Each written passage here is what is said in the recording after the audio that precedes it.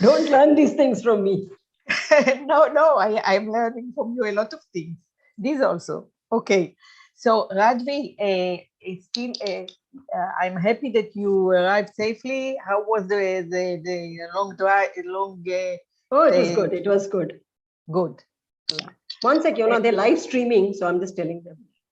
Okay. So, we will chat later. Yeah. Okay. Bye-bye. Okay. Bye. Bye.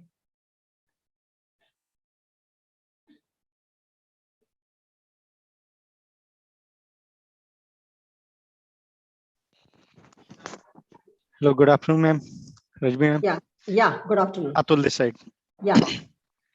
Ma'am, so can we go through just once how? Yeah. I'm just saying that it is live streaming. So are you live No, streaming? no. It's not Just live test streaming it. on front end. It will stream on the time. Okay. This is just a trial. Okay, Yes, fine. yes. It's not a live streaming now. Okay. Just So I'll for just share. backup. Yeah. I'll just share the screen to see if it's working. Okay. This Yes, is yes, ma'am. fine. Yes, ma'am. Then I'll share the CV screen. Yeah. Now it is not slideshow. So I'll put it on slideshow. It's Yes, ma'am. okay. Yes, ma'am. Okay. Yes, ma'am. So Okay. you will show the CV from your end, right? Yes. I Yes. I have I have all CVs for backup. Correct. Right, ma'am. Absolutely. And I will show two video. First, Dr. Sudha video message, Okay. and then Dr. Neena ma'am message. After that, Okay. you can start. Yeah. Correct. Yes, ma'am. Huh? Yeah. At 3 o'clock, I will give the countdown, and after that, I will play the video of Dr. Sudha ma'am and then Neena Okay. ma'am. After Okay. that, you can just after the video, Okay. without any glitch, you can start. Okay. And you'll be taking care of spotlighting and everything. Yes, ma'am. Just message me in chat box or on personal Anyway, WhatsApp. it's just going to be the speaker, so you Yes. can spotlight the speaker. Yes. And I also make you co-host, so you can Okay. also do. So Okay. since you are also going to live stream it and it's also going to go onto the delegate platform, Yes, it's better ma'am. you do it because I don't know how it's going to look at that end. So it's better Yes, you ma'am. do the spotlighting, otherwise there may be confusion. Okay, ma'am. Okay. Okay. Okay. Thank you. So we're Thank you. ready to go. Just give me the Yes, ma'am. countdown at 3 and Yes. myself and Dr. Geeta. Yes, So yes, we ma'am. will be taking turns in Yes, you ma'am. know, Yes, ma'am. So yeah. it's a 15 minute to go. Yeah. Yes, So ma'am. okay. So we are ready. Okay. Set. Yes, Okay. ma'am. Thank you. Hi Geeta. Hi. Hi Geeta. So you want to just check out on your end the Yeah, CV I'll slide? just check whether my screen is being shared or not. Yeah. So I will share the screen, but you will introduce as we have Okay, discussed. I'll But okay, you just that's check fine. it in case, like Okay, I said, in case as a Yeah, backup. yeah. You're having triple. It's being done. Yeah. I can't see. Share. You can't see. Acha, just a second. That's the problem what I always encounter. Share screen and then double click. And Click then on share screen, green button Uh, at the bottom. And then you select Yes. whichever is your screen you Yes. want to share. Okay, Yes. I have done this. Okay. Can you see? No. No, ma'am. No. What is this? Wait a second. Okay. It's giving some error. Otherwise, Atul, you have it in any case, right? So if Yes. something goes wrong on my end, you can still share screen and she Yes, can speak. ma'am. You also have and I also have. So Okay, Geeta, then not an issue. Okay. So Yes, otherwise, sound, everything is okay. Okay. Okay, so we meet again in 13, 14 minutes. Okay. Yes. Yeah. Okay. Okay, bye. Hi, Jayant, are you there? Hello.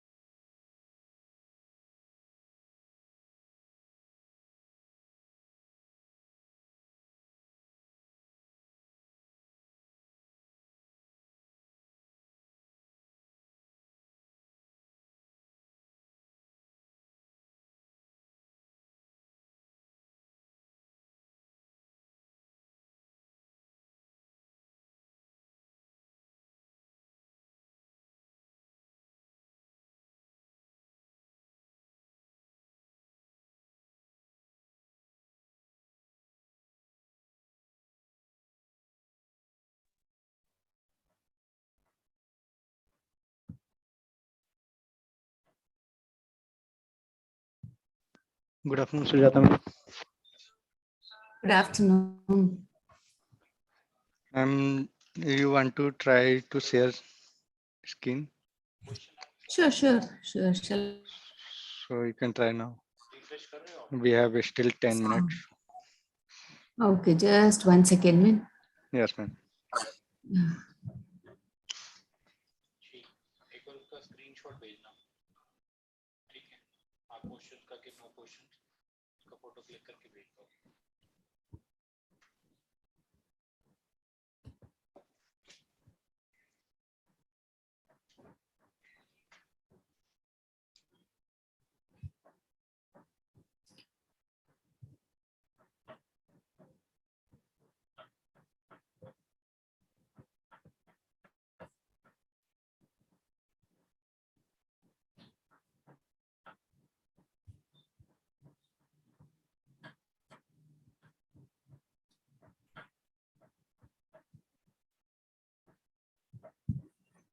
Yes, ma'am. Is it seen? Yes, ma'am. Yes, ma'am. Perfect. Okay. Yes. Thank you, ma'am. Thank you. You can stop share. Yes.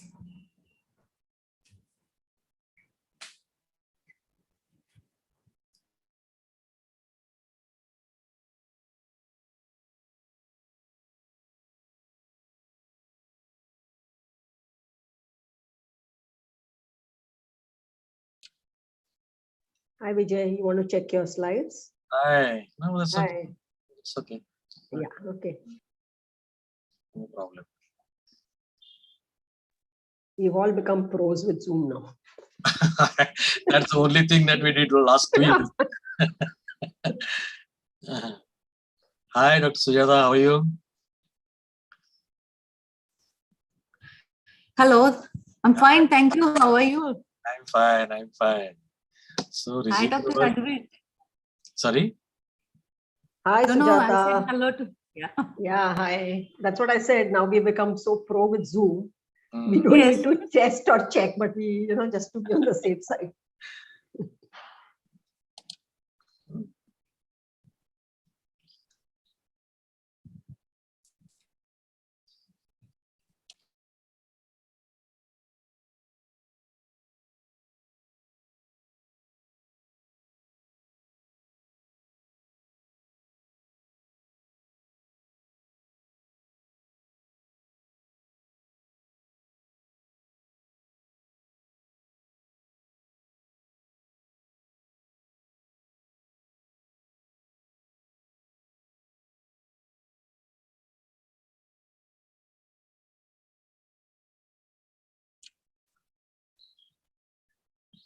Hello, Dr. Yona. You are there?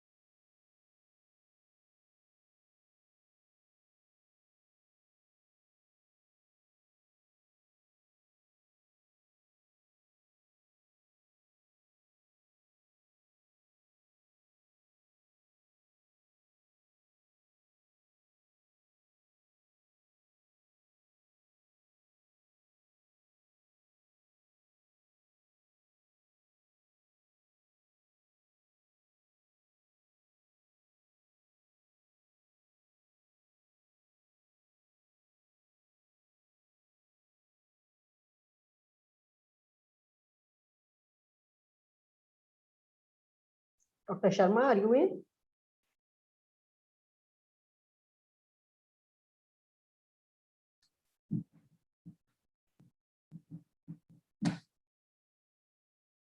Hello, madam. How are you? Good, sir. Good. Thank you for joining in. Yeah. It's always a pleasure to see all of us together again. Yeah. So thanks, sir. Okay, I think we are ready when they give us the countdown. 3 minutes to go. You're the first speaker. I know. Yeah. First to end the war is always army. So we've given it to the right person. Yes.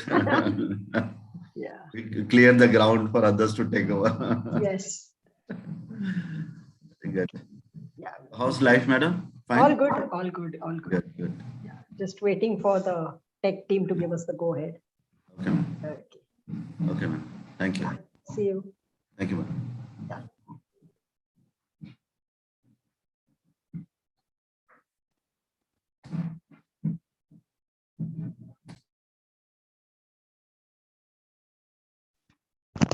We are just 2 minutes to go.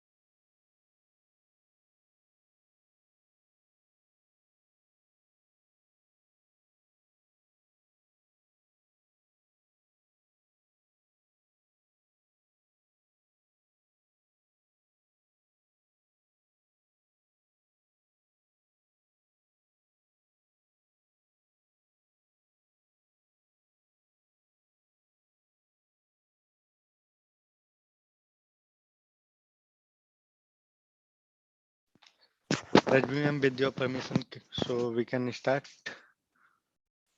Yes, we can start. Okay, so it's around 3 p.m. So we are doing a start and So 5, 4, 3, 2, 1.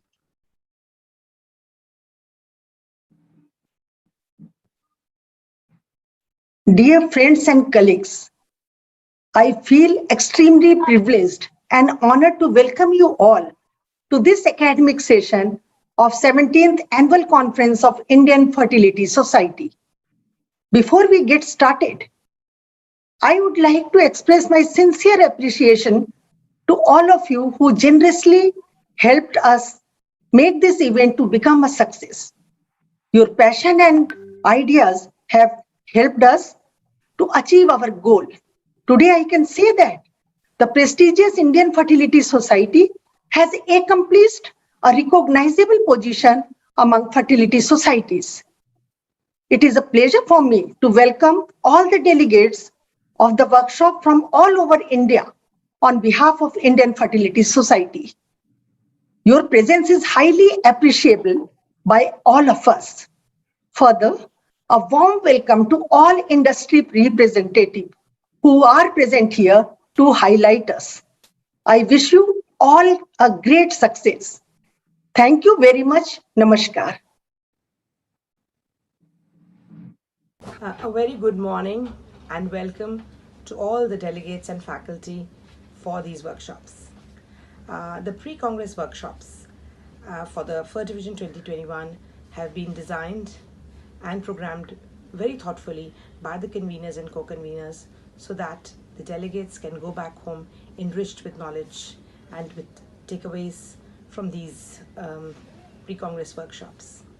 I welcome all the delegates, all the faculty who are involved in these workshops, and once again wish all the success for these workshops. Thank you very much.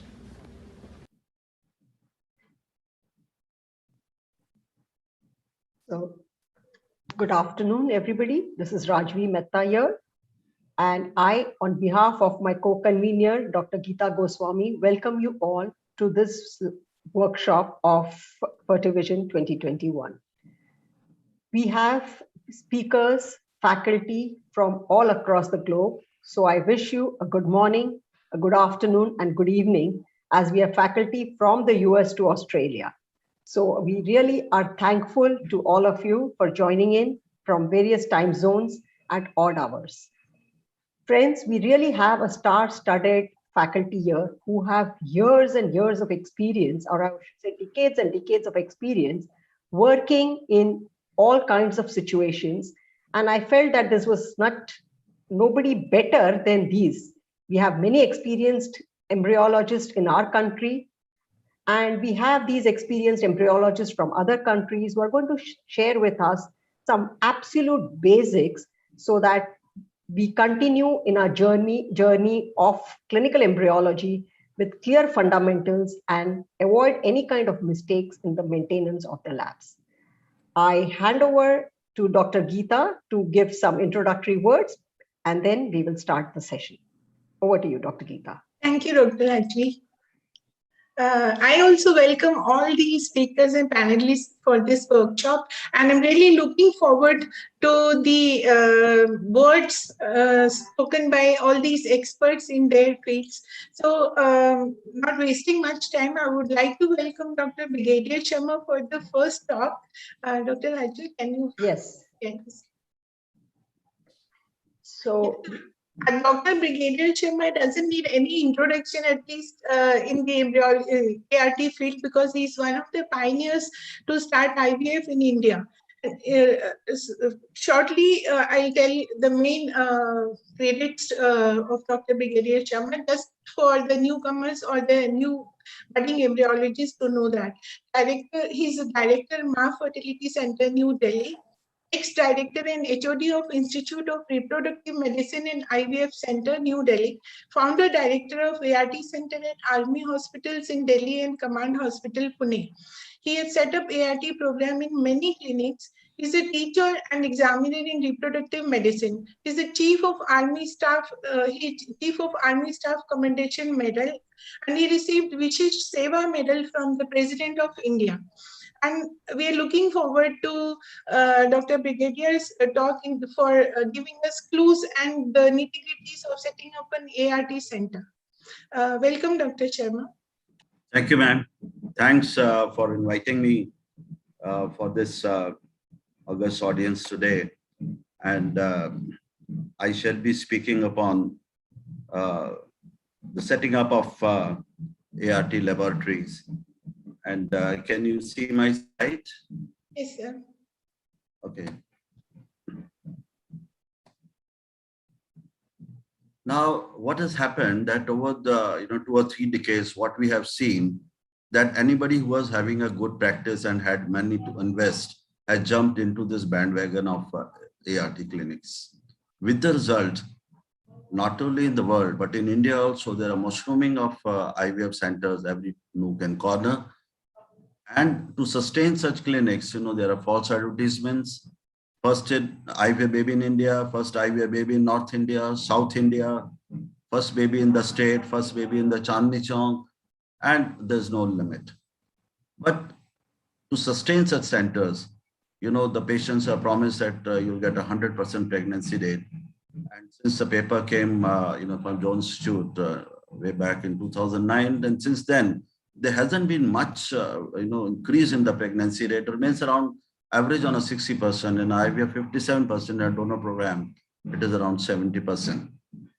And we all know that the pregnancy rate would decrease with the aging of the woman. Even if to get these, pregnancy rate, we should have a well-planned IVF laboratory, which has got 3 main important points. One is the infrastructure of the IVF lab. Second is the equipments which are required. And thirdly is the personnel who are going to use these equipments and give the results. Now, as far as the IVF infrastructure is concerned, first thing you have to consider where you are going to locate your IVF laboratory. It depends upon whether it is an add-on facility to already existing nursing home, or it is a standalone ART center. Ideally, in the circumstances where we live in India, where the dust is too much, and pollution is also there, it's better to have in the upper floors than on the ground floor. The area of the lab would depend upon the expected workload, but minimum is around 30 to 40 square meter. And for the OT and other places, it's a separate area which is required. Once you are planning the lab, you should make sure that it is away from the main road and the polluting areas, and it should be away from the distraction and the accident-prone environment. It should be adjacent to the dedicated operation theater. There should be a separate area for the office work and storage, and there should be airlock or an air shower to prevent the cross-contamination. The door between the operation theater and the IVF lab should have a hatch for exchange of the gametes and the embryos. Now, the bench height in the laboratory would depend upon the average height of the people who are going to work as embryologists there. It can be anything from 30 inches to 50 inches, and depth of the benches should be at least 30 inches so that the biggest of the ART equipment at the incubator can fix in. Otherwise, sometimes the depth is less and the equipment is bigger, and you have a problem. Once you're considering the lab, you have to consider all the aspects: the walls, the ceiling, the air handling units, the floor of the lab, and also the lighting of the lab. Main aim of the lab is that you should be able to maintain the temperature. You should be able to control the pH of the culture media, the sterility of the environment, and osmolarity of the culture media to give optimal results. The various, for the walls, various materials, are suggested, but the best one should be the one which should have ease of maintenance. It should have antimicrobial properties. It should be durable. It should be sustainable, and there should not be off-gassing from that material. And the joint should be seamless, and it should be resilient, and it should be non-reflective. It should be easy to install, and it should be cheaper. When we consider all of them, we find that under the circumstances, probably the hard surface like the granite would fit in, though it may be a little costlier. However, one should avoid the gypsum board, POP, exposed wood, water source in the lab, the crevices, unreachable corners, and sharp edges, because there are going to be movements, otherwise embryologists are likely to fall. Another important aspect of the lab when you are planning is to plan the air quality which you are going to supply to the lab. You have to consider the particles, the size of the particles, the number of particles, also the chemically active compounds and the volatile organic compounds which are likely to affect the embryology, and the microbes which can contaminate your dishes. According to the quality of the air, it has been graded into A, B, C, and D, depending upon when you are testing the air at rest or during the operations when there is a movement in the laboratory. Then the particle size which are tested are 0.5 micron and 5 micron. So A is the one where at rest, the particle size of 0.5 micron should not be more than 3,500, and there should not be any particle of 5 micron. And during the operations, the 0.5 micron should not be more than 3,500, and there should not be a single 5 micron or bigger particle in the lab, and so forth. So ideally, the grade air is essential in a tissue culture laboratory, and that is what we require in the IVF laboratory. Now, when you have a laminar flow, the question comes, can we achieve a grade A quality of the air with the laminar flow? Yes, but ideally the outer air also should be grade A. But in case that is not possible due to some circumstances, at least it will be grade B or C. That only the laminar flow can hold, and you can get a grade A air under the laminar flow when it is working. Other things which you have to consider is the chemical air contaminants and volatile organic compounds, which can be generated from the car fumes and the neighborhood industrial emissions. So building material, flooring adhesives, plastic casings of the equipments like TVs, monitors, microscopes, compressed CO2 gases, And the degassing which happens from the plasticware, petri dishes, tubes, anesthetic gases, refrigerants, cleaning agents, what we are using over there, and aromatic agents like aftershave lotions, perfumes, and lipsticks by the lady meteorologists, they can create contaminants of CAC and the volatile organic compounds. And these compounds can affect the embryonic development and also reduce the viability and the pregnancy rate. So there was a study where they found even in the incubators, the anesthetic gas which was used was present. So one has to make sure that you have a pressurized, air system inside with the pressure gradient. So the flow should go out of your lab into the OT and then outside, so that the contamination doesn't take place in the laboratory. Ideally, one should have a heating, ventilation, and air conditioning system in the IVL laboratory, where we can have 15 to 25 air changes per hour. There should be positive pressurization, HEPA filtration, chemical air processing using activated carbon and potassium permanganate, and active filtration unit inside or at the inlet of incubators and in the laboratory areas. The pressure gradient should be maintained at 0.1 to 0.2 inches of water. And during this air conditioning, 100% outside air should be used. The lab temperature should be maintained 26 to 28 degree. In India, we have a high variations of temperature, so one must make sure that your temperature throughout the year inside the lab should remain around 26 to 28 degree. The humidity also varies in India at various seasons, but however, it should be maintained less than 40%. And the air outlets and the air conditioning units, should be placed in such a fashion so that you do not have a draft, coming directly into the incubator or in your laminar flow. Because even a slight cooling of the oocytes can damage the meiotic spindle, and it may not recover completely even if you bring them back to the normal temperature.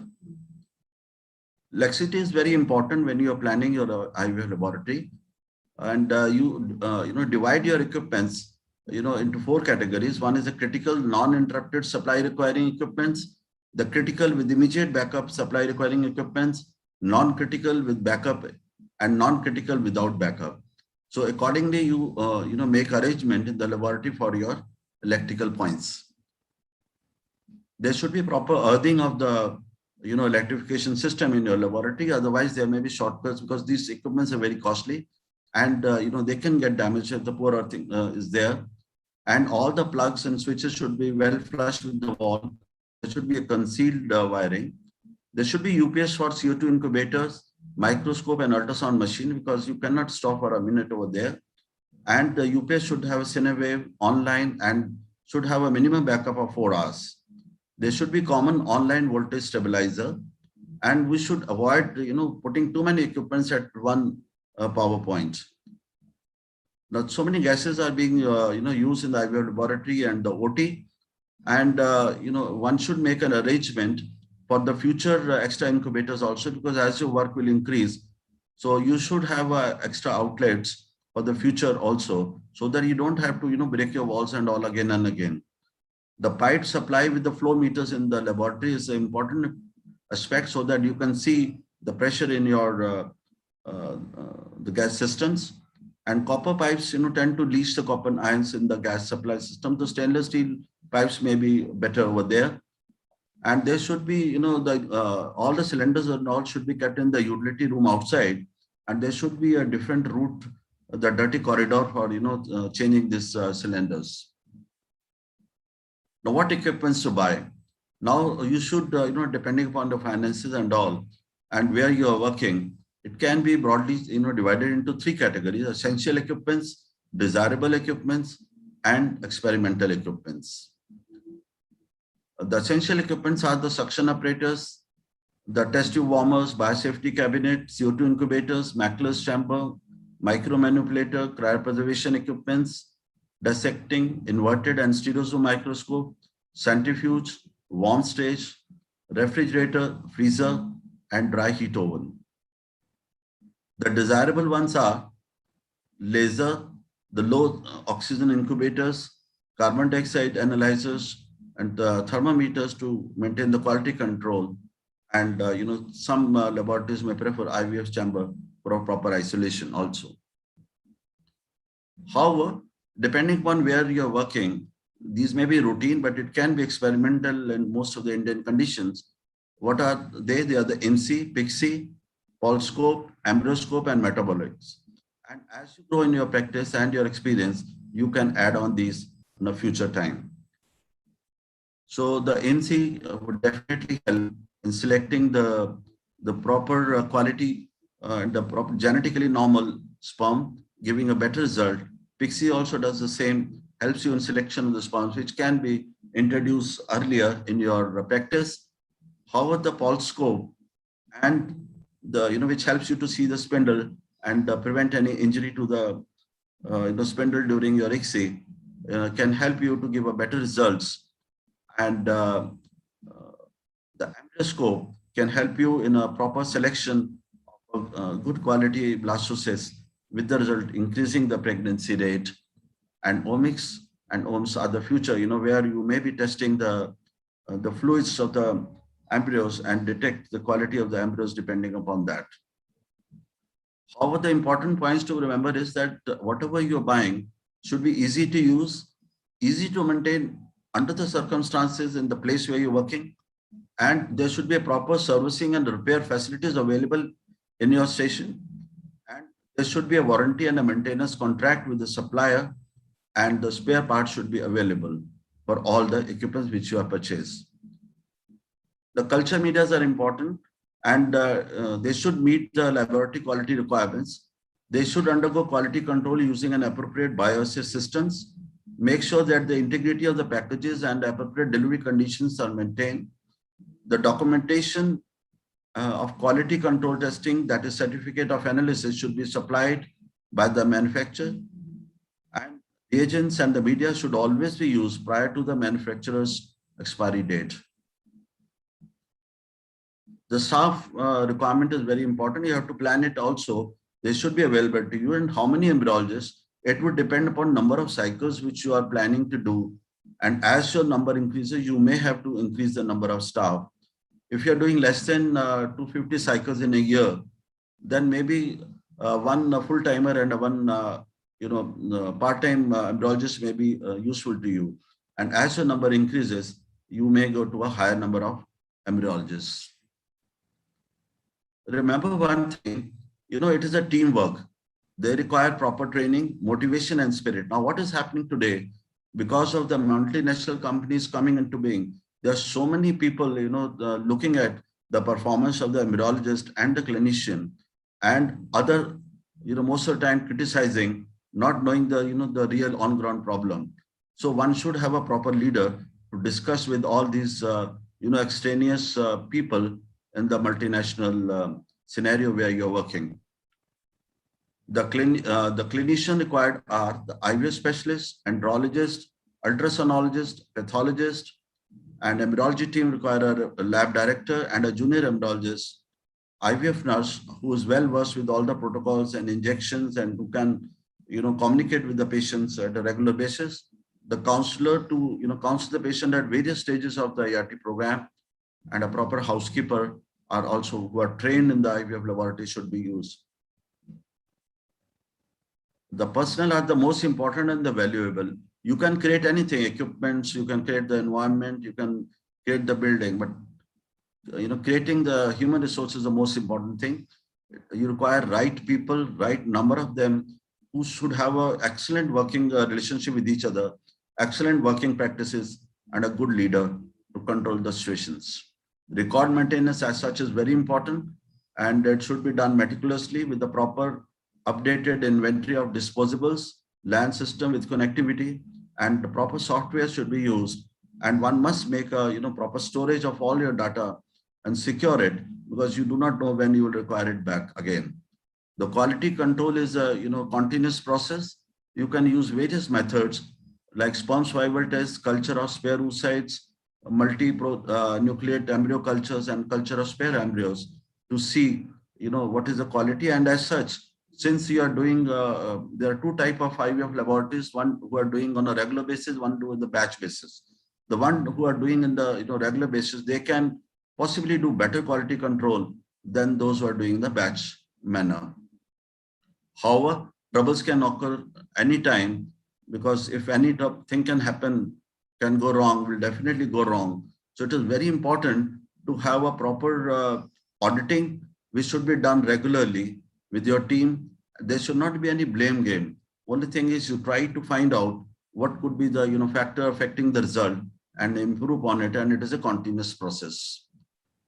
To conclude, what we require is a right mix of men, material, environment, and quality control, which can produce excellent results. Thank you very much. Thank you, Brigadier Sharma. Thank you. Like you said before we started the program, like a true soldier, you have cleared the ground for the rest of us to follow. Thank you, sir. There are some questions. There is a question from Rahul. Does the national guidelines recommend use of AHU in IVF labs, or still IVF labs can be built without an air handling unit? Another thing is you have to maintain the air quality inside, and in case we see various types of IVF laboratories in India where they have a window air ACs, or they have a split ACs. They cannot give you the quality of air what is required, and definitely in times to come, when the national organizations, they would require realize, because you'll have to show the results also to them, and they will definitely require you to have a AHUs. What I fear is that in times to come, we may have to change the way we are working today, and have a proper air handling units in the laboratories, especially in India, where the temperature variations, the humidity variations are so much that throughout the year, and from state to state. So one would require to have air handling units.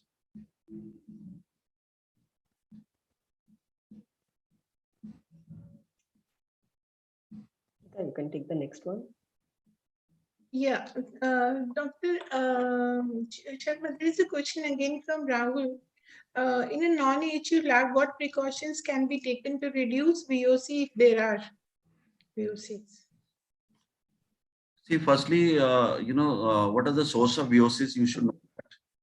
What is it coming from the equipment?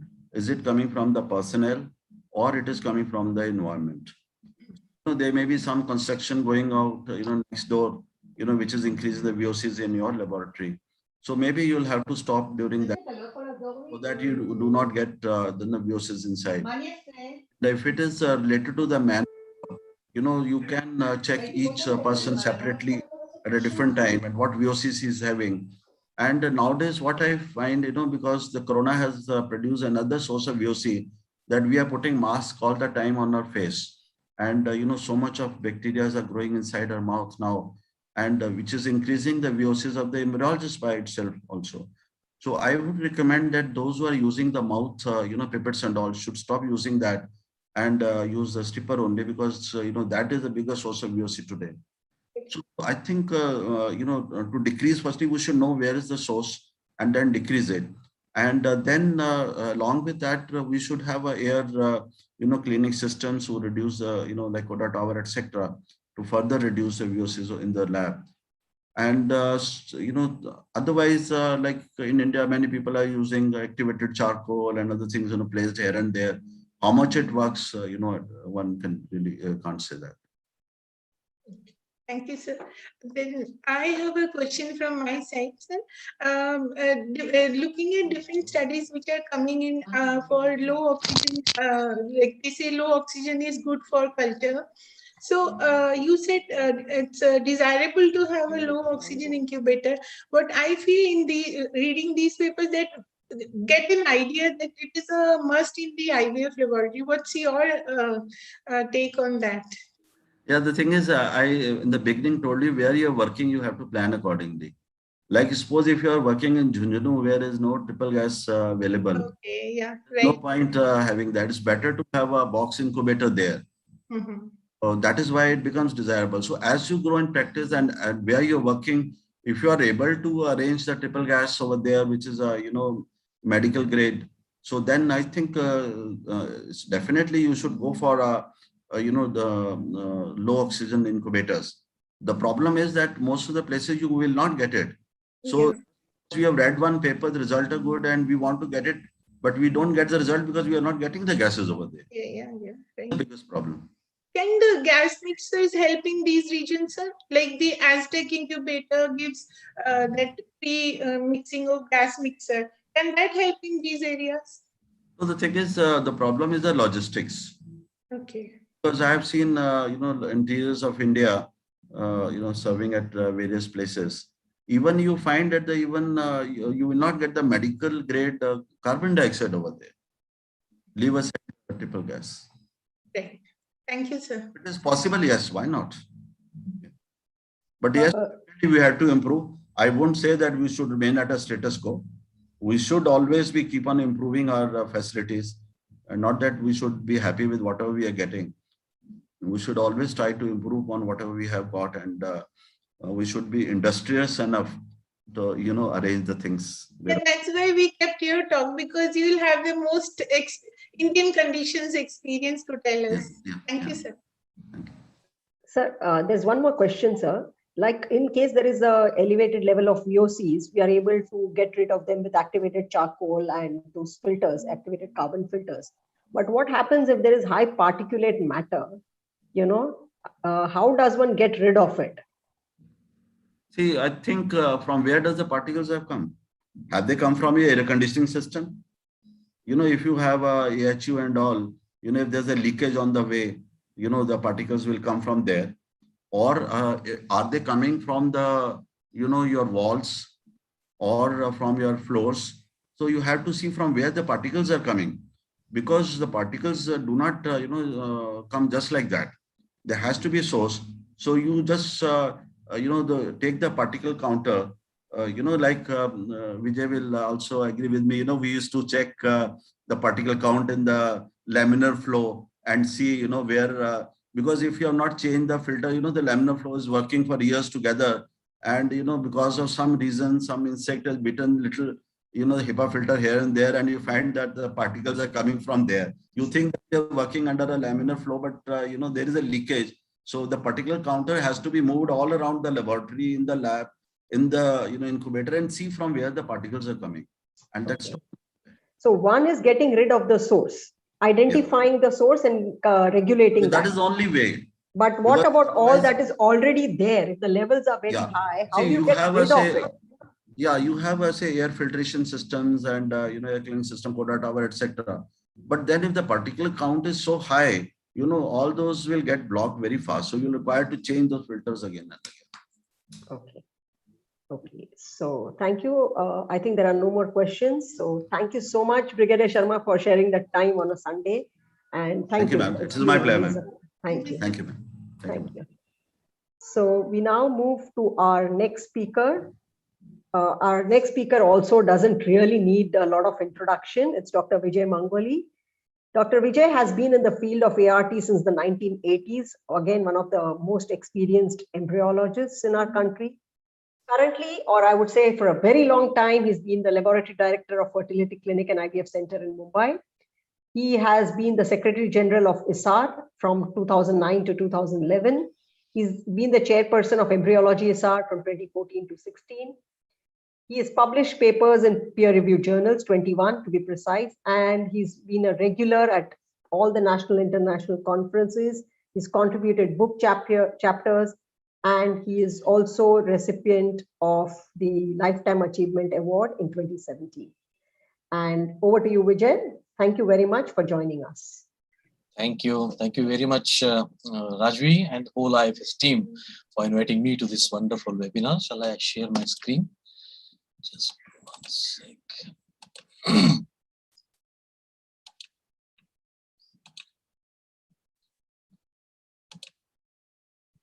Okay. Is it visible now? Yes. Use the slides. Okay, fine. Insights into incubator maintenance and troubleshooting. Well, in the history of medicine, okay. Well, in the history of medicine, perhaps IVF is the only treatment modality where clinicians largely depend upon basic scientists for the outcome. And in turn, scientists depend to a great extent upon the instruments to achieve their goal. No matter how experienced, knowledgeable, or skillful the embryologist is, if the performance of the crucial IVF instruments is less than optimum, then the outcome will be below expectations. The incubator used in an IVF lab is one such crucial instrument. It primarily plays the role of the fallopian tube, where an oocyte is supposed to get fertilized and get converted into an implantable blastocyst through a systematic time-bound embryo development. The importance of an incubator can be realized from the fact that the most crucial stages of the embryonic development that determines not only the morphological growth of the embryo, but also its potential to turn into a healthy human being, is decided during these 5 to 6 days of embryo culture inside the incubator. Well, IVF is perplexing technology. Right from the ovum pickup to embryo transfer and type preservation to embryo biopsy, each aspect can be performed in more than one way, and each one may result in equal or maybe better outcome. Now, use of incubator for the embryo culture is one such aspect. Now, have a look at this device. Now, today, no one will even dare to call it an incubator, but initial IVF babies are born in it. Now, during the initial phase of our IVF program, we used this desiccator to store the retrieved oocytes after ovum pickup to avoid the disturbances to the main incubator, because ovum pickup at that time used to take a long time because it was done through laparoscopy. And sometimes it was used as an emergency alternative as well when the main incubator used to fail. Now, when IVF treatment started gaining confidence and more than one ovum pickup per day, it has become the norm. There was a dire need to use more practical incubator that can take care of the equilibration of the media from the previous day, storage of the collected oocytes till insemination, maintaining the processed semen samples, accommodating test tubes and the petri dishes, and managing the embryo transfer plates to store the selected embryos before loading the transfer catheters. Well, first commercial carbon dioxide incubators were developed by New Brunswick Scientific in 1960s.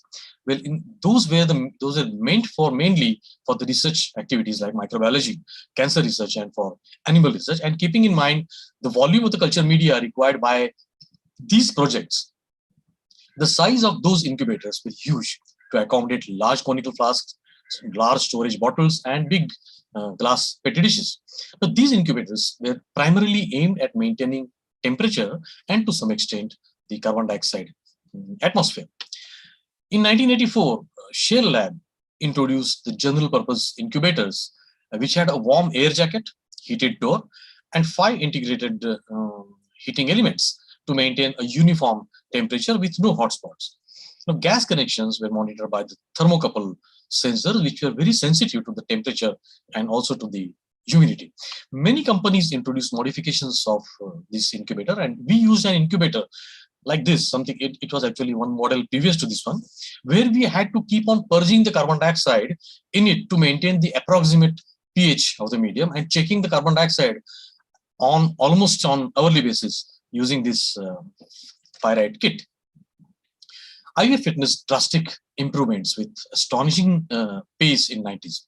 When studies were conducted to assess the impact of various environmental factors on morphology, developmental kinetics, physiology, metabolism, molecular stability, and implantation compatibility of the embryos, a large and obvious correlation was found between them. But considering the importance and huge potential, many scientific device manufacturers, they had established special R&D teams to work on the most proficient incubators productions. Now, this resulted in development of IVF-specific incubators, paying particular attention to the maintaining temperature, pH, and humidity. Now, as in those days, generally a single incubator was used even for the multiple patients. With each opening of the door, the whole incubator environment used to get disturbed, adversely affecting fertilization and the cleavage patterns. Now, this demanded highly efficient sensors that can sense the change in temperature and carbon dioxide percentage, and will help in regaining the atmosphere within a few minutes. Coming to the physiological variables in the incubators, temperature. Now, in 1981, though Robert Edwards himself expressed his views on the probable optimum temperature ranges for various embryonic stages, and few studies also have reported beneficial effects of slightly lower temperature on the embryonic growth. Even after a quarter century, almost every IVF center in the world cultures the embryos at 37 degrees centigrade, though few centers have adopted a lower temperature policy for fertilization. Whatever may be the selected temperature, there should not be a drastic and frequent fluctuations from the set values. And this is achieved by using high quality sensitive sensors that can notice the deviations and immediately adjust the heating or cooling mechanism to maintain the uniform temperature. The company selects the sensor based upon the purpose of the incubator specifically and compatibility. Periodic maintenance of these sensors, the fixed inside the incubator, is very, very essential to maintain their efficiency. Temperature within the incubators that can be maintained by either air jacketed or water jacketed system. So air jacketed ones, they warm quickly but cannot retain the temperature for long, particularly in case of power failure. Water jacketed ones, they warm slowly but have a longer and more uniform temperature retaining ability. Now, one more difference is only air jacketed incubators have the contracon sterilization facility at 90 degrees centigrade. Gas composition, carbon dioxide. Incubator is used for two main purposes: to equilibrate the medium in which zygotes and embryos are cultured, and second, to provide optimum environment for the gamete functions and also the embryonic growth. Now, though universally accepted pH range for human IVF is 7.2 to 7.4, no incubator displays pH directly. We have to adjust it depending upon the percentage of carbon dioxide required, which in turn depends upon the molar concentration of the bicarbonate ions present in the medium and the air composition in the culture room, depending upon the altitude of the IVF center from sea level. Now, here again, consistent uniform gas distribution in the incubator is very important. Now, to achieve this, there are a variety of sensors available with their pros and cons, which the company selects based on various scientific and commercial factors. In a nutshell, a balance is achieved between the sensitivity, durability, shelf life, design, complexity, and availability.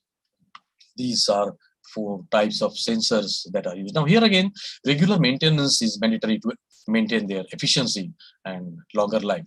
You better give the AMC, let the experts do their job. Another issue with the carbon dioxide is its purity, as discussed by Brigadier Sharma.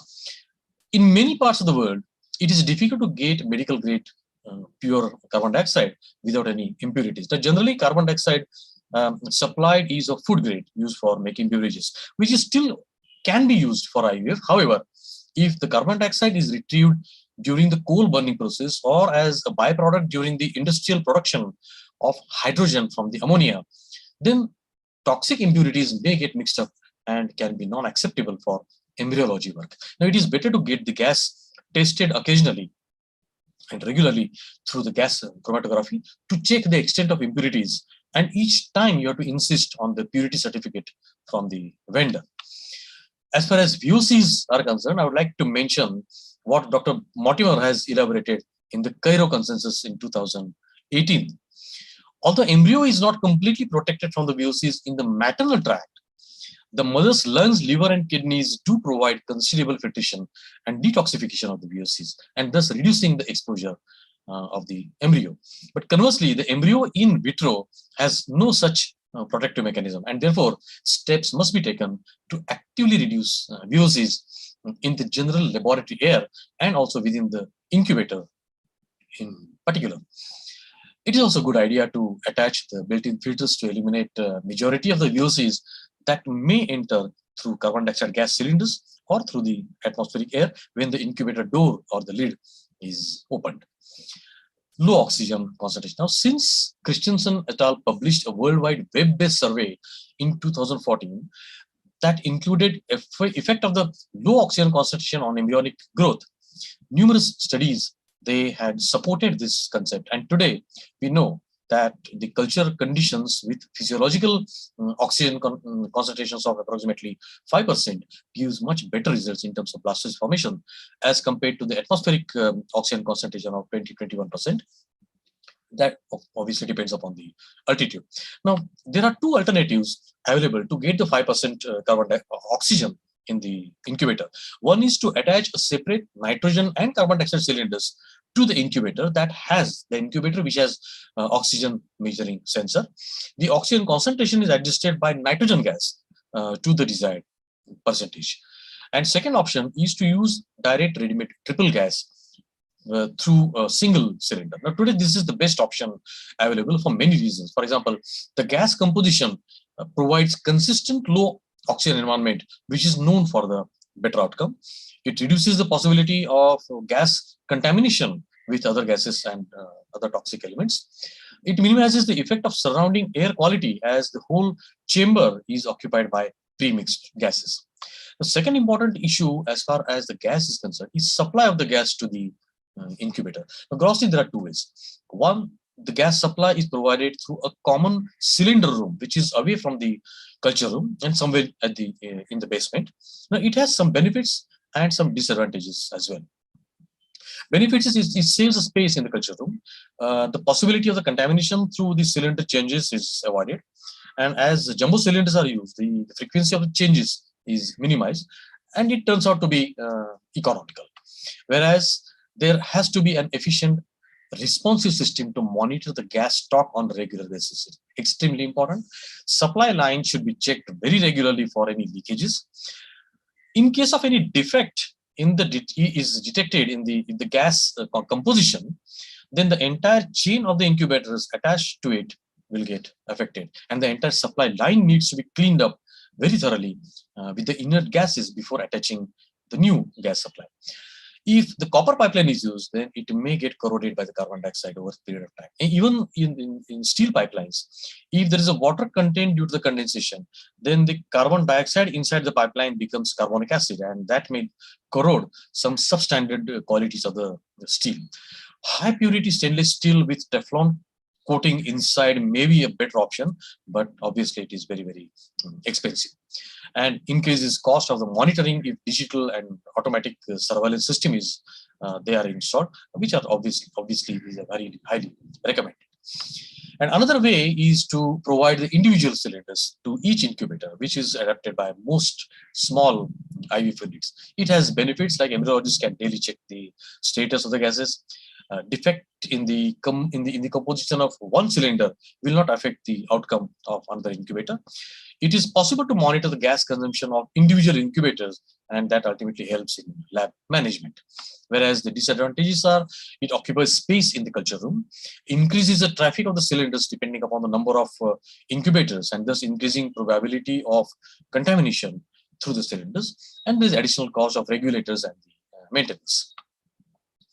Humidity. Sufficient humidity around the culture droplets, they protect culture medium from getting evaporated and thus from altering the osmolarity. Now, this is critical because air inside the incubator is intentionally circulated through a fan to maintain a uniform atmosphere. Now, also for the incubators where thermal conductive sensors are used, humidity is a prerequisite for a proper functioning. Nowadays, after introduction of the dry incubators, debates are on and studies are being conducted to compare the outcome from both the types. The main concern projected by the dry incubator users is the increased possibility of contamination in the moist atmosphere.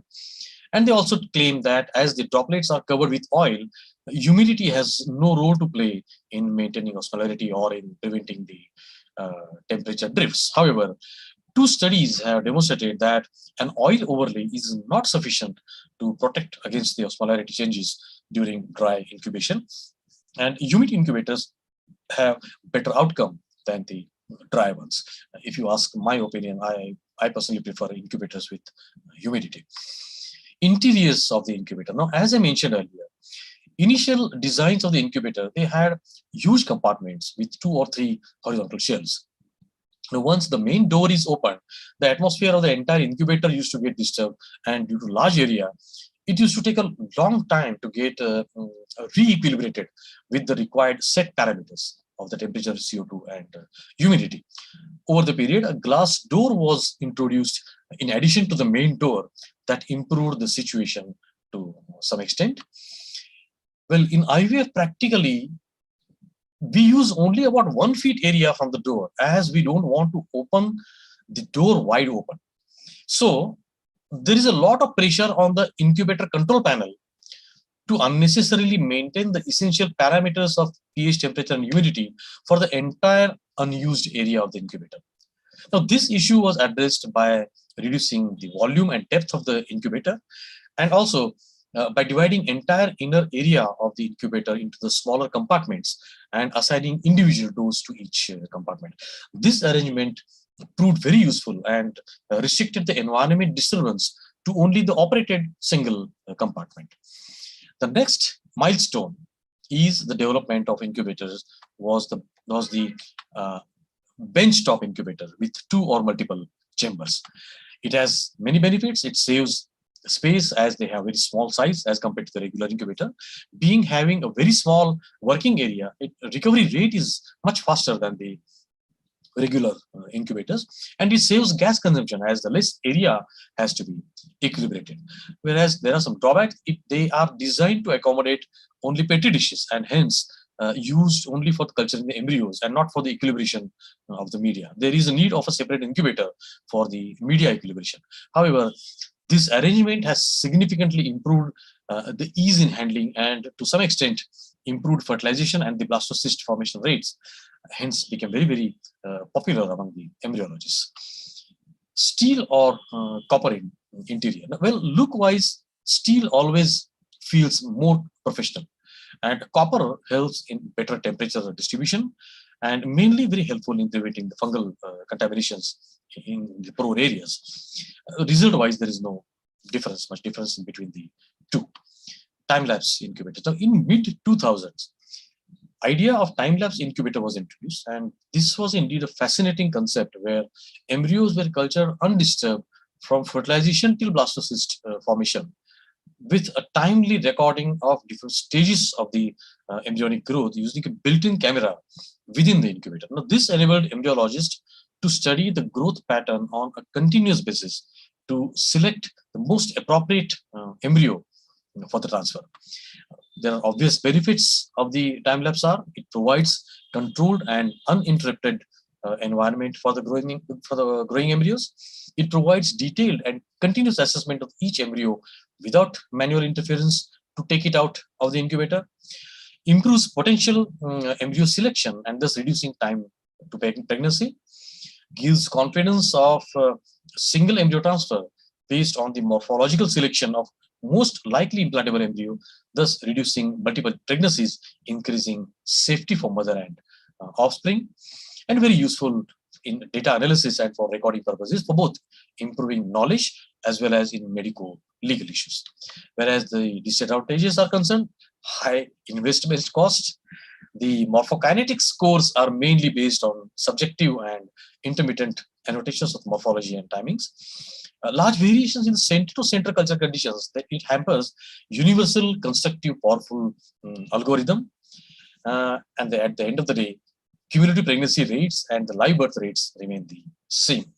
Increased recurring cost for the specific consumables which are required, and very high maintenance cost in terms of AMC. Power supply to the incubators. Now, for an incubator to work smoothly and continuously, an uninterrupted power supply is very, very crucial factor. In metro cities, it may not be an issue, but in smaller towns, frequent power cuts still is not uncommon. Now, main power supply should be backed up by a sine wave UPS system, so that in case of main power failure, the incubator will not have a break between the switchover, which may cause the electronic circuits to change the settings and also create zero errors in the display values altered from the set values. Unconventional incubators. Well, there are certain arrangements which can be used to maintain the physiological conditions for gametes and embryos, and hence can be called as incubators. For example, IVF and ICSI chambers. The main aim of these arrangements is embryologists should be able to handle the gametes and embryos and be able to carry certain procedures like home pickup and ICSI under conditions with minimum disturbances. Now, it helps in better outcome, but needs some practice to get used to it.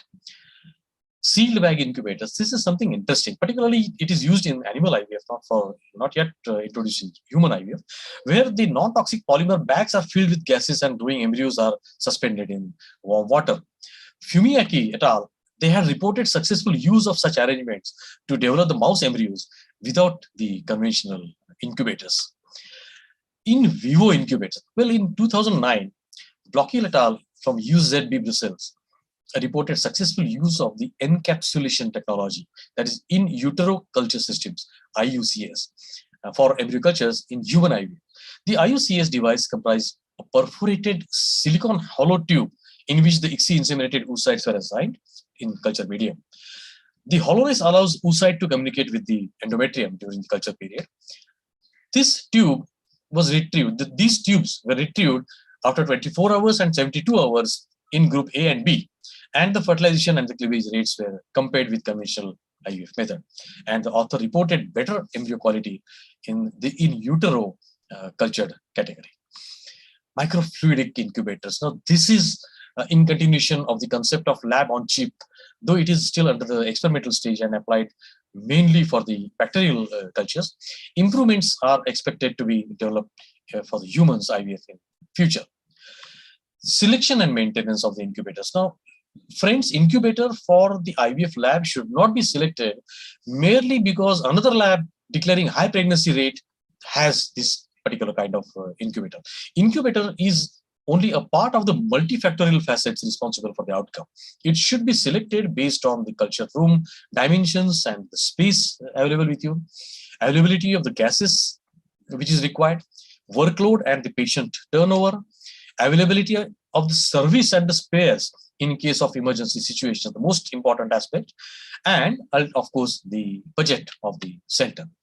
And as far as the maintenance is concerned, these are the points to keep in mind for getting maximum out of an incubator. First of all, understand the machine properly by reading the manual very carefully.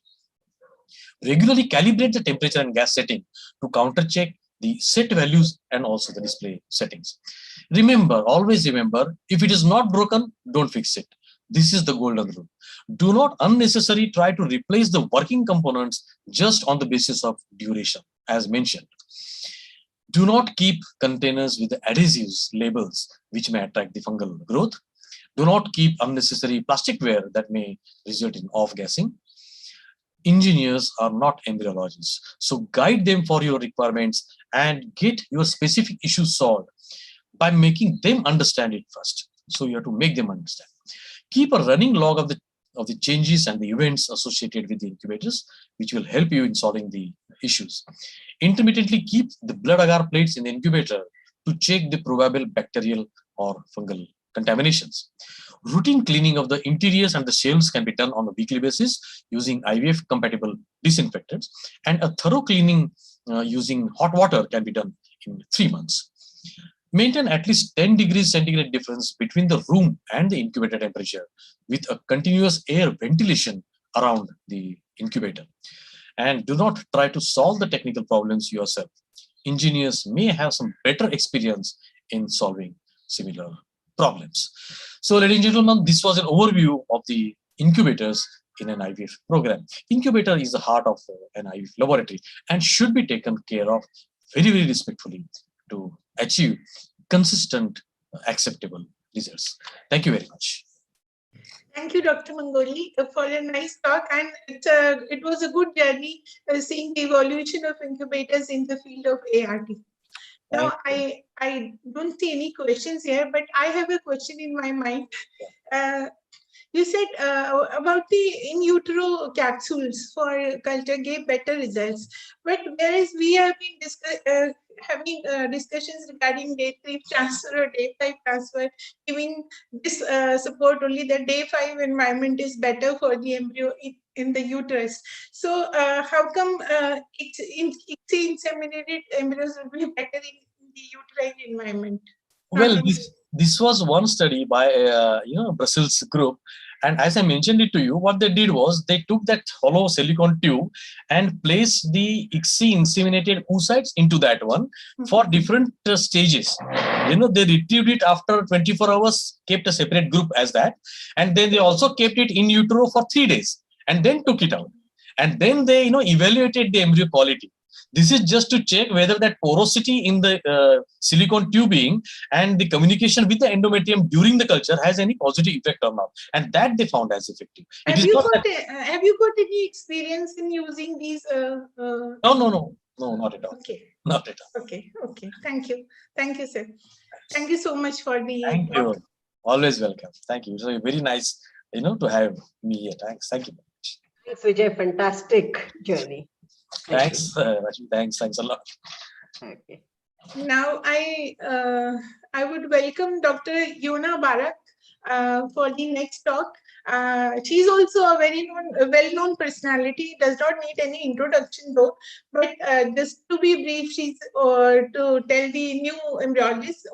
She's owner and director of Dr. Yona Barak Laboratories Limited. And she is a very well-known person. I think each and every lab in Israel would have been designed by Dr. Yona. She's a pioneer in the development of INSEE IVM, replacing PVP with HA, closed vitrification, freeze drying of sperms. She set up ART laboratories in USA, Germany, Czech Republic, Lithuania, Cyprus, and many other countries. Globally, she's known for setting up the laboratories. And she's a member of National Advisory Committee of Gynecology, Embryology, and Neonatology. She's been elected as an executive board member of Alpha and ex-vice president of Alpha. I welcome you, Dr. Yona, to talk on the microscopes in ART. Thank you very much, Gita, for the very nice introduction. I'm very touched. Thank you for organizing such a nice workshop for the embryologists. And I would really like to thank also Dr. Rajvi Mehta, my dear colleague and friend, and all, and Dr. Vajay, and Dr. Sharma, and all the panelists.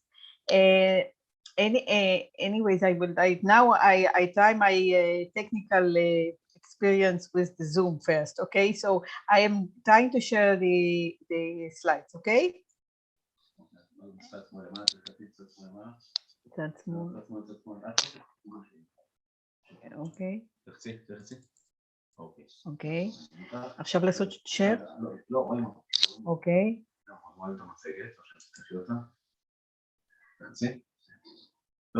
לא, פשוט על המצגת. על זה? כן. אוקיי. So the topic I'm going to talk about is microscope in assisted reproductive technologies. And again, I miss very much our meetings. At least once a year, I used to meet most of you, and I miss you, I miss India, and I hope that we will soon be able to visit each other again. First light microscope is related to Zacharias Janssen from the Netherlands in the year of 1595. He invented a compound light microscope that used two lenses. The second lens is further magnifying the image produced by the first one. And I must tell you, when I was doing this talk and doing this slide, I was thinking actually it's almost IMSI, but the magnification achieved was up only to 9 times. A Dutch microscopist, Antony van Leeuwenhoek, around the year of 1670, crafted better lenses and invented a microscope that magnified up to 200 with a better resolution. This device enabled him to observe individual cells, including bacteria, protozoas, muscle cells, and sperm, and actually it's the first usage of microscope in art. When we look at this illustration, it describes the microscope that was made especially for British scientist Robert Hooke in the late 16,000. I was really fascinated from the illumination part, just oil lamp on the water flask, and the light is falling exactly on the specimen holder. Hooke illustrated the microscope in his book Micrographia, which described his finding using his optic device. Now come back to our fascinating field. Louisa Brown, first IVF baby, was born in Bourne Hall, Cambridge in 1978, when Sir Robert J. Edwards was the first clinical embryologist and the Nobel Prize winner at the 2010, and he actually was the first one to create our field, the IVF laboratory. I always put this slide because I'm so proud and so grateful that when I was the president of Alpha, Professor Bob Edwards was the honorary president, and we shared a lot of talks, and it was really a very, very enriched experience. IVF actually became the main technology and the major tool for treating infertile couples. In the IVF lab, various microscopes are a must equipment in order to identify, handle, and manipulate the gametes and the developing embryos, and even to evaluate their quality. More advanced procedures in the IVF, such as ICSI, PGD, IMSI, and more, all of which are performed using a microscope.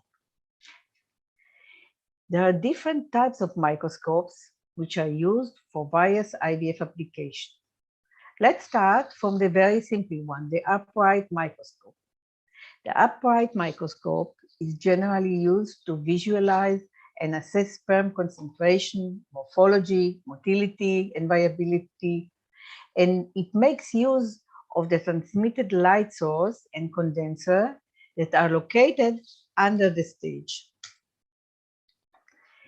For sperm analysis of stained sample of human sperm, it's enough bright field microscope.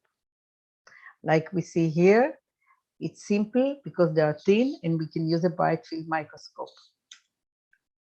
But if we want to see the motile spermatozoa and the living cells, we have to use the phase microscope.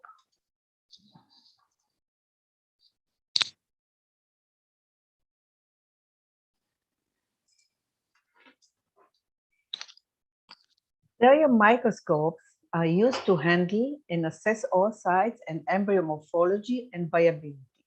Why for oocyte a stereo microscope? Because a stereo microscope is used for low magnification applications, and it's allowing high quality three-dimension observation of subject that might be visible to naked eyes. And we all know that when we take out the oocytes or after aspiration, sometimes we can even identify the OCCs with the cumulus under the microscope. We can handle the oocyte, we can denude the oocytes, and everything under the stereo microscope. Let's go for ICSI. For ICSI, interference phase contrast microscope, or which is known as differential interference contrast microscopy, DIC, with the optic of Nomarsky. This technique is used to enhance the contrast in unstained, transparent samples such as oocytes. The DIC works by separating a polarized light source into two polarized parts, which are spatially displaced at the sample. These two polarized parts will be recombined before observation with the addition of an adjustable offset phase. Now some art in art. These are pictures that were taken while observation under the DIC microscope. Part of them was taken when I was doing even my master's and the PhD studies, these two Ofart and closed pictures. My professor, Professor Perry Kreitzer, who passed away 10 years ago, he was one of the pioneers in investigating the field of fertility of mammals. He actually taught us to love what we are seeing and to do the best that we will see, the best image. So here we have cumulus enclosed. We have got 2PN. We have got 4 cells, 8 cells, blastocysts. This microscope, the DIC, is good also for PGD and other manipulations of the embryo. Now this is my own microscope for ICSI. We have got 2 micro manipulation systems. It's a DIC microscope. And let's go to my favorite, it's the IMSI. The IMSI was first introduced in 2002 by us with the group of Bartu, when a real-time morphology of mortal human sperm cells was associated with better IVF-ICSI outcome. Later on, we showed that pregnancy rates were higher with IMSI than with the the conventional ICSI. And recently, this paper was published where we found a friendly formula to score the quality of the sperm. We are using the same microscope, but with the one change, and the change is that we have to have one lens, which is a 100 magnification, but we need with 100 magnification we need to use it with oil. And I'm telling you a secret that there is one lens of times 60, which gives us also good results, but we don't need to use oil while using it. How do we calculate the magnification? The on-screen image, you remember the first microscope? So again here, the on-screen image is a combination of the magnification of the objective, the camera adapter, ratio between the diagonal screen size in millimeter and diagonal of the camera chip size in millimeter, and internal magnification of the microscope itself. The final values obtained up to 6,000 and more is the amplification of details in the surface of the sperm cell image. Most of these details are not observed by the routine 200 to 400 in ICSI due to objective limitations of the human eyes.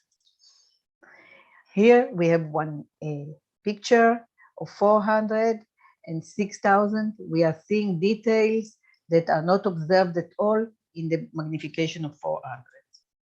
And again, 6,000 in my own microscope, we can see really a lot of details on the surface of the sperm, and to try and choose according to the score, the best sperm. Now we come to tips to the young embryologist. How do you know how to end a working day without a headache? You know,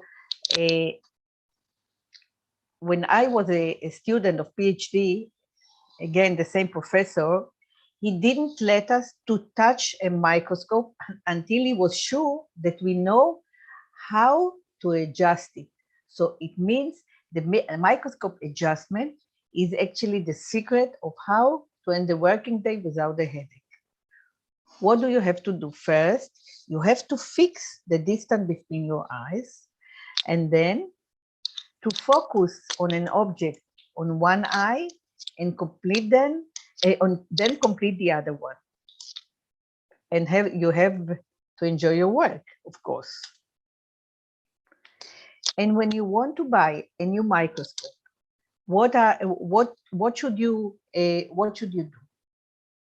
I think that the first thing is to know what is the working distance between your dish and the light condenser, because the longer is the condenser, the shorter is the working distance. And sometimes you have to work, when you are doing micro manipulation, for instance, you have to work with very flat angle. And this is, for me, personally, it's really not very convenient. The second thing is that if you buy, for instance, a stereoscope, you have to have enough working place on the stage of the microscope. So what I suggest you is, actually, if you have the opportunity, if you want to buy a microscope, you have to go and to have your own experience with your own, in your own hands. And then, which is not of less importance, is the agency that you buy. You have to make sure that they give you good service for troubleshooting, that they don't let you for days or weeks afterwards when something goes wrong and you need them. If they don't let you for such a long time, the service should be in a length of hours and maximum of 1 day. Now, when we know about something about the microscope in the lab, let's go with the face to the futures.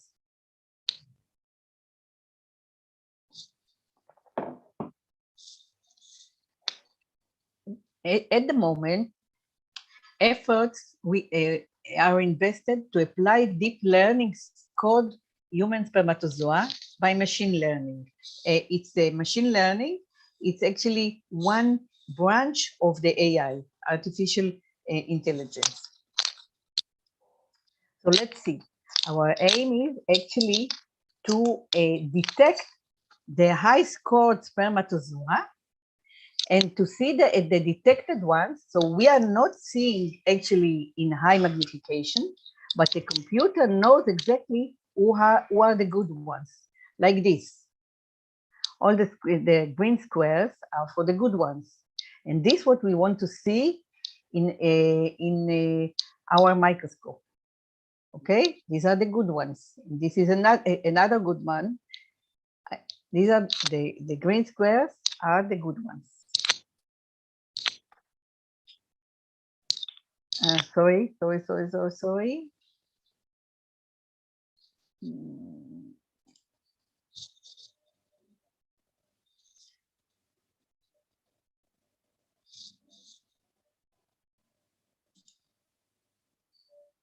Now, after the computer identified the good one, we are going to the nanobot. What will do the nanobot? He will find the good one, he will catch it and bring it directly to the oocyte. Again, you see, all what you have to do is to watch, and in the minute it comes to the oocyte, you will catch it. So this is actually my point of view now, my vision. We are busy with it. It's fascinating. And I would like to thank you very much for listening to my talk. And I really, I'm honored to have so many young embryologists to share my experience with. Thank you very much.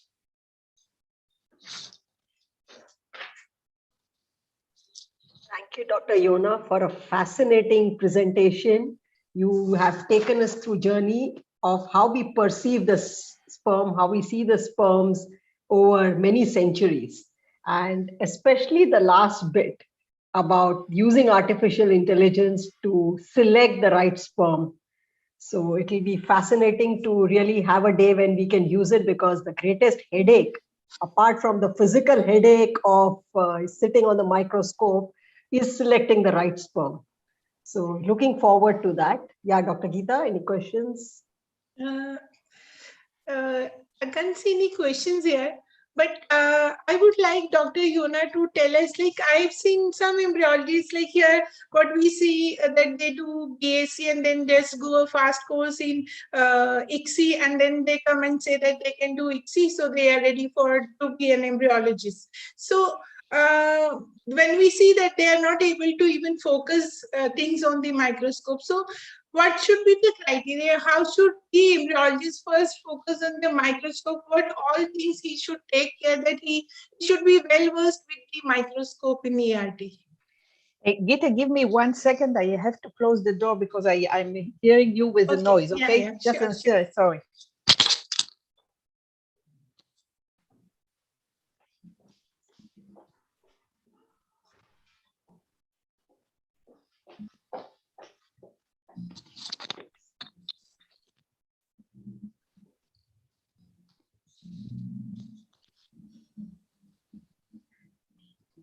So I understood you were referring to the microscope adjustment or and And to do like the embryologist, how like he should be well versed with the microscopes. Okay, so because here the criteria is that the embryologist knows ICSI, he can do ICSI. Whether he knows about the microscope or not doesn't matter. So that is why he should focus first on the microscope and what all things he should be taking care of, what all he should know while handling a microscope, especially inverted microscope. look, I think you are right. Elder probably, if she's here, she will remember when we did the master course. One of the conditions that the student will touch the microscope was that he will know how to handle it, how to make Kaler, how to do the Kaler every time when he starts, because you cannot work with a microscope half the way. If you don't take all the potential that the microscope can give you, so actually the procedure is going halfway. So I would say that, and I would add it even to the demands of being an embryologist and doing ICSI, that you have to take an image, even a drawing on the dish, and you have to know how to do it. You have to make the focus, and you have to know that you don't touch the focus after you do the whatever we did with a simple microscope. Then you have to make the color of the phase, the color of the condenser, and then you get a bright image. I can tell you from my experience, because when you are sitting with IMSI so many hours, and sometimes the focus is going out during your work. If you have to make a break to tell ourselves, because you are so excited because you want to find the sperm. But if you're not making a break and making the focusing again, and to handle every screw of the microscope, I don't think you should touch it even. This is my point of view. Thank you, Dr. Yana. Dr. Sharma has a question. Or Yeah. Dr. Sharma. See, I just want to add something very interesting. In the beginning of my career, when I was learning ICSI, the sperms would come into the visibility, and then suddenly when I was about to pick them up, they will go away and go out of the vision. And that is the time I realized even depth, even a drop has got a depth. So I coined this word. I say even a drop has got a depth. It's a philosophical word. So we have to make a very thin drop. Otherwise, you have focused a sperm at one particular place, and by the time you take your ICSI needle there, it may go up and down and go out of the focus. So that is the trick, that the drop where you're going to handle the sperm has to be very, very thin layered, so that they remain in focus throughout. So every drop has got a depth. That is it. Thank you, Dr. Sharma. And I would also like to take the opportunity with your a very important comment to say that you should learn not on the real material. I think these embryologists that Gita was asking before should make, they will know the drop, the depth of their own drops. They will know where is the oil, where is the droplet, how to move with it. And only then, you know, we are taking such an expensive material. So they should really be as much as possible professional before they start work. So that's why there goes a message that when we do embryology trainings, we should keep microscopy as a very important topic in those trainings. Yes, yes, Thank for you. sure. Thank you. Yes, Thank you. thank you. Thank you. Thank you, Dr. Yana. Thank you. So thank you. So our next speaker is going to be Dr. Stephen Fleming. And there is a Murphy's law that you never run out of things that can go wrong. And that holds very true in the ART laboratory. So if we are aware of what can potentially go wrong, so when you go out of a training academy or out of college, everything is very nice, everything is well planned, and but real life is totally different. But at least if you are prepared or are aware of what can go wrong and the potential solutions, then maybe life may not be as bad it is or as stressful it is. And to address that, we have none other than Dr. Stephen Fleming. He is I would say, an academician to the core. He is the honorary associate at the University of Sydney and director of embryology for Cooper Surgical, doing umpteen number of training programs very successfully. From 93 to 97, he was a lecturer in OBGY at the University of Nottingham in England, where he established the world's first master's degree in assisted reproductive technology with Dr. Simon Fischel. And then from 98 to 2008, he was a scientific director at the Westmead Fertility Center in Sydney, and then the senior lecturer in OBGY at the University of Sydney. Over to you, Dr. Stephen, to guide us on what potentially can go wrong with micromanipulators. Thank you, Rajvi, for that nice introduction. And thank you also to the Indian Fertility Society for inviting me to speak to you today. I've really enjoyed the previous talks, and I feel a bit like the supporting act for some sort of more familiar and famous faces. It's a bit like being the supporting act for the Rolling Stones, and I should congratulate you on bringing together such a prestigious group of speakers for this workshop. So I'm going to talk about micromanipulators and what can go wrong. And as Rajvi correctly pointed out, many things can go wrong. And having had an Irish grandfather, I know all about Murphy's Law. So this is just one example of a typical micromanipulation rig or system. So when I was asked to talk about micromanipulators, I assumed you wanted me to talk about, the whole rig, really.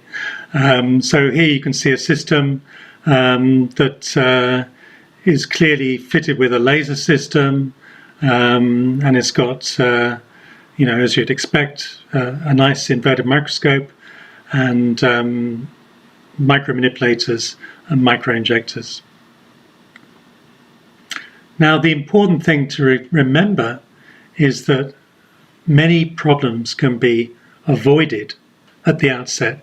And I know this because it's a true story, and it's happened to me that, I've had a micromanipulation rig brought in, set up by the rep, and they simply forgot to put a washer here or tighten up properly there, or even in one case they fitted the electric motor the wrong way around. So you can avoid these problems by having a clear system for how you introduce this equipment to your lab. So in that respect, we talk in terms of having an installation qualification. So this is to ensure that the equipment is installed in accordance with its specifications. Now, this is typically performed either by the supplier or by you in the laboratory. So you need to check that all the parts are present, including, of course, the manuals, of course, does it actually switch on? Make sure there's no damage and that it's in good condition. And in particular, think about the environmental and operating conditions that were spoken about earlier in this workshop, and check any software system installation that can often play up, for in particular, if you've got a laser system, for example. And of course, verify all the connections and communications. Now that's the first part. And the next part, which is what Yona alluded to, is the operational qualification. Now you don't do this on patients' material. You've got to think, how am I going to do this to make sure that this equipment is operating properly? So you perform this after the installation qualification. So this is a way how you determine that the performance of the equipment is consistent with what you would expect and what the manufacturer specifies. Again, it can be performed by the supplier or by you in the laboratory, but typically you would be performing this. You need to check things like the temperature distribution of the heated stages and its control. Absolutely essential, as Yona explained in the previous talk, the image quality, software tests, alignment, display unit signaling LEDs, and calibration. So when we think about micro manipulator equipment and accessories, we think about these 5 main pillars, if you like. So you've got your inverted microscopes, and here you're concerned about the stability and the quality of the optics, and the, as Yona said, the proper setting up of those optics. The heated stages, whether you're using metal or glass or plastic heated stages. Lasers, whether they're fixed or directional. And micromanipulators, whether they be mechanical, hydraulic or electrical.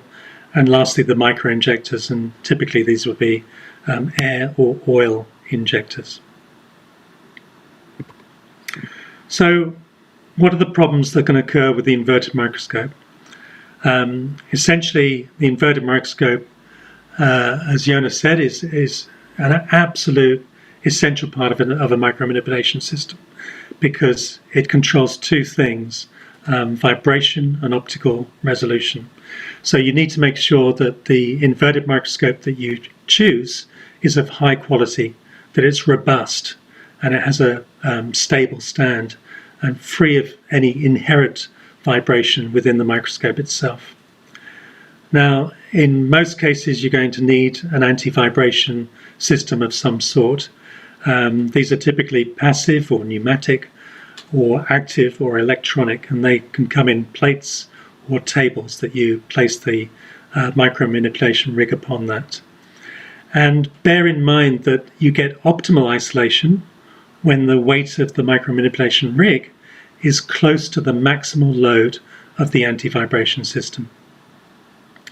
With optical resolution, as with any form of optics, that's going to depend largely upon the quality of the optics. But because you're going to be doing micromanipulation, then of course you need to have a large field of view, and you want to have a reasonable range of magnification and some form of contrast. Now, Yona showed some very nice images from the differential interference contrast using the Namarsky optics. So this system was introduced by Jerzy Namarsky back in 1952, I think it was. And this was beautiful system. We used to use it initially when we first started doing ICSI in 1993 in Nottingham. But it was primarily designed for glass Petri dishes.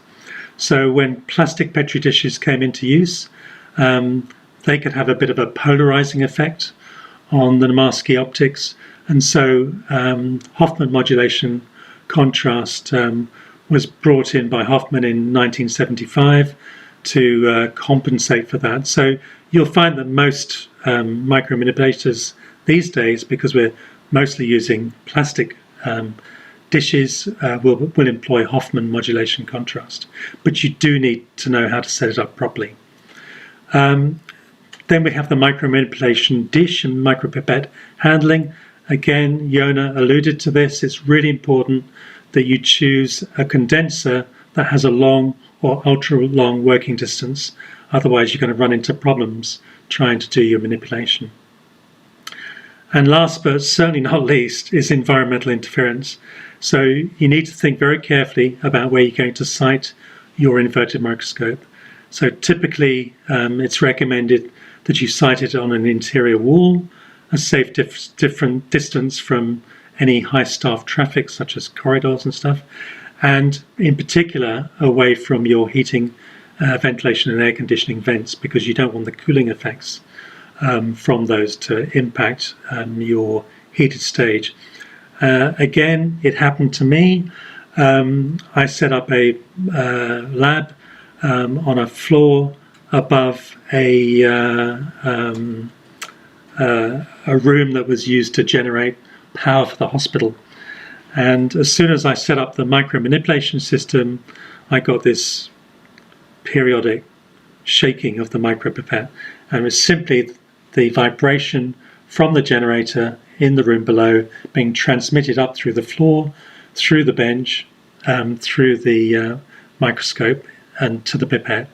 And I solved this very simply and relatively cheaply by simply putting a pneumatic plate that I could pump up with a bicycle pump, solve the problem, no more vibration. So think about these things. Next really important factor is the maintenance of temperature. So of course this is really important if you're doing ICSI, because we know that once the temperature drops below 35 degrees C, then the meiotic spindle microtubules, they begin to depolymerize and eventually disappear.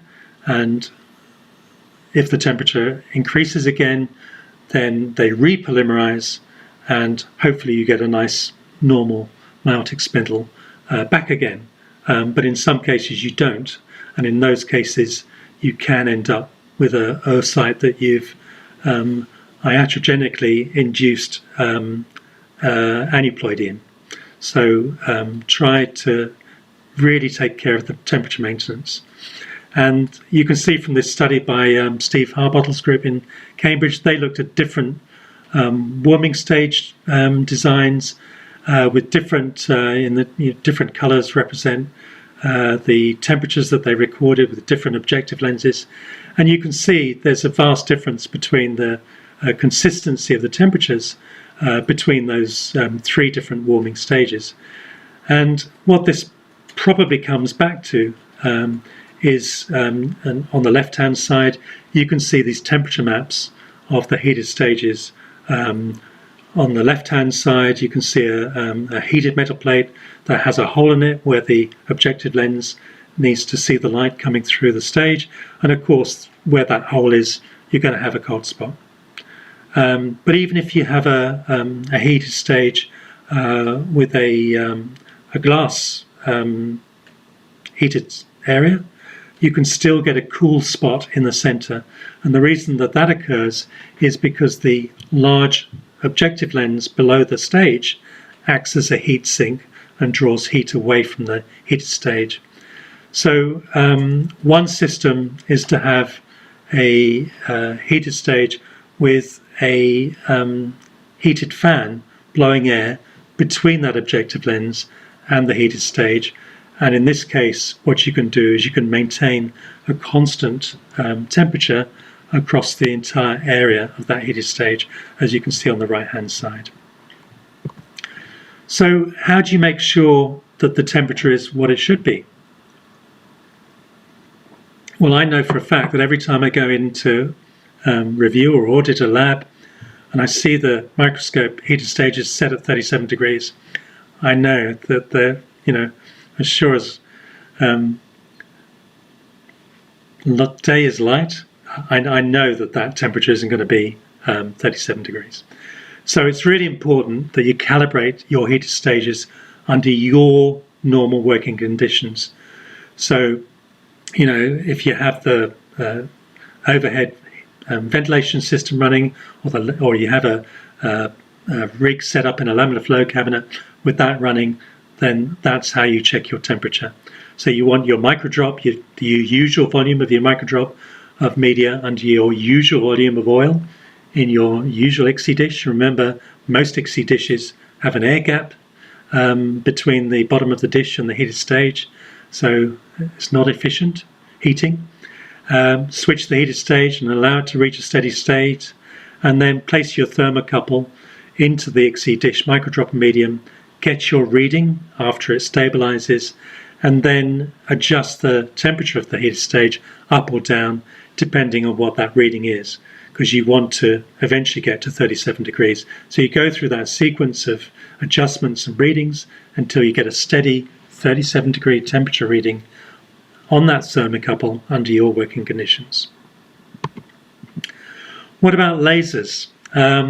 Well, nothing really should go wrong with them, but there are differences between lasers. So you can see in the nice graph showing different power lasers and the heat that they generate to form the same size hole. You can see that the high power lasers tend to generate or tend to have a much smaller range of heat dissipation than the lower power lasers. So choose the highest power laser that you can get in most cases, but there are other things to bear in mind, of course, in whether that you want a fixed or a directional laser. But the sort of things that can go wrong with them are typically, the most typical one is really that someone simply isn't using the laser. They think they're using the laser, but for example, they haven't rotated, for example, the laser objective into place. And therefore they're not actually getting the laser working. Other problems with lasers are to do with alignment. So you need to make sure that you align the laser before you start using it each day. And if you adjust the camera that shows you what the laser is doing, again, if you don't put that camera back into place properly, you may get misalignment of the laser that you're not expecting. And the other problem occurs, if you've got a fiber optic system for the laser and people put their grubby fingers on the end of that fiber optic, and again, they can reduce the power of the laser by not keeping it clean. So what about the micromanipulators? So this is the guts of this talk, really, and I'm sure it's where you want most information. So the classic one, the inability to bring the micropipette into focus at the ICSI dish surface. And this can be because you can't actually get the micropipettes into view because the micromanipulator head stages and tool holders are actually mounted too far away, so you need to readjust them. But typically it's because there's too obtuse an angle with the pipette in a heel down position. So your angle is kind of like that, and the tip of the pipette is pointing up and it's heel down. And so you try to focus, and you never can. So you need to lower the focal plane, or in other words, raise the pipette from the dish surface and increase that pitch angle so that, that you can bring the tip now into focus. You might experience a juddering movement of the micropipette in either the X or Y plane, and typically this is because you're not aware of the fact that the micropipette tip is actually scraping along the surface of the microinjection dish. So simply use the fine control lever and raise the micropipette. Sometimes you can get drift or lack of movement of the micromanipulator in the Z plane, and this can be, for example, because there's uncontrolled running down of the coarse manipulator within the Z-axis. So there's typically a screw in the control knob of that Z-axis, which holds it onto its thread, and you can tighten that grub screw. Sometimes, however, the control lever has simply reached the limit of its travel in that Z-axis or has become locked in place. So you simply need to rotate the control lever in the opposite direction to where you were going to free that locked movement. More problems with micromanipulators. So the control levers may be too stiff or too loose. So this typically applies to control levers with a ball joint, which is out of adjustment. So in that situation, you simply need to loosen or tighten the screws in the plate that holds that ball joint in place. It may be, though, that you need to adjust the sensitivity of the micromanipulator movement via a tension adjustment ring. When you raise the tool holders or the micropipettes, then sometimes they may not remain in that raised position. So again, there's an internal holding screw that may have become loose. So again, you just need to follow the instructions to self-repair that issue.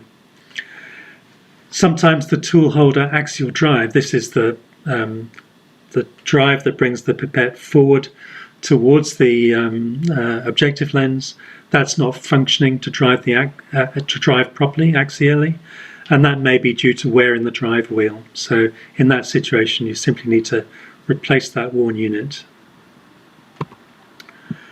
Now, you can get problems with motorized micro-manipulators that are specific to them. So it may be that it vibrates or moves intermittently, and in this case, typically the gear teeth in the motor casing have become unmeshed. So you need to realign and retighten the motor spindle. The manipulator may fail to operate in one axis. So usually it's a simple issue with this. That typically happens where one of the control cables becomes jammed between the motor and the manipulator adapter. The motorized manipulator fails to operate in any axis. So here, typically, it would be due to poor connection of an electrical wire, or at worst, an electrical fault within the motor. The pipettes vibrate when the motorized manipulator is activated. This comes back to that issue that I told you right at the very beginning, where the manipulators simply haven't been fitted to the microscope securely, and so you're getting a translation of that vibration from the motor through the microscope and through to the micropipette. So you need to check all the screws and nuts that they're all tight and tighten them up. You can also get problems with hydraulic micromanipulators. So, for example, the pipette moves in an opposite X or Y direction to the joystick controls. So here, this is typically because the ratio adjustment of the joystick control has been adjusted past its zero position. The pipette moves in an axis at 90 degrees to the joystick control. So here, the hydraulic head stage has actually been incorrectly fitted to the coarse manipulator. The pipette barely moves or fails to move in response to the joystick. Again, it's because the ratio setting is too fine, so you need to increase that ratio. And the pipette barely moves or fails to move in one axis only. And here, the rotary control of the X or Y axis has been turned out too far, or the cartridge diaphragm for that axis has ruptured. So in that case, you're going to have to return the entire micromanipulator for replacement. And problems with electrical micromanipulators. So the X motor stops moving inboard before reaching the end of its travel. So this is where the motor simply has come up against the microscope condenser or the edge of the stage. So you need to refit the placement of that motor. The Z motor stops moving upward before reaching the end of its travel. Again, the motor's come up against the microscope condenser, so refitting. The Z motor stops moving downward before reaching the end of its travel. Again, it's come up against the microscope stage. Or, if you've set a Z limit to prevent damage to your micropipettes, it's simply that Z limit has been reached, and you may need to reset that Z limit. So the micropipette appears to jump slightly at a single point in its travel repeatedly. So here there is clearly some damage has occurred to one of the motors. And this is an interesting one. When the home key is pressed, the pipette fails to move far enough. So this could be because the micromanipulator is too near the top of its range of travel and it doesn't respond therefore to the home key pressing. Or with the early transfer man micromanipulators, too brief a press of the home key actually activates the clean function. And the clean function is designed to just move the pipette out of the oil and back in again, just to clean it, but not to remove the micropipette completely from the dish. More problems with electrical micromanipulators. So the motor moves the pipette in the opposite direction to the joystick. So when transferman control operators are delivered, they're always delivered in a right-hand mode. So if you're mounting the transferman on the left-hand side, you need to invert the x-axis. The joystick button will not depress, so this very occasionally occurs when the command module is first unpacked, and you simply need to loosen the screws on the top of the joystick until the button is freed. The command module beeps continually and will not respond. So this is because the joystick and the power supply are not communicating properly, or that the joystick wasn't in its center position when the power was turned on. So you simply turn off, center the joystick, turn back on. And the home setting automatically cancels itself and needs to be reset, which is really annoying. So here the operators inadvertently touch the joystick during the home maneuver.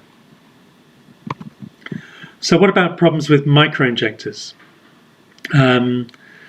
One of the most common ones, I guess, is where the grip head of the tool holder will not grip the micropipette. And this is typically because there's insufficient O-rings in the grip head of the tool holder.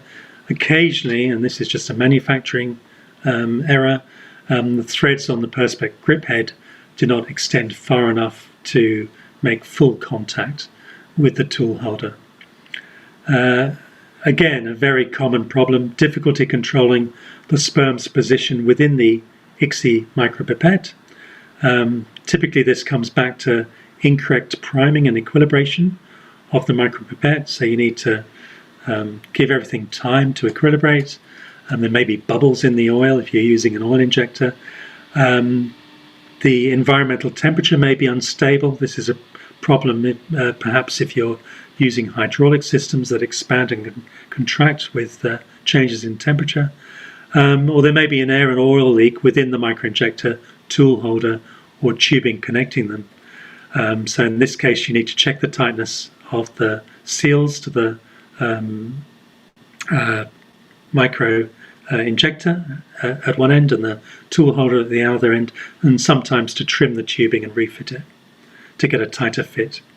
There may be no rotational movement of the microinjector, and this again is because it's simply reached the limit of its travel or has become locked in place, and here of course you just need to rotate it in the opposite direction to free that locking. What about problems with oil microinjectors? There may be oil leaks from the syringe plunger barrel interface. This was a common problem with the 800 microliter glass barrel metal plunger models that had no O-ring. Remember, with oil microinjectors, the oil will find the weakest point under pressure, and so different designs will have leaks at different places. So there may be oil leaks from the syringe tip tubing connector interface. Now this was a common problem with those models that had a metal syringe tip and a metal tube connector, and metal to metal doesn't usually form a really tight fit. There may be oil leaks from the micropipette tool holder interface. Here typically is because there's a silicon seal within the tip of the tool holder that has been damaged by insertion of the micropipette, and this can happen over time with wear. Or in extreme cases, the glass syringe actually breaks when the control knob is turned, and this is due to off-axis rotation due to over-tightening of the lock ring holding the back of the plunger, and this used to occur in the IM5B and very occasionally in the IM6. So in summary, it's really important that you supervise the installation and operational qualification of the micromanipulation equipment, and that you site the rig well away from any environmental issues. And as Yona said with microscopes, The same applies to micromanipulation equipment. You need to thoroughly learn about your equipment's controls and its adjustments before you start trying to do anything with it. You need to have in place a standard operating procedure for micromanipulation, and this should include troubleshooting, repair, and replacement of defective equipment. And this is where good after-sales service comes into play, but also it's not a bad idea to have a mutual understanding with a nearby friendly group if you don't have backup equipment yourself, whereby you help each other out if your equipment fails and you're simply stuck trying to treat patients with defective equipment. So have some sort of backup in place. Always handle the equipment with respect. I've known in the past people get frustrated and will hit the equipment or hit the wall behind the equipment. But, you know, the golden rule is that always keep your cool. And you need to ensure regular maintenance of the equipment. And always remember that an ounce of prevention is worth a pound of cure. So preventative maintenance is really worthwhile.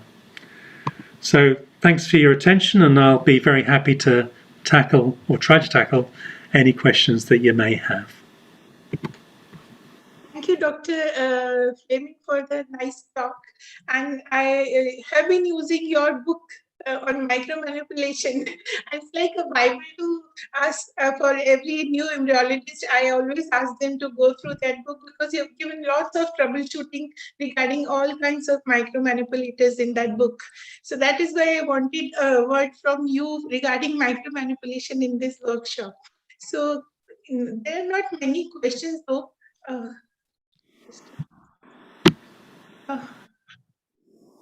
Dr. Rajvi, can you take over? Because yeah, there is a question. Is there any advantage of doing ICSI within a laminar flow workstation? And what are the points to be taken care of while attempting to do so?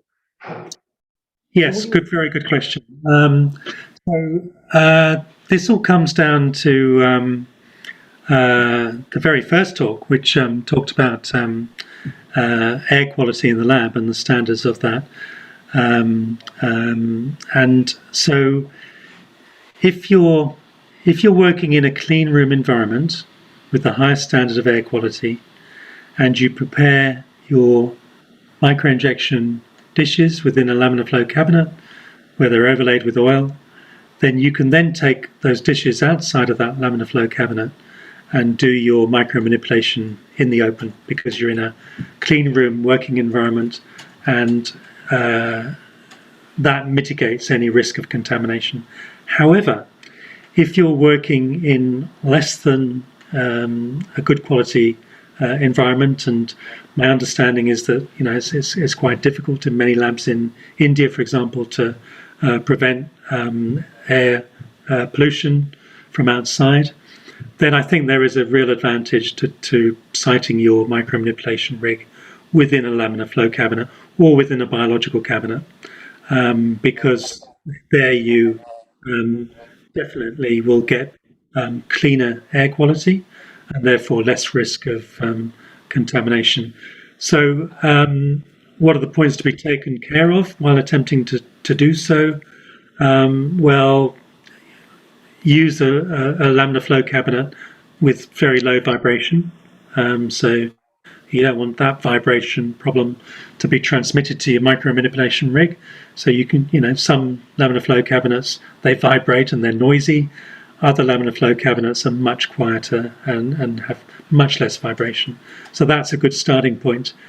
And then again, with the airflow, I would set that at a minimum to maintain sterility within the working environment, because again, you're trying to swings and roundabouts. You're trying to achieve maintenance of sterility, but you want to avoid excessive cooling of the material that you're working on. So again, this is really important that if you're going to site your micromanipulation rig within a laminar flow cabinet, for heaven's sake, do a retest of your heated stage and make sure that under those working conditions, that you've set your heated stage so that it will maintain 37 degrees C within that culture jar, within that dish, within that laminar flow cabinet as it's running. I think Dr. Yona also has a question. Yeah, Dr. Yona.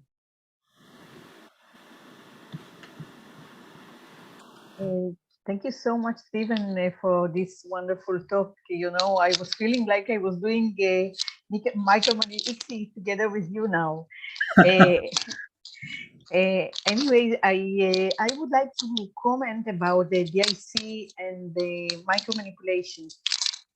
Look, we have the Hoffman also, and we have the DIC, but I think also it's a matter of experience. And you know, when we started the ICSI, I couldn't see the black and white outside. It was, for me, it was terrible because you are working so many hours. And we realized that if we are making a correction for the length of the 200, because I'm injecting 200, it's easier for me, and you are focusing only on the edge of the oar side and the edge of the pipette, it's excellent. For me, it's the best. And also with IMSI, it's not a problem because the IMSI dish is with a glass bottom. So there is no, this is the point. So this is why I'm using the DIC. And another thing, I think, never mind, doesn't matter. Anyway, thank you so much. I just answer that first one, Yona. I too used DIC for ICSI when I first started using ICSI. I used it until we started getting, other rigs in with Hoffman modulation contrast, and I always absolutely loved it because I could see so clearly what was happening in that interface between the injection pipette and the ulema, and I felt it was really good for me. So I think it's a fair point, and obviously for you doing IMSI, it makes complete sense to have a DIC contrast. I think that there's definitely a case to be said for different to be tried out. And like you rightly said, the best thing is to get these microscopes and these manipulators brought into your lab on demonstration, and in your hands see what you find actually gives you the best view of what you're trying to do. And in some cases, that in fact may indeed be using DIC, the masking. So, yeah, I don't disagree with that at all. Thank you. Thank you so much. Okay, I think Dr. Sharma wants to add something. Over to you, No, Dr. actually, Sharma. I just want to congratulate Dr. Fleming for such nice lecture. I just want to share one experience. Whenever we are buying a micro manipulator, we should ask for an extra bulb also. I just want to share 3 slides with you. When we are doing ICSI, I don't know, can you see the slide? Not yet. No, Is sir. it visible? No, not No, yet. sir. Did I manage to stop sharing, or did you stop me sharing? I think I did. You did. Did I? I'm not sure I did, but anyway. Anyway, during the micro manipulation, suddenly, the bulb got fused.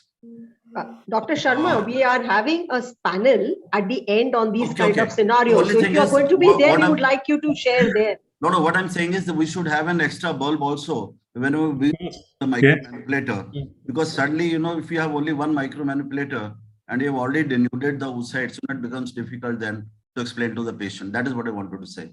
Yeah, you're quite right. Yeah. And with some simple microscopes, you can have a torch as a backup, but it's not going to work very well in inverted microscopes. So you're quite right. Yeah. Yes. You need all the spares that would typically, I would say, have two backup bulbs in case the backup one fails. But I agree entirely. I have a question, Dr. Fleming. How do you rate this? What do you call is laser ICSI? Does it help in rescuing the oocytes from degeneration? Like if we have a highly degenerating oocytes, does it really help? Yeah, so I think what you're referring to here is not laser ICSI of the sperm, but laser ICSI of the The oocytes. Yeah. zona. So yes, you're always fighting a losing battle with oocytes of poor integrity. So you're on a sticky wicket anyway. I know you love cricket in India, so you're on a sticky wicket anyway with oocytes of poor integrity. So you're probably going to damage them anyway when you go into the ulema with the micropipette. But certainly, I mean, the more recent studies, for example, with piezo ICSI, where that does remove part of the zona, or indeed if you're using a laser to do that, then there does seem to be an improvement in survival rates of oocytes. Now, whether that would translate into these oocytes that have poor integrity of the ulema, I'm not so sure. But it must be worth trying. It must be worth trying. Can't hear you. Can't hear you. I can't hear you. Geeta, you're on mute. Okay. Can you hear me now? I can. Yeah. So won't the heat of the laser affect the oocytes? Well, not if you're using the laser at a suitable pulse length. So, and all laser systems have a guide to how much heat is being dissipated. Yeah. So again, it's prudent use of the laser. But you're right. I mean, you have to be more careful when you're using a laser on the zona with an oocyte than if, for example, if you're using it on a cleavage stage embryo or a blastocyst, where you can be more particular about where you apply the laser. So you have to be more careful, and that's why I guess if you where I guess the piezo system would be perhaps safer than using a laser. Thank you, sir. Welcome. Now thank you. Yeah. So thank you, Dr. Stephen. I hope you prove Murphy wrong. And now we move on to our next speaker. You're welcome. Yeah, Dr. Jason Swain. Over to you, Geeta. Yeah, I welcome Dr. Jason Swain to this workshop. And since we have done with the setting up of lab and the microscopes, micropanipulators, now we come to culture of the embryos. And you are the best person to tell us about the culture of the embryos and how to deal with it. Just a short introduction of Dr. Jason Swain. He's a corporate lab director, CCRM fertility with 11 IVF labs in North America. He's adjunct associate professor, Rutgers University and University of Minnesota. Former associate professor and IVF lab director at University of Michigan. Over 60 peer-reviewed publications and invited book chapters and review articles, and we have read most of them. Dr. Jason Swain, over to you. Thank you very much for that nice introduction. Thank you all for taking the time and some wonderful talks. And actually, I'll be quickly, I think, covering what a few of the prior esteemed speakers have mentioned, just to reinforce the importance of several of those topics. So I was asked to talk about maintenance of the IVF culture system. And really, what that means is maintaining stability of the culture environment, combating environmental stressors. And so I think a pretty safe statement is that improper lab conditions can lead to cell stress. And that's something that we obviously try to avoid in our IVF labs, because that stress can compromise cell function and development and obviously impair the development to that blastocyst stage, which many of us try to achieve. Now, one way to address this is consideration of the gamete and embryo physiology, and that's why we attend courses like this, and why we really look at the gamete and the embryo as our patient, and we want to cater to their needs to make sure we're providing the gamete and embryo what they want within our labs. And so that really means that we need to maintain a stable culture environment. And that's during culture. That's making sure that we use the proper set points, whether it be pH or temperature, as we heard about, but also during manipulations, during our handling of the embryos outside of the incubator. And I would say that this also depends on using proper and stable timings of procedures. The amount of time that we take during procedures can obviously impact the environmental stability. So I think it's important to mention that timing is another important factor. And so there's a variety of cell stressors that the gametes and embryos can experience in our lab. And so we're just going to talk about a few of these today and steps that we can take to help maintain the stability of the culture environment. So one increasingly used approach to try to maintain a stable culture environment and reduce environmental stress is the use of uninterrupted culture.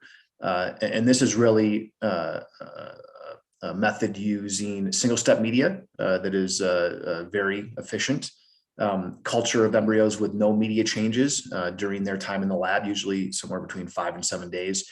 And really the hallmark of this approach is the reduced or no removal of embryos from an incubator. And this has really gained more use with the advent of time-lapse imaging systems. And we heard a little bit about the introduction of those systems previously. But I'd like to then pose the question of, is uninterrupted culture really a more stable environment? And we addressed this controversy or this idea a few years ago in this publication pictured here in RBM Online.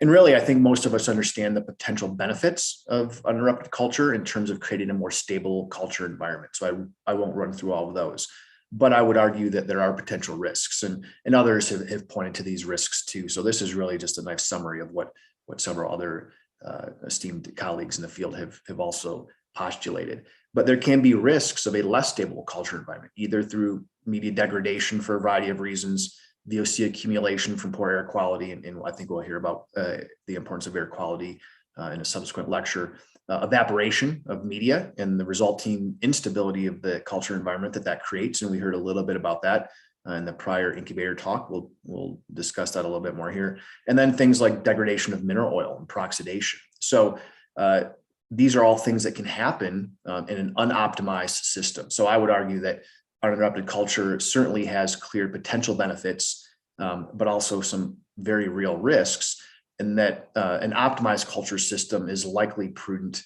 if you are going to be introducing uninterrupted culture to your lab. And the nice thing is there are steps that we can take relatively easily in the lab to optimize that culture environment, to take advantage of that proposed improved stability.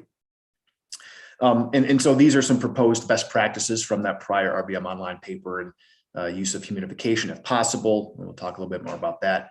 Maintaining that humidity to avoid evaporation, using appropriate culture media, and modern culture media that's more stable in the terms of evaporation with the proper starting osmolality, using oil in sufficient amounts as well as the proper type of oil, especially in dry uninterrupted culture environments, maintaining proper air filtration and quality, using good protein supplements, and measurement of these variables. And so I think that's a key point that I'll start touching on, is making sure that we understand what these environmental stressors are, what we want our set points to be, measuring under the conditions that we use in our lab, as we just heard Dr. Fleming state, is very important.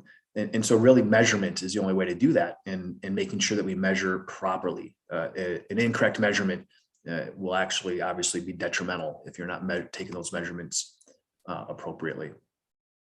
So in terms of some of those environmental stressors, I'll touch on just a few of the key ones here briefly. The first being pH, and most of us are very familiar with pH.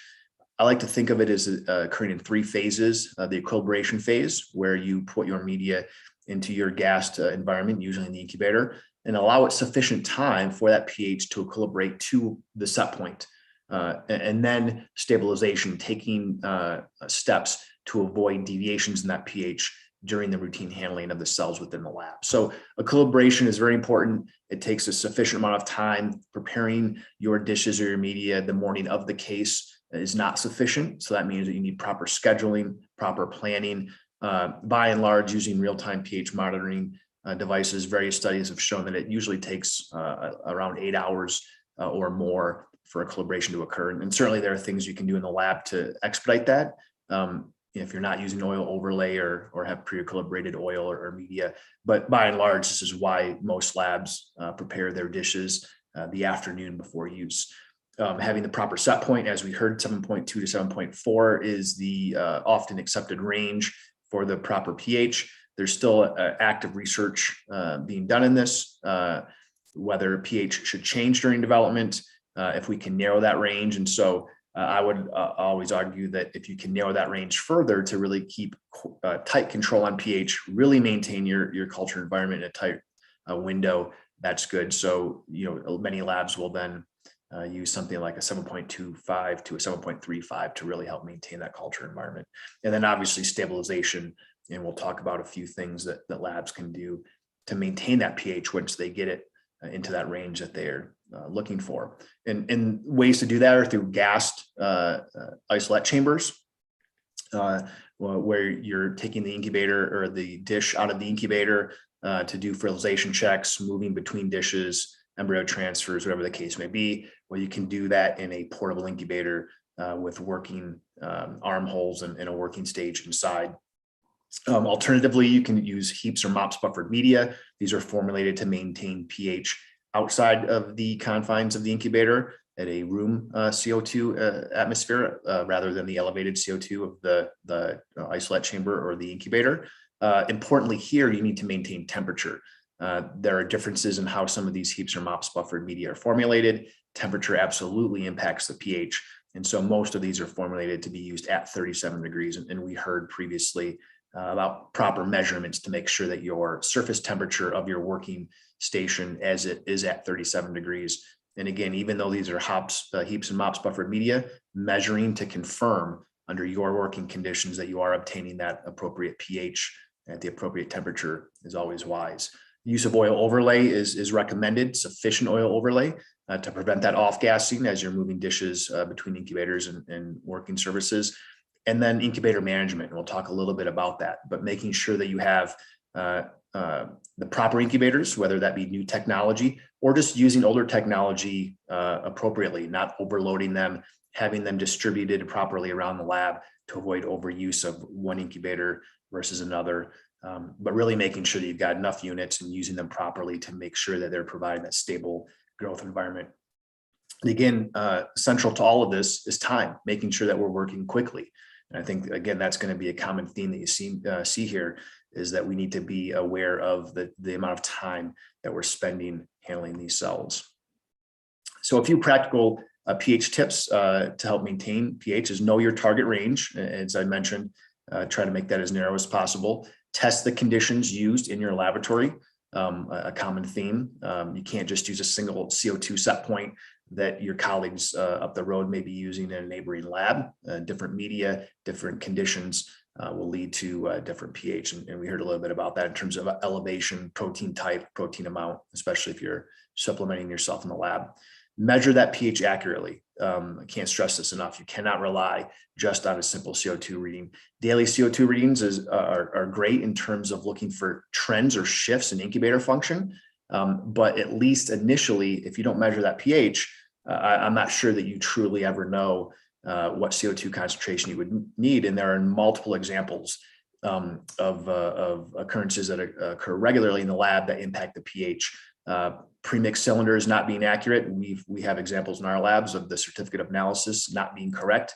The error of the measurements of that CO2 can be pretty wide, and your pH would not be the same. And again, we talked about some other local factors that can impact pH. So in terms of measuring, there are now a growing number of devices you can use.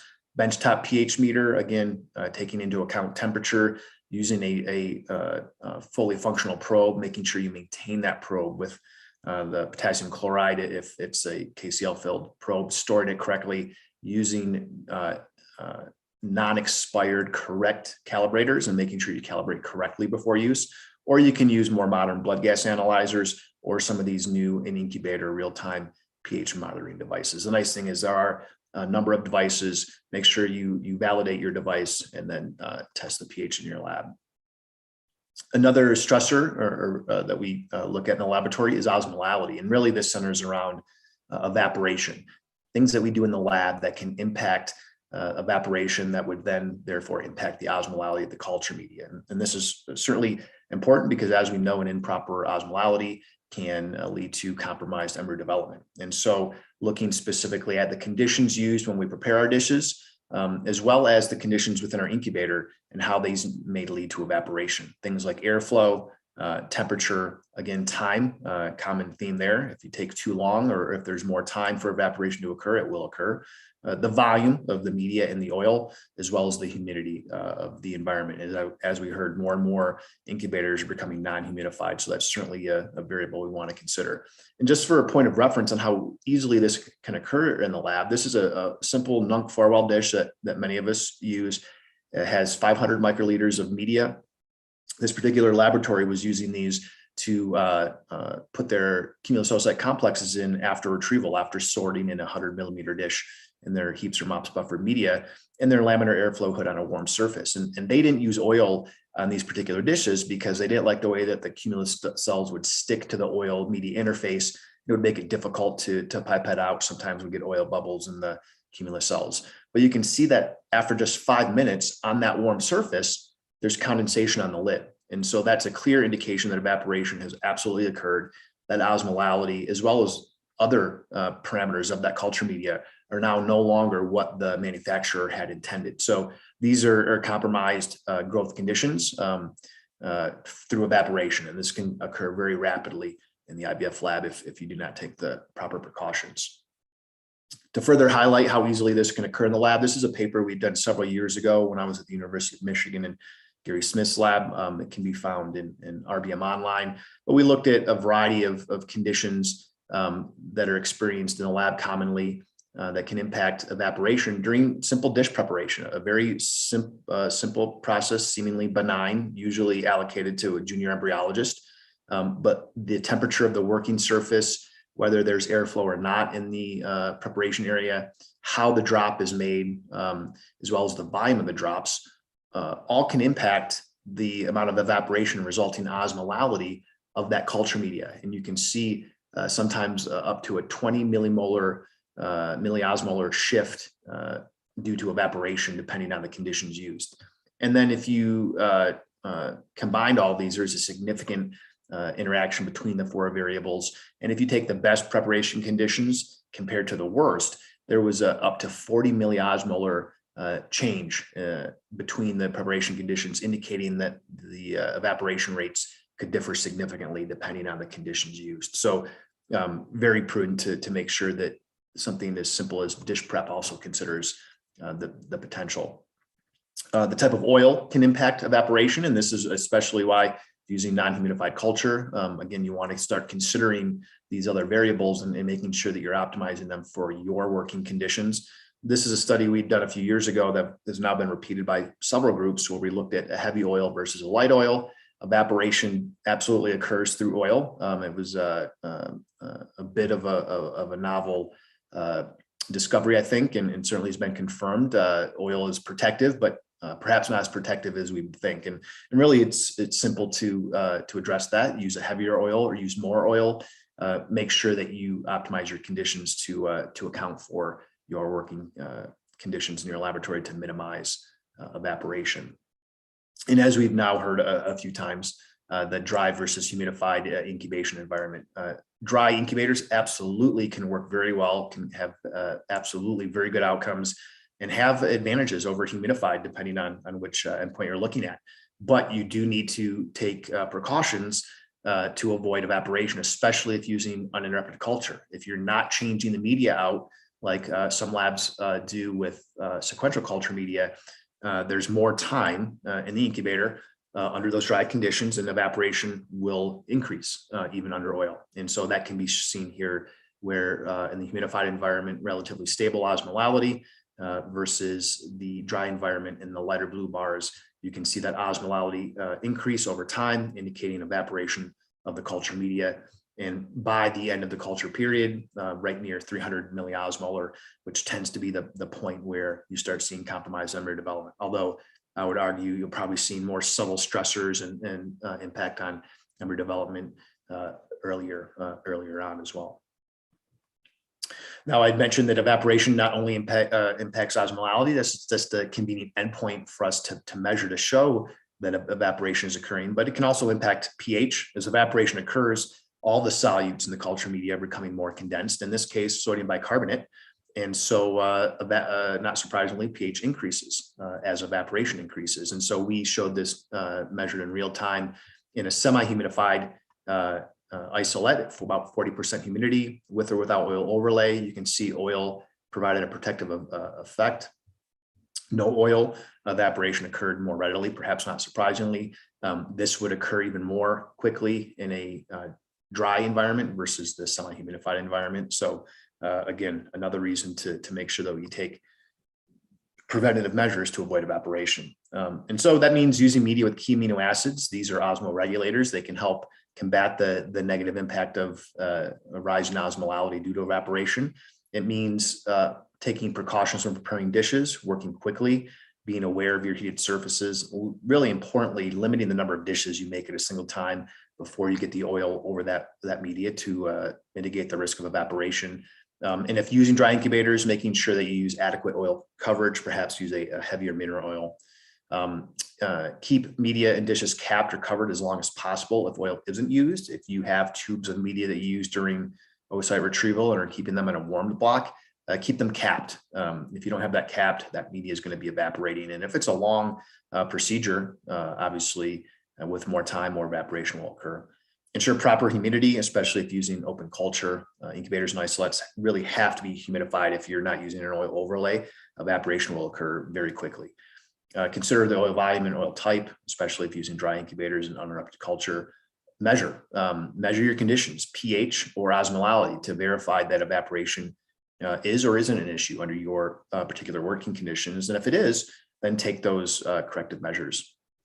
As mentioned, starting osmolality is likely important, especially if you are using uninterrupted culture in a dry incubator. You may not want to use an older media that starts out with an osmolality of 285 or 290, because evaporation then will lead to quickly going over that 300 milliosmolar limit. So modern culture media that start out closer to 260 milliosmolar give you a little bit more flexibility if osmolality is your only concern. Another variable in terms of maintenance of proper and optimal culture conditions in the lab is temperature. And this is an older paper from Simon Cook in 2002, but still a very good paper. And really what it does is highlights the importance of variables in the laboratory in maintaining temperature. And I want you to see on these, just a couple of the graphs in the paper, none of these lines are really flat. So that shows you that temperature changes in the laboratory, and various conditions can impact how rapidly that temperature changes. And we heard a little bit about heating stages and some improvements there. And really that can be carried through to any number of the warm surfaces or devices in our incubators. Things like oil, volume, media, volume, lids on dishes, the type of dishes, whether there's air gaps or not, and stage warmers, as we've heard, but also incubator type. All of these can impact temperature recovery. And so here's just a couple examples of how lids or volumes of oil can impact temperature stability. Here's how incubators can. An older incubator versus a more modern benchtop incubator with direct heat. And we heard about the pros and cons of that from the earlier incubator talk. So things to consider in your laboratory. And again, you can then assess these by measuring under your conditions to make sure that you're maintaining that temperature, or at least having conditions that result in the fastest temperature recovery in your lab. So this means setting an acceptable range, using surface probes and other measuring devices, whether it's on the surface or in the incubator, using calibrated devices. The nice thing is there are several now available. Certainly one of these thermocouples are almost required in the laboratory if you're going to be measuring within a microdrop. But there are other devices like this and these glycerol bottles that can be placed in incubators. Surface temperature probes like this, maybe not necessarily overly accurate, but there are emerging technologies. These are thermal buttons, very small devices that can be set in dishes or on warm surfaces. And now they're coming in Bluetooth with data loggers to be able to let you measure in small areas, some of these small chambered incubators, for example. You want to make sure you're measuring the temperature in the media under your working conditions. Monitor daily using data loggers with monthly verification of the accuracy is pretty common. So the point is you want to measure these on a routine basis, not just once a month or once a year. And then taking steps to maintain or stabilize temperature using milled aluminum blocks are great, especially on warm surfaces and laminar airflow hoods. Lids on dishes, as we mentioned, oil is a nice way to maintain thermal stability. Using the proper warming stages, and we heard all about that from Dr. Fleming, so no reason to go back into that. And then benchtop incubators have faster temperature recovery, as most of us know, but that requires proper incubator management. And I think that's key. And that really kind of leads us to the final topic, which is incubator management.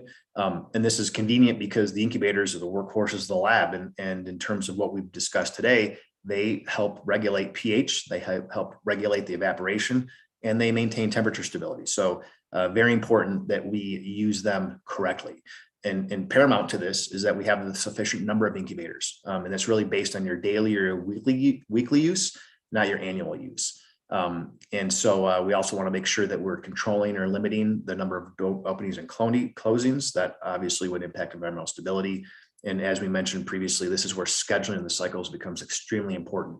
Not having 10 or 20 retrievals on one day and 1 or 2 retrievals the next day, or having 1 week of 30 or 40 retrievals and then 5 retrievals the next week because somebody in the clinic took an extended vacation. And so you really need to plan accordingly to avoid variation and to maintain stability. Again, that was the purpose of this talk. And so really scheduling becomes extremely important. In a perfect world, you'd have the same number of retrievals or an approximately close number of procedures day to day, week to week, to help maintain that stability. And these are just a couple papers showing that reduced door openings result in more stability and improved embryo development. So take home point there is the only way to reduce door openings and closings is to have sufficient number of incubators so that you're not overloading them with more patients and thereby increasing the amount of time that you're in and out of the incubator. You're trying to spread patients out and limit the access. And this has become a bit easier over time. And I won't spend a whole lot of time on this. We've heard a very nice talk about incubator management and the evolution of incubators, but we've moved from large box to small box incubators, and that helped with some of these recovering times. These are probably suboptimal compared to the smaller chambers of modern IVF incubators, but can still be useful. Test tubes, for example, fit in these incubators and not some of the small benchtop. And you can use these for equilibration or discard incubators or holding incubators. Certainly no reason to toss these in the trash if they're still functional in the laboratory and you have space. But the key is to use them to help, again, with that incubator management.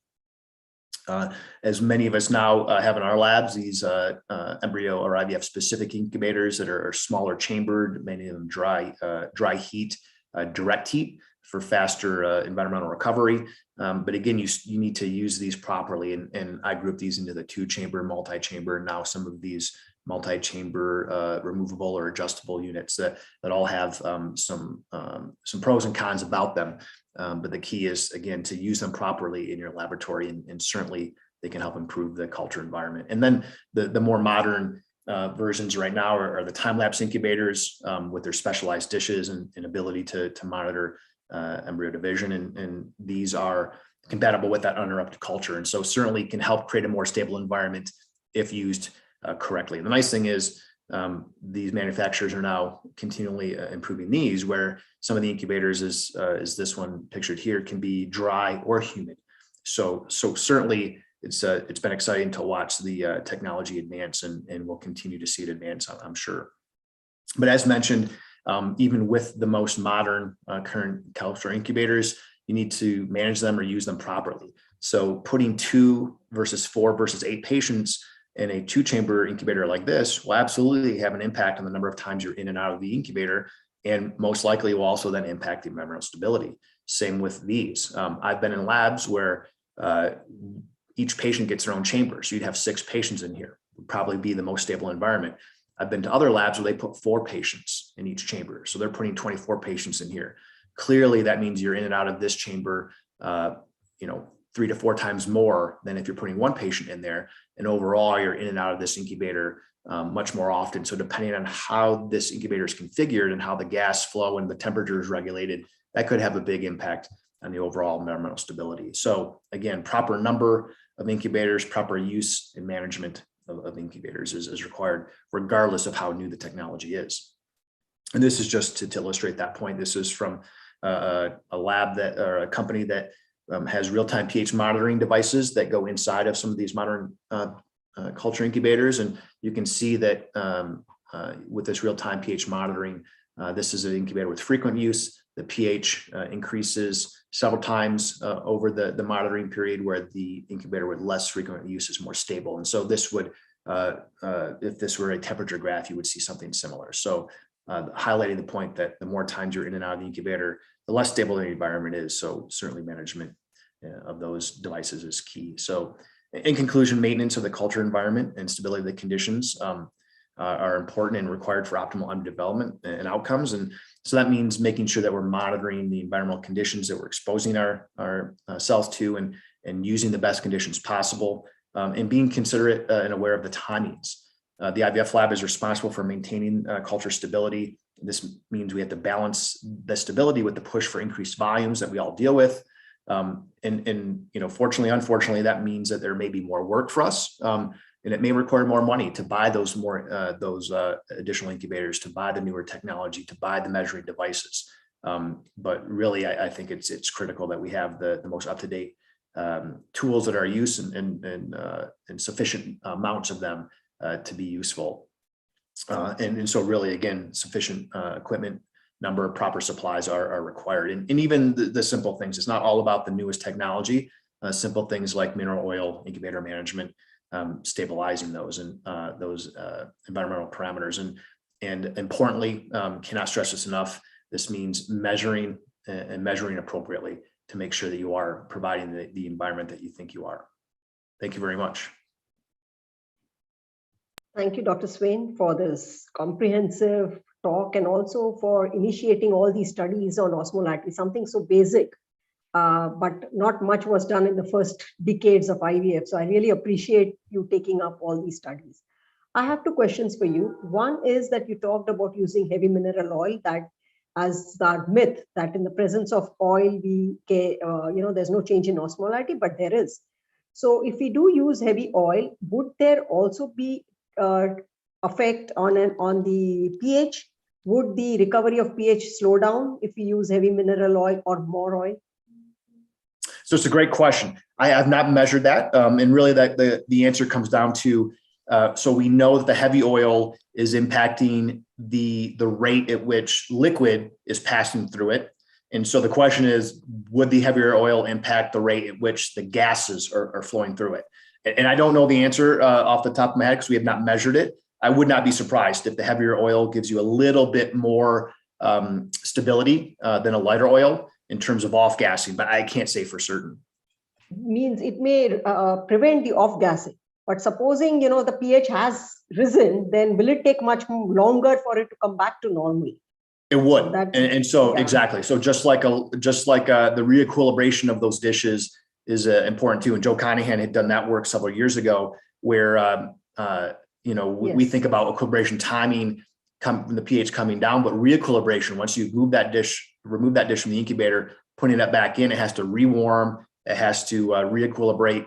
And so, higher media volume, more oil, heavier oil will presumably help maintain stability once you take it out of the incubator, but it also means it'll take longer for it to reequilibrate when you put it back in. It's a catch-22 situation. Exactly. Another question, when it comes to single step, would you recommend that we change the medium on day 3? So that's going to be a personal recommendation, and quite frankly, has to be determined from lab to lab. We have done several studies in our laboratory where we've looked at uninterrupted culture versus a variety of media change paradigms. And in our hands, with the single step media that we've used in our incubators, we have seen a benefit of a single change on day 3. And I can't say that that's always been the case in some of the other labs I've been in, but under our current working conditions in our current labs, we do. But I have seen data, and I've been in other labs where a change has not been needed. So again, I think it really depends on the particular lab and the specific conditions. Especially your data on osmolarity changes sort of suggests that. Exactly. Yeah, I think Dr. Yona has a question. Yes, just a minute. Okay. First of all, thank you so much. And I apologize if my comment will sound as the old-fashioned, old generation question. But I really, I couldn't hear clearly the question of Rajvi because there were some technical interruptions. But I would like to first ask about the oil. Because if you put droplet, as far as I remember, it was in a dry incubator, okay? And I think that if you put it in a regular box, what you said, it might change. The results of the yes in this droplet. What do you think about it? Because it was checked only in dry incubator.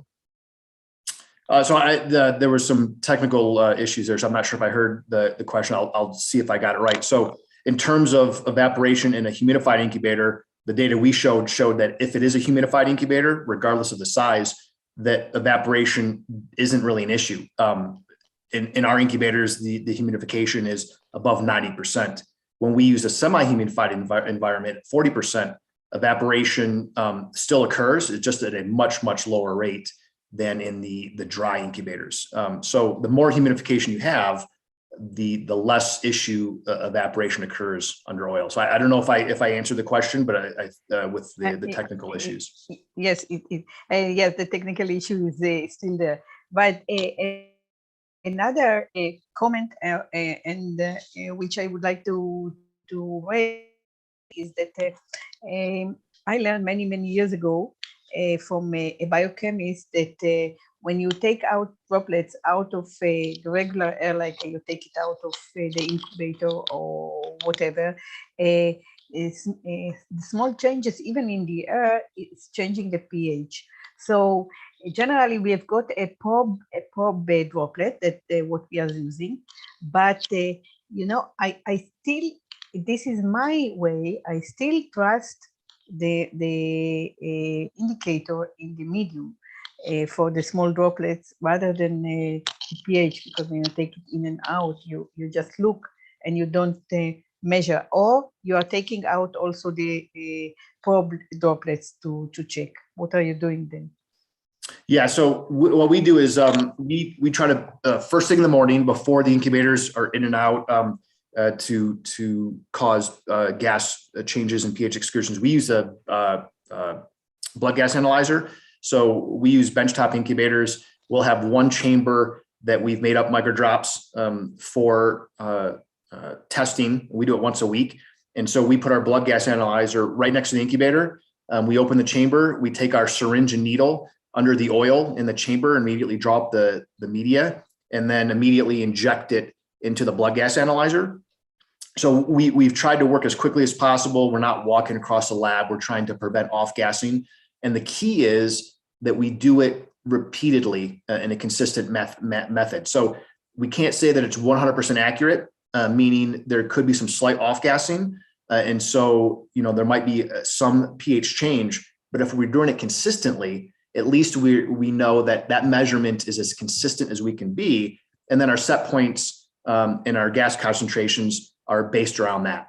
And so if we're measuring it improperly, you know, the only way we really know that is if our outcomes report, if we talk to our colleagues, if we see that, you know, our KPIs that we should be having higher blast development, but we're not. And we're like, okay, well, maybe we're measuring pH wrong. And so there's ways to address that. But to us, it's the consistency. We're working as quickly as possible. We're taking every step we can to make sure that we are not allowing that media to off gas, to get as accurate a pH reading as possible. And that means putting the device right next to the incubator. Since we're using a blood gas analyzer, we use that because it allows us to use very small volumes in those small benchtop incubators. And so if we were using box incubators like we did years ago, we would do the same thing with a benchtop incubator or a benchtop pH meter. right next to the incubator. I know some labs actually try to put pH meters inside of the box incubators.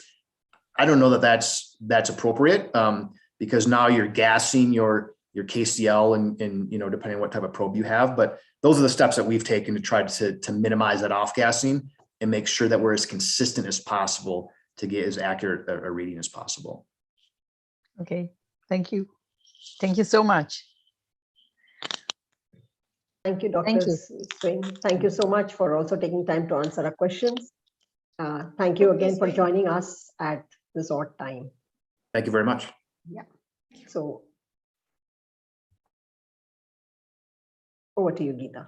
Yeah, so now we have Dr. Sujata with us. She's also a very well-known personality in the field of ART. She's head of embryology at Nova IVF Fertility. She has PhD in biochemistry and molecular biology from University of Mysore, American Board of Bioanalysts certified embryology lab director. I think she's the only one in India. Held position of IVF lab director in the British Hospital, Abu Dhabi, Kraft Hospital and Research Center, Kodungalur, and Cloud9 Fertility. So Dr. Sujata is going to talk about the cryopreservation of gametes and embryos. Over to you, Dr. Sujata.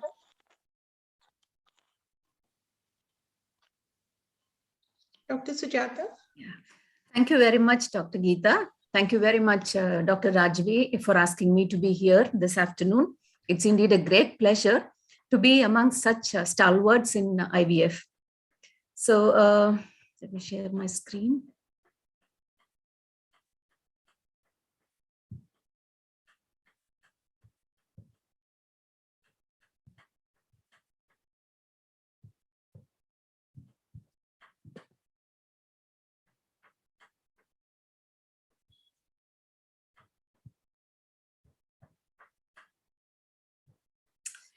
Okay, so the topic for today is storage and maintenance of cryopreserved gametes and embryos. Cryopreservation, we know that it is preservation of different types of cells, tissues, and biological components at very low temperatures using various techniques. Especially in the field of ART, cryopreservation process has seen several milestones, and that too in a very short period of time. We have defined or designed novel cryoprotective agents, and we have done a lot of work on temperature control. Different carrier systems, such as the closed and open systems, are in use. And all these things have kind of revolutionized the ART treatment. It has improved cumulative pregnancy rates. It has also helped us to tackle ovarian hyperstimulation syndrome, where embryos need not be transferred, they can be kept frozen.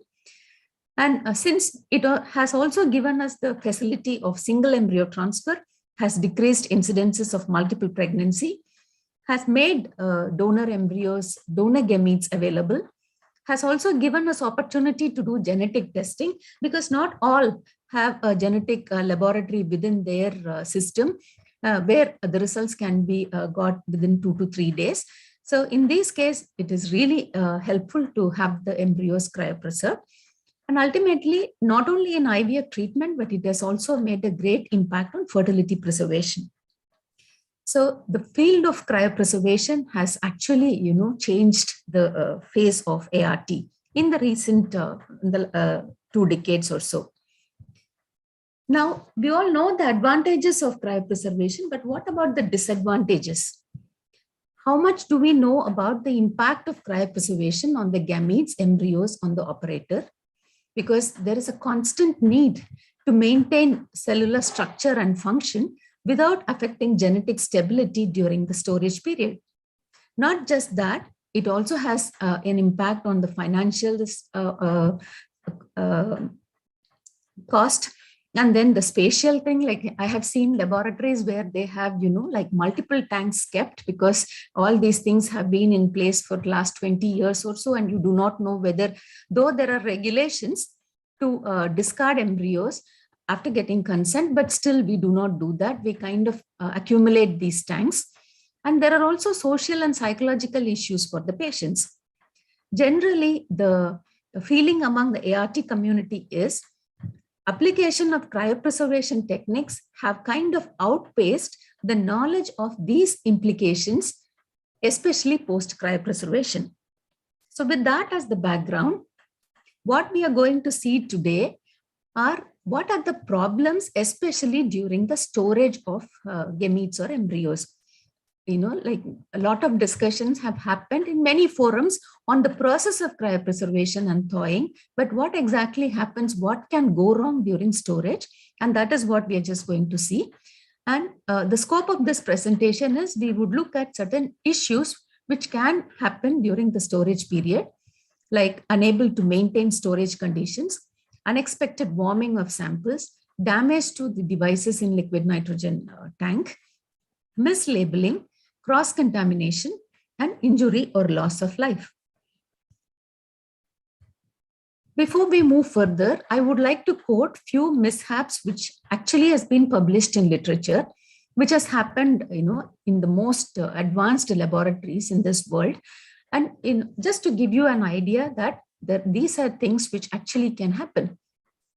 In 2002, in UK, there was a critical failure of vacuum of a medium-sized Divar. It was reported, which actually led to the premature thaw of samples stored for men undergoing chemotherapy. A second incident, here it was reported that there was a failure of liquid nitrogen supply, which actually led to significant warming of samples. And in UK again, I think in the subsequent year, a bulk liquid nitrogen vapor refrigerator, it actually failed to fill with liquid nitrogen, which again led to the premature thaw and loss of many samples from men who underwent chemotherapy. And you can understand that these are samples of very, very precious samples, because these people who undergo chemotherapy may not have a chance to have their own children if the samples were not cryopreserved before chemotherapy. So what has happened is something like an irreplaceable loss. Not just that, there were a few more incidences which has been reported. There was one incident in the Canadian laboratory which actually led to significant loss of gametes, and it was also associated with adverse publicity. And when they looked into it, they found that there was a remarkable deviation from what was considered as a standard practice. Normally, samples are frozen in liquid nitrogen tank or in a vapor stage. However, in this condition, the samples were frozen in a minus 140 degrees Celsius electrical freezer. And we know that such kind of freezers actually need to have uninterrupted supply of electricity. And an issue with electricity actually led to, a wastage of 200 to samples of 200 to 400 patients. So this was one of the major incidents which was reported in the literature. So it is not only the samples which get affected. There were also incidences where the operators actually, get burns or die due to asphyxiation. And there were 3 high-profile cases in the last 20 years. And when they looked into these cases, they found that the root cause was actually rectifiable. What had happened was, like, people were working alone. Usually, especially when you're working in huge laboratory where there are multiple tanks and when there is a huge amount of liquid nitrogen, it's always better to take another person along with you. But then here it was found that it was a single person who was working. There were issues with ventilation. There were also issues with liquid nitrogen auto shut off. Their early warning systems were found to be faulty. And in one sperm bank, it was found that there was an inadequate installation and servicing of cryogenic equipment and a bulk nitrogen tank. So all these problems have happened elsewhere. We do not have a single incident reported in this country. It does not mean that it has not happened. It's only that, like, it has not been reported. So we all have to be aware of the fact that mishaps do happen, and proactively we have to put certain systems in place to avoid these mishaps. So let's start with maintaining storage conditions. So here there are 2 things which we have to look at. One is the equipment, and the equipment I'm talking about liquid nitrogen divars and the level of liquid nitrogen in these divars. Now, most of it, almost 99% of our labs use these liquid nitrogen divar. And then it is, if you just look at the cross section of it, you can see there is a cover, there is a plug, a cork, and you have a evacuating nozzle here. This is the outer shell, whereas inside there is an inner shell, and this has a neck tube, and here a vacuum is maintained. And there is also multi-layer thermal isolation. And the inner vessel is the one which actually holds the canisters.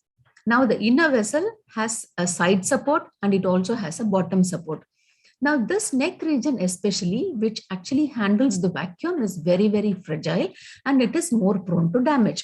It's good to know your diwar so that you will handle these things carefully.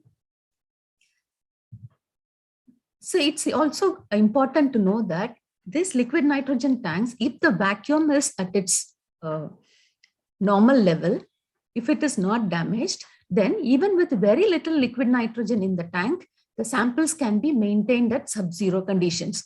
This is because there is already liquid nitrogen vapor there and it is at a supercooled state. However, if liquid nitrogen is completely exhausted, then an equilibration occurs with the ambient temperature, and that is when the thawing starts to happen. Now, these tanks, actually the liquid nitrogen tanks, are prone to damage. And how does this happen? All tanks are prone to damage. However, if you are moving the tanks very frequently in and out of the laboratory to fill them or for any other purpose, then there are more chances that they get damaged easily. And suppose if you do not handle it well, because they're heavy, and especially with the liquid nitrogen, it makes it even more heavier. Then if you do not have proper wheels or proper equipment to move these tanks, then they can be dropped or can be banged against the wall, and the tank can be damaged. The vacuum can also be lost by puncture. And as I told you, there is a welded seam in the neck of the tank, and that can be damaged, leading to loss of vacuum and loss of liquid nitrogen. As I said earlier, we should remember that all tanks will fail over time. Sometimes we notice that a new tank will not be able to hold liquid nitrogen for 24 hours or less. However, an older tank could efficiently hold its sub-zero temperature for decades without fault. So actually, it's very, very hard to predict which tank is going to function well, which is going to actually go bad. How do we avoid problems? We have to implement extensive, thorough, and innovative quality and risk management measures. So what is that we have to do? The first thing is daily inspection, and equipment records should be maintained on site regarding the lifespan of the cryogenic tank. So when you purchase a tank, the manufacturer would suggest, so the lifetime of this tank is say for 5 years or for 10 years, but the functional lifespan is something which we have to find out by repetitively measuring the quality control, that is the level of liquid nitrogen it can hold and the evaporation rate. Now, when you physically examine the tank daily, actually there is an acronym for that. So these are the parameters you have to look for.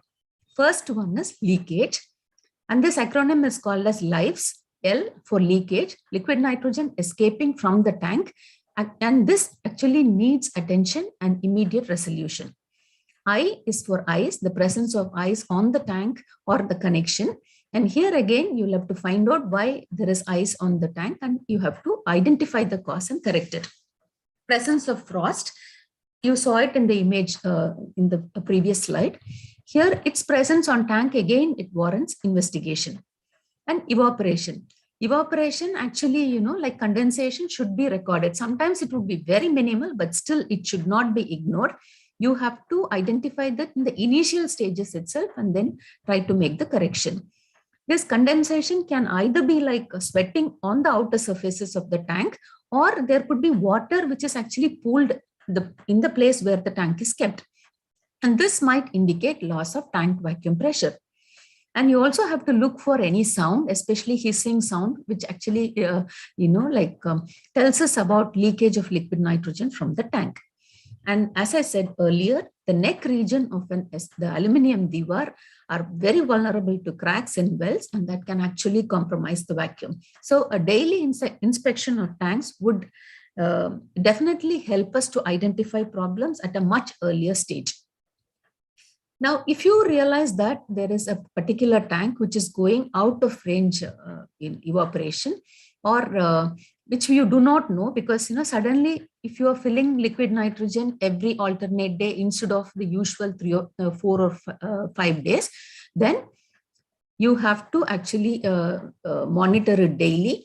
Even though your QC would say that monitor these tanks once in a week, but these kind of problems actually should be monitored daily. And if the tank actually remains out of range, revealing abnormal evaporation rate, then immediately you should shift the samples which is present in the tank to another backup tank. And new tank should be purchased, and the operation actually has to be tested before placing into use. So how do we use a new devar? Because most of the time what we do is the moment we get a devar, we just actually pour liquid nitrogen into it and then we start using it. But that's not the way. Like, you have to validate the tank at least for a week. If not, but what is recommended is you have to validate it for 30 days. What you do is you just actually fill in liquid nitrogen, like half tank one day. The next day you fill in with full tank. And this you continue doing it for a week. Then after some time, you just kind of let you fill the tank and then leave the lid open. And after a few days, you just fill the tank and then leave the lid closed. And then you check evaporation in all these conditions. And this actually should tell you like how efficient the tank is in maintaining the liquid nitrogen level. Only after that, you can start using it. You can start placing your samples in it and can start using that. Now, from the tank, the other thing is the liquid nitrogen supply. See, anecdotal reports would say that most of the problems with liquid nitrogen arises due to complacency in quality control. Like the individual who's assigned to fill the tank would forget it. And more so because, like we place our liquid nitrogen tanks in low traffic areas. So it's not that we just pass by that area frequently. We have to intentionally go to the place where liquid nitrogen tanks are stored and to check them. So sometimes what happens, we just forget it and we think that it's an eternal cold chamber there and then forget to fill liquid nitrogen. And this can actually cause damage to the samples which are kept inside the liquid nitrogen tank. So what do we have to do? Every day it has to be measured. If not every day, at least in a week, like it depends upon the usage of tanks in your laboratory, you have to devise a frequency. And this is what like we do. We just, it's just not that like you measure, you also have to record it because that will give you an idea if any tank is actually behaving out of its normal range. So you just measure the tank, the liquid nitrogen level in the tank using a long scale, and then that is noted down. And then whenever we are filling liquid nitrogen, that is also mentioned here. So this record has to be maintained. This is actually stuck on the wall near the tank. So anybody who's coming in would see this and they know that like if liquid nitrogen has to be filled in or if you find anything amiss in these readings.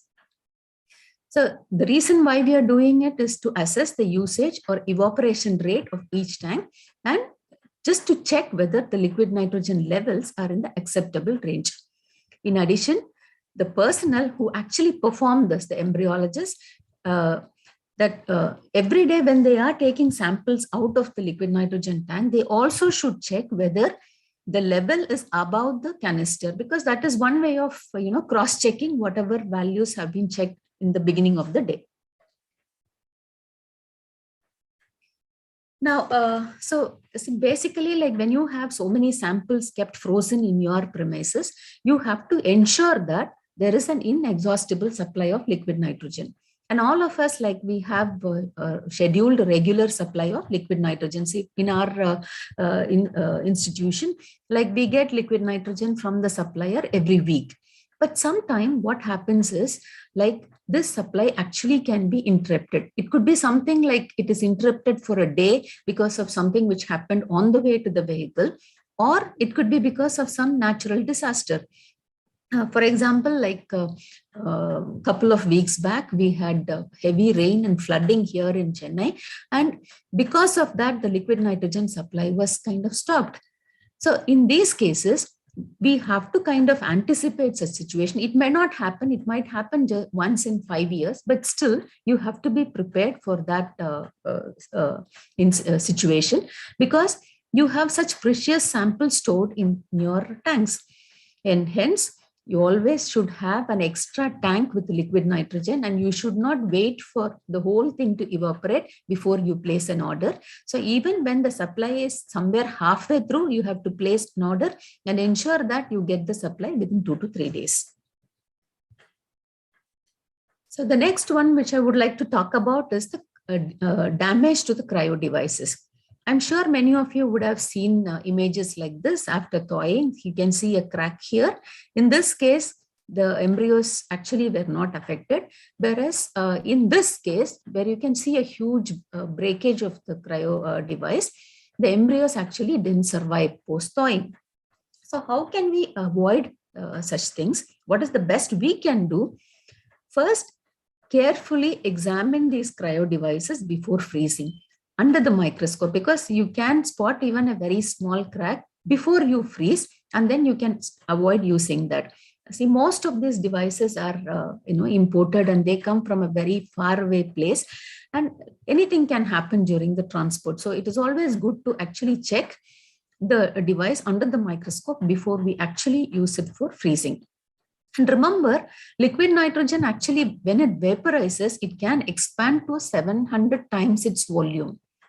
So it's always important, say, for example, when you are closing a cryotop or a cryolock or any device, like even if the liquid nitrogen gets inside that, when you're thawing, the entire thing should be submerged in liquid nitrogen. The cap has to be removed, and then you have to take the device out. If you just partially expose it to the room temperature, then there are chances that liquid nitrogen expands and it can actually damage the cryo devices. And this is even more significant if you are using cryo vials, because there are many incidences where the cryo vial actually would explode. So in these cases, care should be taken not to overfill the cryo vials, and also not to over tighten the caps. And sometimes you tighten it so strongly, and then you will not be able to remove it. And the moment you take it out of liquid nitrogen, the whole thing will explode. Same thing with the cryotops also. I have seen in a case where we were unable to remove the cap of that cryotop, how much ever we tried. Finally, with all the tugging and pulling, the cap came off, but it came off with the tip of the cryotop, which had the embryo, and it was stuck inside the cap, and we were not able to recover the embryos. So, like the idea is to close it, but not to close it too tightly that it would become very difficult when you thaw and remove the cryotop from the liquid nitrogen. And also we have to be very careful to avoid fluctuations in temperature. Now, the next one is accidental thawing of samples in storage. How does it happen? See, all of us have regular audits, because we kind of check the stored materials and check it against our written records or the information which is present in the system. Now, when you're doing such audits, the process has to be very well defined. How often are we going to do it? Because if you do it very frequently, then there are chances that you are going to damage or you're going to thaw these embryos. And then you also have to define very clearly what is the container we are going to use, because in our system, we have a huge thermocol box, which can actually completely keep the canister completely submerged, so that the canes will not be exposed to the room air. So we should have such kind of containers when you do audits like this. And then we also should know that, see, most of us do handwritten labeling on cryotops or cryolocks, and even on the straws. And so what happens, there will be frosting. The moment you take it out to check, there will be frosting. And to check that, you kind of rub on that. And this rubbing can also be harmful. It can actually cause damage, or can accidentally thaw the material. See, in this case, the electronic witnessing system is very helpful, like especially a matcher. Like, I do not have any commercial interest in that product, but I've seen that This helps us to kind of identify what is there in the liquid nitrogen tank without having to check it physically. And another thing which actually does, like the reason for accidental thawing is wrong or incomplete labeling. So sometimes what happens, like in some labs, they do not follow a proper labeling. It is just initials, or it just would be the date, or it would be the ID number of the patient. And sometimes, like numbers, if it is not written very clearly, like you can get confused and you might take a wrong cryolock. And then the moment you come to the laminar airflow, you realize that it is wrong. And then you put it back into liquid nitrogen. So all these things can actually cause accidental warming of the samples. So how do you identify that something like this has happened? When you see that there is poor survival post-thawing, in spite of freezing good quality embryos, then I think definitely you should look into that, whether, like while you're searching for somebody else's cryotop or cryolock, if you are taking other canes also outside, and whether they are getting exposed back and forth into the liquid nitrogen tank and outside, all these things has to be definitely looked into. I would like to quote one incident which happened to us in the early stages of vitrification. Suddenly we realized that like our survival rates were very poor. Embryos were very good. We carefully went through the vitrification process. We also looked at the thawing process, and we were not able to identify. And then we realized that we were actually using a shallow stainless steel trays for covering or for capping the cryo devices, and also for removing it, because more than a thermocol box, this was actually giving a great visibility. It was very, very clear. But since it was stainless steel, and it was, like if you pour liquid nitrogen, after some time, you will not be able to hold it, even with a liquid, the cryo gloves. So what was happening was, once the procedure is done, and when we are taking it to the liquid nitrogen tank, we have to walk at least some 5-6 meters from our laminar airflow to the tank. The embryologists were really reducing the level of liquid nitrogen because it's too cold to handle, too cold to carry, even with the gloves. And then, when there is very less level of liquid nitrogen in the tray, it was just going on to one side, and one side of the tray, it was just dry. So I think the samples were just getting thawed and, frozen frequently. And once we corrected it, we devised our own, equipment, where we placed this stainless steel tray in a thermocol box. And then when it was easy, the whole thing, our results went back to normal. So and if we have not looked into that, we would only be thinking like what had gone wrong with the freezing, or this embryologist is not freezing the embryos properly, or this embryologist is not thawing the embryos or warming the embryos. The whole thing would have got diverted. We would not have actually known what the problem was. So a lot of damage can also happen during storage. Now, to avoid all this mislabeling, then record keeping is a must, and it has to be thorough. Like you should be able to trace the details of embryos from the embryo data sheets, the cryopreservation records, and cryo storage inventory. Very, very important. I have heard of many incidences where, instead of the right tank number, some other number would be written by mistake. And then the embryologist would spend the whole day looking through the entire tanks for this particular patient's embryos. Since it's very, very important, then we also, try to have double witnessing there, so that like whatever they're writing in the record, that we are placing in tank number 1, canister number 2, it's the same. And that is what exactly is mentioned in the records also. And duplication of records is important, that you should at least maintain it in 2 places, in your register and your system, or if any other place where you can record all this information.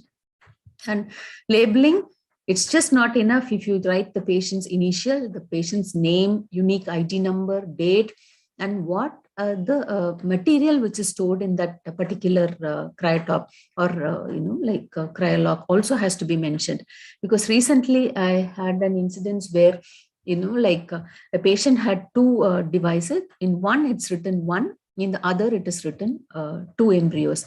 Patient wanted single embryo transfer, so we took the one which is, on which it is written 1 embryo, but we realized there were 2 embryos there.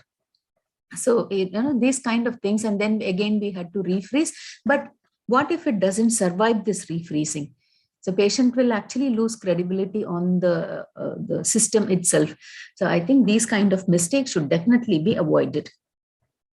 And even when you are labeling, everything has to be written. The tank number has to be written, canister number, or even the unique cane ID has to be mentioned. And all these, maintenance in a daily, weekly, and monthly record is an important part of the quality management system. And one thing which I would like to mention here is these QC procedures should be performed by responsible senior people, because most of the time what happens is, like if it is media dish preparation, andrology, and checking liquid nitrogen levels, or all these work would be assigned to the junior most in the lab. Like somebody joins fresh, they would be given all this work. But I think it should not be the case, because it's very, very important that a small flaw here and there would actually cost us so much. Hence, especially this QC work has to be done by experienced or senior people in the laboratory. And it's also important that these duties actually should go on a rotation, that it should not be given to one single person, because that can lead to complacency and it can lead to mistakes. And all these QC records have to be maintained in the site for at least a period of 2 years or so for quality assurance purposes. Now, the next thing which actually can go wrong, or at least, like there is a doubt that this can happen, is cross-contamination. And all this came up from the incident which happened in UK 20 years ago, where in a blood bank, there was a contaminated sample which actually contaminated the bags of sample which was kept near it, and many people had contracted hepatitis. Now, this has not happened in IVF field, but we should know that in fresh case, there was an incidence where 100 patients in a Dutch clinic had hepatitis because contaminated serum was used for media supplementation. So when something like this happens, it affects many patients, and hence the IVF community actually should be mindful of the risk.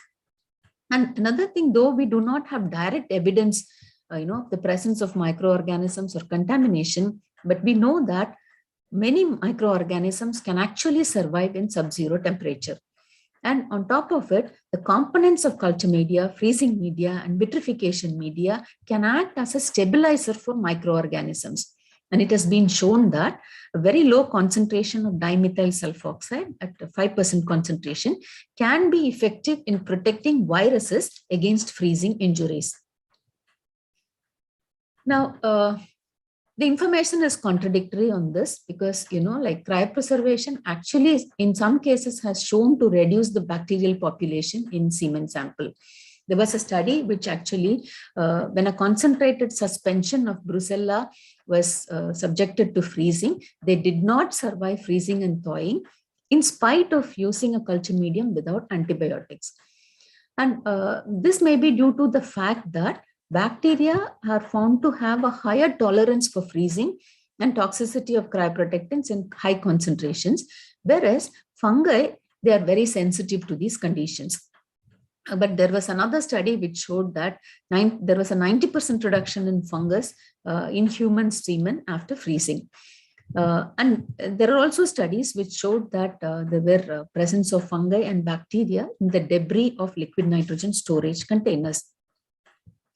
Now, in spite of all that, we have not heard of any major incidences where the IVF samples were contaminated while storage in liquid nitrogen tanks.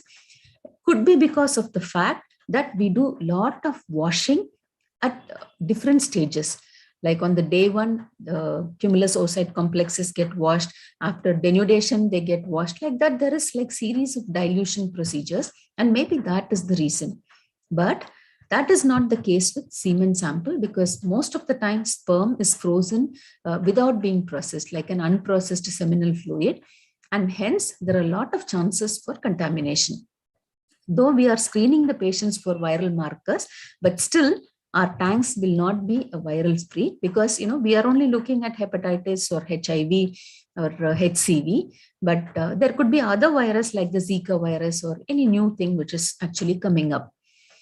In one of the studies which actually was performed in an assisted reproduction clinic, they looked at semen and embryo samples which were stored in liquid nitrogen for 6 to 35 years. And 40 samples were analyzed, and they found 32 different types of bacteria.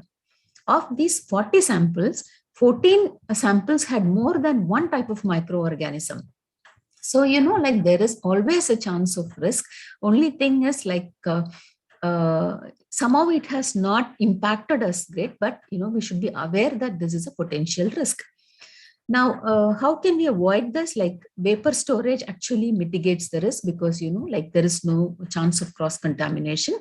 But people are very wary of storing samples in vapor stage. But there are a lot of recent studies which shown that like it is storing mouse oocytes and human oocytes in vapor does not cause any harm. It does not reduce the survival ability.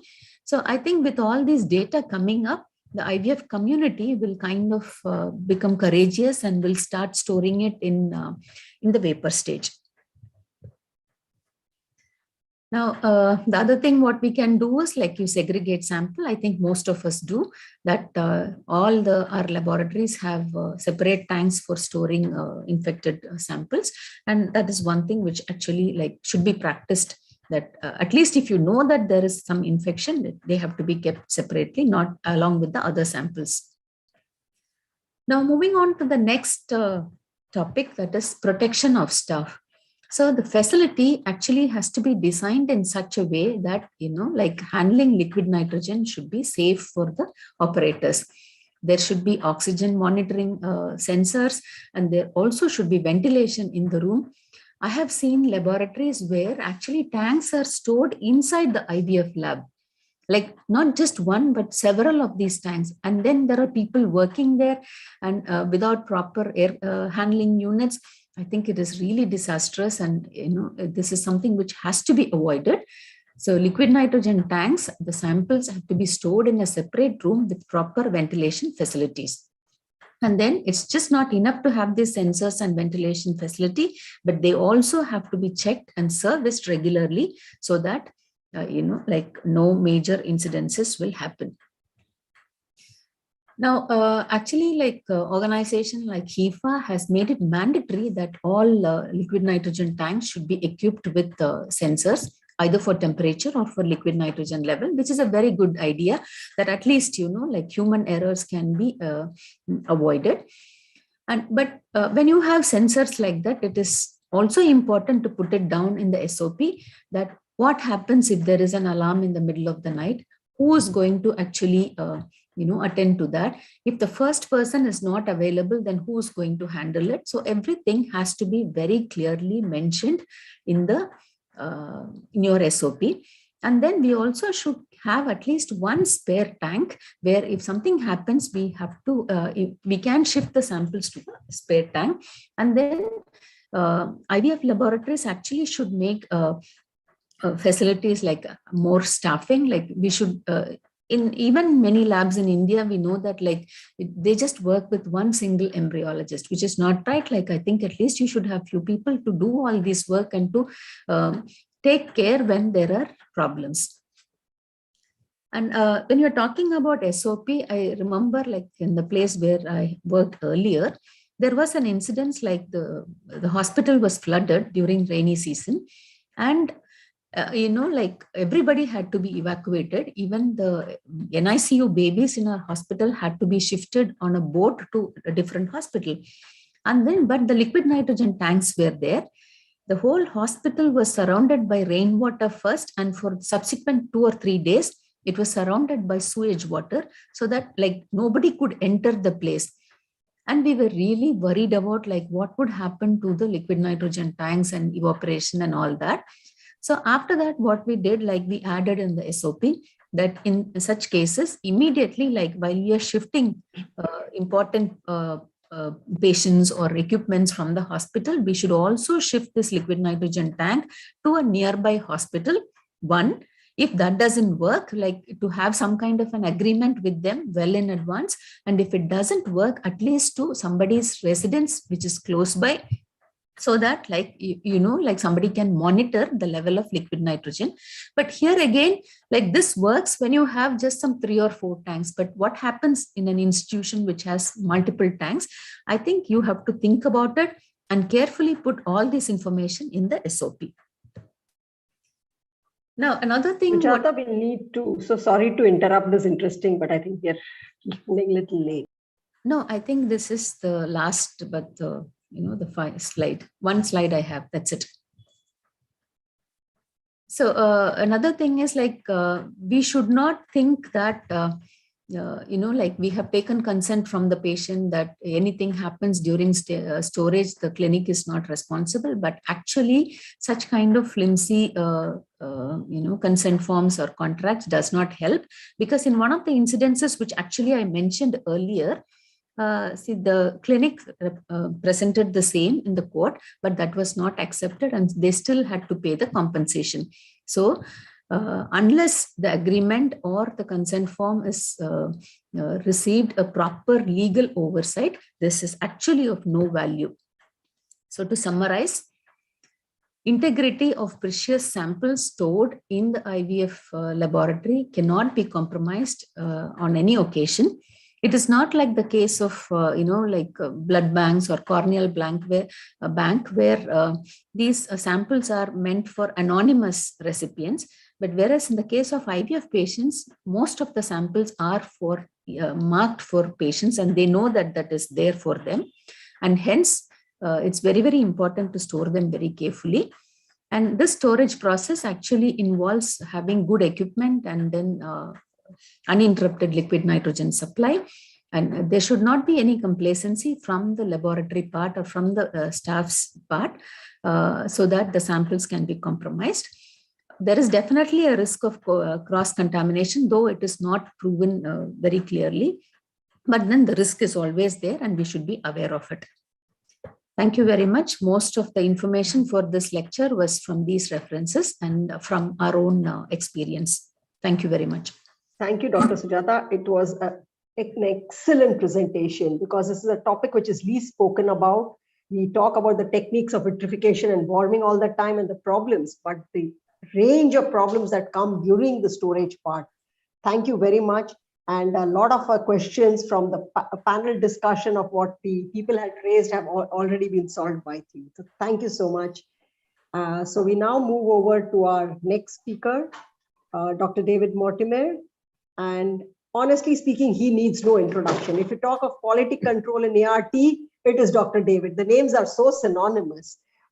Just not to take away his time, I would just like to say that currently he's the president and consultant in reproductive biomedicine in Uzwa Biomedicals, and he's had faculty positions in the University of Calgary, director of Sydney IVF, advisor to umpteen centers across the world. And like I said, quality control is David Mortimer. He has published about 160 publications, and I really want to thank you, Dr. David, for getting up this early morning on a Sunday morning in winter. So over to you, Dr. David, to talk about air. Thank you so much. I'd love to start. Okay, there we go.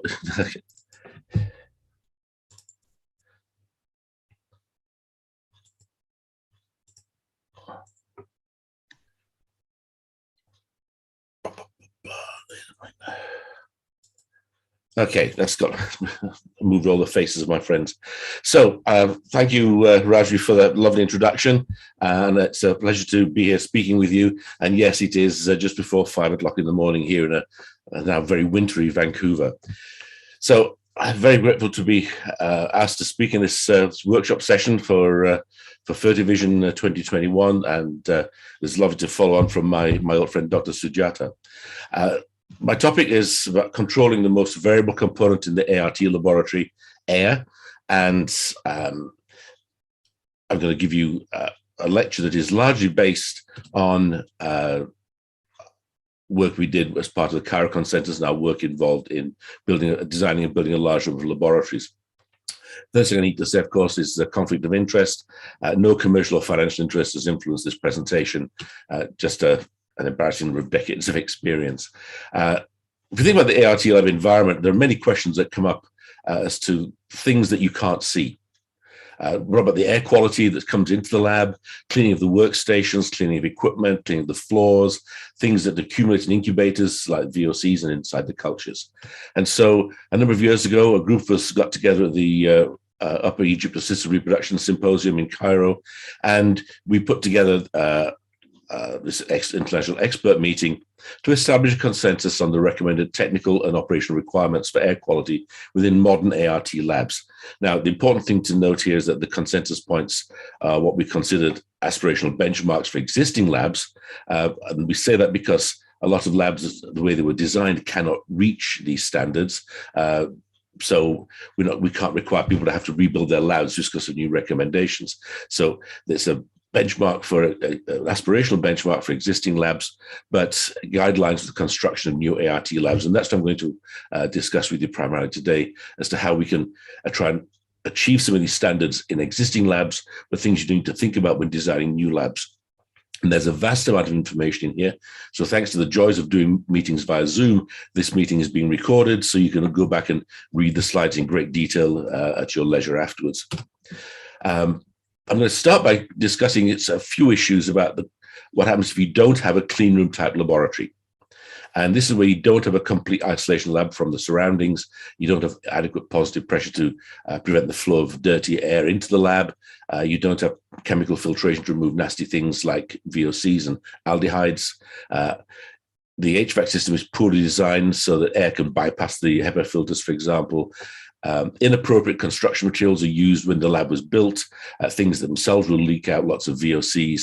The fresh air that comes into as part of the ventilation system might come from somewhere horrible like the shipping dock or near a helipad, which is a real world example. And you've got to make sure you can actually get to the heating, ventilation, air conditioning equipment to be able to service it and maintain it. So when we're designing a new ART lab, the things we want to know about first is understanding the needs. And it's not just that we need to understand that, it's the architect needs to understand that. The contractors need to understand it, because unless they understand it, they can do things that are inappropriate for achieving our goals. So we need to understand how all aspects of the lab environment can impact gamete and embryo biology. And we have this Cairo consensus for HVAC systems. I'm going to, in a moment, compare that to the ISO 14644 standard as well. When we're designing a facility, we look at optimal ergonomics for lab configuration and layout, look at space adjacencies, communications, and physical isolation of the ART suite. An ART suite is the embryology lab combined with the usually the oocyte retrieval space and perhaps embryo transfer rooms as well. We specify the HVAC system performance characteristics, so we are the design characteristics of the system, and we look at controlling the VOCs through the fabric of the laboratory itself. And once it's operating, one of our major concerns is minimizing VOCs from getting into our culture system. We want to stop them getting into the lab. We want to decrease what's there, and certainly decrease what's inside the incubators and in cultures. Some people talk about very high specification clean rooms, ISO class 5. This is a big problem. Yes, it's possible and you can do it, but it requires very high air changes per hour and a high percentage of ceiling filter coverage. So if you want to go ISO class 5, then you, according to the ISO 14644 standard, to achieve that, you're expected to have 240 to 600 air changes per hour, which is massive. And the ceiling is about 1/3 to 2/3 filters to achieve this. And this is completely impossible. And the sort of clothing that has to be worn in these rooms is extremely impractical for performing embryology procedures. So this is the Cairo consensus expectations. We're talking about an ISO class 7 room, which is what is a typical operating theater. We don't keep the microbials low, including fungal spores. VOCs kept low. We have a relatively low number of air changes per hour compared to surgical facilities. And this is important because we don't want to have too much of a cold breeze around the room, because this will increase our problems of protecting the oocytes, in particular, but also the embryos, from cooling. We use a lot of recirculation so that, in fact, we put in only a small amount of fresh air. And the reason it's small amounts of fresh air is because it's intended to be recirculated. We spend a lot of money cleaning and warming or cooling as appropriate the air. So we want to make sure that we keep the minimum amount of outdoor air to only what's needed to make up for leakages.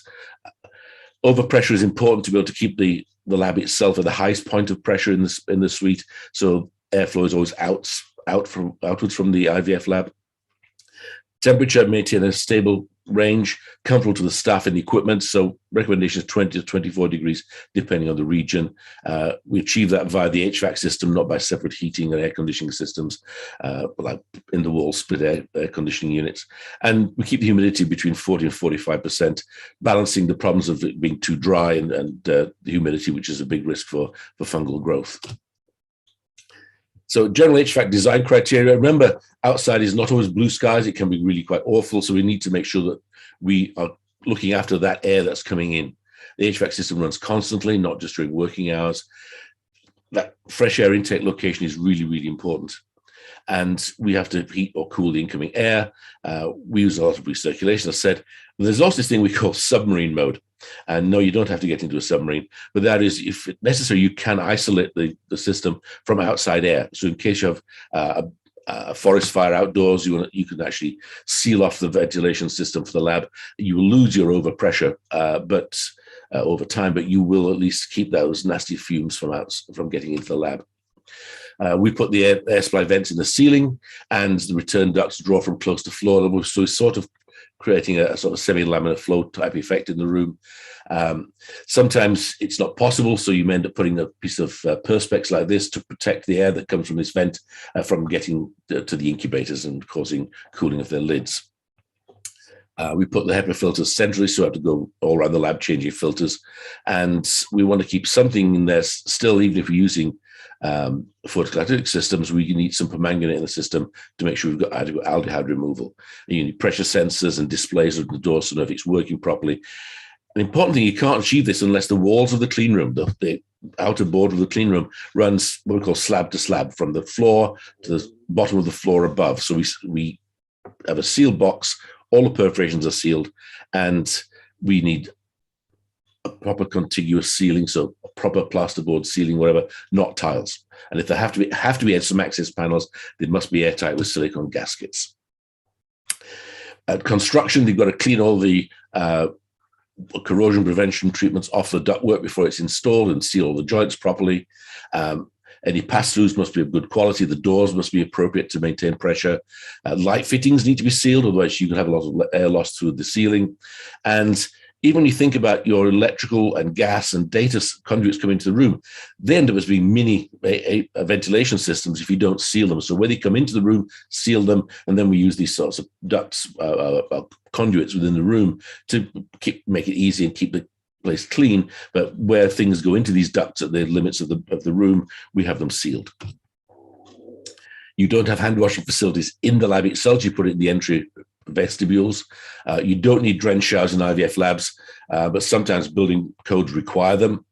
If that's the case, do not let the trap or the drain dry out, because then you'll have all things, smells coming from the sewers.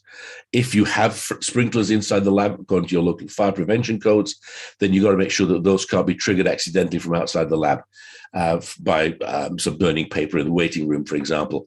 That would destroy your laboratory very quickly. Avoid unnecessary plumbing in the space above the ceiling, because every one of these pipes is a risk of leakage. And think about what's upstairs. Now, hopefully it's not a rooftop swimming pool, but there are many labs have suffered floods from above, either from pipes or things above them. So I'm not going through the details here. They're all in the ACARA consensus, but the construction materials are important in terms of the walls, the floors, the ceiling, the windows, the furniture you put inside, the countertops that you use, and the paints that you use. Everything needs to be considered and make sure that it's appropriate for this particular purpose. When you're commissioning a new facility, you've got to think about a burn-in period. You've got to allow for adequate time for off-gassing of construction materials. But if you minimize the amount of VOCs in those materials, this off-gassing does not need to be something crazy like 3 months. It can be as little as 2 to 3 weeks. And we've certainly achieved very good levels with that sort of time scale. And of course, we have to verify by specific VOC testing to provide comparison with the baseline. And things like human sperm survival tests are not adequate for this purpose because sperm are not very sensitive to VOCs or endotoxins or anything. So it's not a very good test for any of these sorts of purposes. So we actually have chemical tests done for the VOCs. When the lab is finished, it has a deep clean. And this will usually be done after the burning because you do, all those VOCs that are being off-gas here will be accumulating in other places. So wait till they've off-gassed and then clean. This is an intensive cleaning period prior to validating the space for clinical use. And every surface is cleaned, including hard-to-reach corners, inside cupboards, underneath drawers, all of the equipment. And we need to use products capable of removing all the expected contaminants. So we need to use chelating soaps or whatever to remove heavy metals. And then after you've done all this, you clean again with your normal cleaning products for an IVF lab to make sure there's no trace of the cleaning agents that are left behind. One of the important things then is to have ongoing VOC management that is effective. So obviously keep the HVAC system serviced. If you're using aldehyde-based cold sterilized for ultrasound probes, like these GUS units, they cannot be used inside the ART suite. They have to be away, somewhere where this, the fumes from here are going to be kept away from the air that can get into the ART lab. Your infection control measures that may be in routine use elsewhere, if you're in a hospital, for example, may not be appropriate here and can even be embryotoxic. Things like alcohol-based hand sanitizers should not be used inside the IVF lab because they're just a massive source of VOCs. So yes, you might be reducing infection risks, but you are actually in process of killing the embryos. And using cleaning, think about what you're using.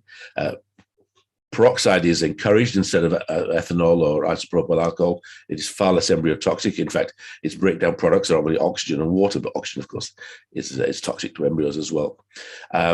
You must be careful not to expose the embryos to any sterilizing agent or its residues that you use within the lab. So when you're cleaning, people often wipe down afterwards with sterile water. You've got to avoid cleaning products, air fresheners, cosmetic or grooming products that release VOCs. This, as I said, includes the hand washing and sanitizing products, as well as, no perfume, and being totally egalitarian, gentlemen, there's no aftershaves either. Laundry detergents that you use for cleaning the scrubs should not release VOCs. So you have a perfume-free environment. But if the clinical procedure rooms are within the ART suite air system, then the patients must not wear any skincare products or cosmetics or whatever, and nor should the partners if they're present as well. Beware the harmful effects of third-hand tobacco smoke. Obviously, there's no smoking and no vaping inside the lab, but people who go out for smoke breaks, you can smell them when they come back in. They're bringing in third-party smoke, so you should avoid that as well. Packaging materials have been exposed to the outdoor environment should never enter the ART suite. So none of the exterior cardboard goes into the lab. It's a big source of potential source of fibers, particulates, dirt, and particularly fungal spores. So we even minimize the passage of the interior cardboard or paper packaging into the ART suite as well. But you've got to have appropriate levels of control, but certainly exterior cardboard boxes should never get into the ART suite. You need to think about off-gassing of VSTs from any of the culture materials that you're using. All plastic culture should be off-gassed outside the lab if possible, while maintaining cleanliness and sterility, of course, for those products. We don't really know how long this requires, and it probably depends on the products and the manufacturing and the packaging, etc. And we really want to encourage people to do some prospective studies to investigate this and confirm the necessary duration. And obviously, we suggested that manufacturers should use breathable packaging to support this off-gassing. Remember that the operators themselves, embryologists, anybody who enters the lab, are significant potential sources of VOCs as well as other contaminants, and you need to include those potential sources in your risk assessments. And your scrubs and other PPE that you've selected as per your facility policies should be non-shedding, non-static, and color stable, and the conditions used in terms of the washing, drying, and sterilization. So you've got to be careful if you're using an external service for washing your scrubs, for example. Another area that came up of particular interest is photocopiers and laser printers, and perhaps also inkjets, all emit unwanted chemicals, such as ozone, solvents, and obviously toner dust particles from laser printers, and really should avoid using them within the ART suite. If you have to print labels or papers, whatever, do them outside the ART suite and bring the papers in. If you have to use them, ideally use electronic forms of data entry where you can. It's also interesting that computers also emit VOCs and formaldehyde. So desktop or tower type computers will emit a lot. All-in-one PCs emit less. Low-powered computers such as laptops, even less. Tablets and smartphones produce no or very limited amounts of these chemicals. So you should minimize the number of large computers in the ART suite, and the recommendation is should be switched off when not in use. But of course, each lab should undertake its own risk assessment regarding the use of computing equipment in the clean room lab. And it's recommended that new computers be off gas by running them for at least 10 days outside the ART suite. Anytime you smell that new smell, those are VOCs, and we don't want them in the lab. Inside the lab, you can remove the VOCs that happen to be floating around there using either filtration, using carbon permanganate, by photocatalytic oxidation, PCO, or electrical plasma oxidation. Now, many of your labs will probably have these coda towers of the big version, small versions, whatever. And these towers give maximum VOC removal in a single pass. But there's a high resistance to airflow because of all these filters, so you need larger fans. And I'm sure you're all well aware of the noise that these things generate as in the background in the lab. The other thing to remember is that charcoal has a higher affinity to water vapor than it does to VOCs. So these filters are less effective in humid environments, which is why it's important to control the humidity in the IVF lab. So if you have these filters and they've been used for quite some time, they will have absorbed VOCs into the charcoal. If you then increase the humidity in that lab because the dehumidifier breaks down or because it's a particularly humid day, then they will release some of those VOCs back into the environment. That's basic chemistry. Photocatalytic oxidation basically uses a UV light, which is not enough to damage the embryos because it doesn't escape from the units. UV light does not reflect. UV light reacts on surfaces. So the blue light you see inside these units, that's not UV. The blue light is just a blue indicator to show that the machine is working. Ultraviolet, you can't see it at all. But the ultraviolet allows the VOCs to be broken down to CO2 and water vapor. It's not all done in one fell swoop. You get rid of about 15 to 20% of the VOCs per pass through the unit, but you process through these quite quickly within the lab. There's negative resistance to airflow because of there's very few filters in here, and there's no sensitive to water vapor. So we've been using this technology now for 20 years. Over 20 years. And this is one example from back in 2006, where we had those small units inside the lab. Now, we had 3 of the big Xander units in the HVAC system built in series. And after construction, and this is literally just after construction was finished, we were measuring VOCs around different places in the clinic. But this is in the embryology lab here. And some places in the lab were a bit higher than others, but the levels were already quite low in most areas. But then when we turned on those small floor standing units inside the lab as well, we got the VOCs down to levels which were down about 20 or even less parts per billion, which was good performance. So inside the HVAC system, we had 3 of these units in series, and it performed incredibly well. In fact, it performed so well that Fred Zander at the time developed this integrated unit called a Peacock 3, as in PCO 3 units. And you could use these units instead. And we still use these units in the design of our new labs. They do have optional removal replacement filters, as you can see, a MERV 13 filter for particulates, and some permanganate as well. Once you've done all this, you need to know that the system's working. So although particulates are not a particular problem inside the lab, I mean, it's nice to be very clean. And in fact, a good HVAC system in an IVF lab, the lab should feel almost like the fresh air on a mountaintop. For those of you who've not experienced that, then the air feels light and it feels a little bit exciting. It's just a very nice environment. But you can check the performance of your system by looking for counting particulates, and we found this device to be the most effective over years of trying different devices. And so this is the one we've been recommending for the last number of years. Very simple to use and give you lots of information. For measuring VOCs, there are some cheaper units, but we find this to be the most useful one.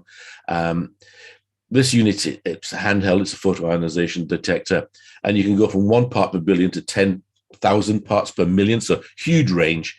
The problem is to get the calibration properly done at the level we're concerned about, which is less than 50 parts per billion, there is an issue because most of the so-called zero calibration gases, all they say when you read the fine print is that they're less than 50 parts per billion. So we pass it through a high efficiency hydrocarbon trap, and this is the unit we've been using recently. This thing is it's a good 2 feet long. It's huge. But if you pass the gas through this filter, which is a filter that's designed for purifying the vehicle gas in a gas chromatography system, then you can get down to less than 3 parts per billion. So our detection limit is 3 parts per billion. And that is a very good level to achieve. And it is quite practical if you've designed the lab properly and if it's being run properly. So this is the lab that we built, finished it just a couple of years ago. In fact, I think I was on site commissioning it 2 years ago. The procedure suite is huge. It's about 4,000 square feet. This place was intended to be able to function at a level of 5,000 cycles per year. We use the Cara consensus HVAC design principles and their ACH rates in the design of this facility. There were actually 11s and their Peacock 3 units inside the HVAC system. At occupancy, upon completion of construction and after the deep cleaning, we found via independent validation testing and our in-house PBB Ray 3000 testing that VOCs were undetectable, literally less than 3 parts per billion.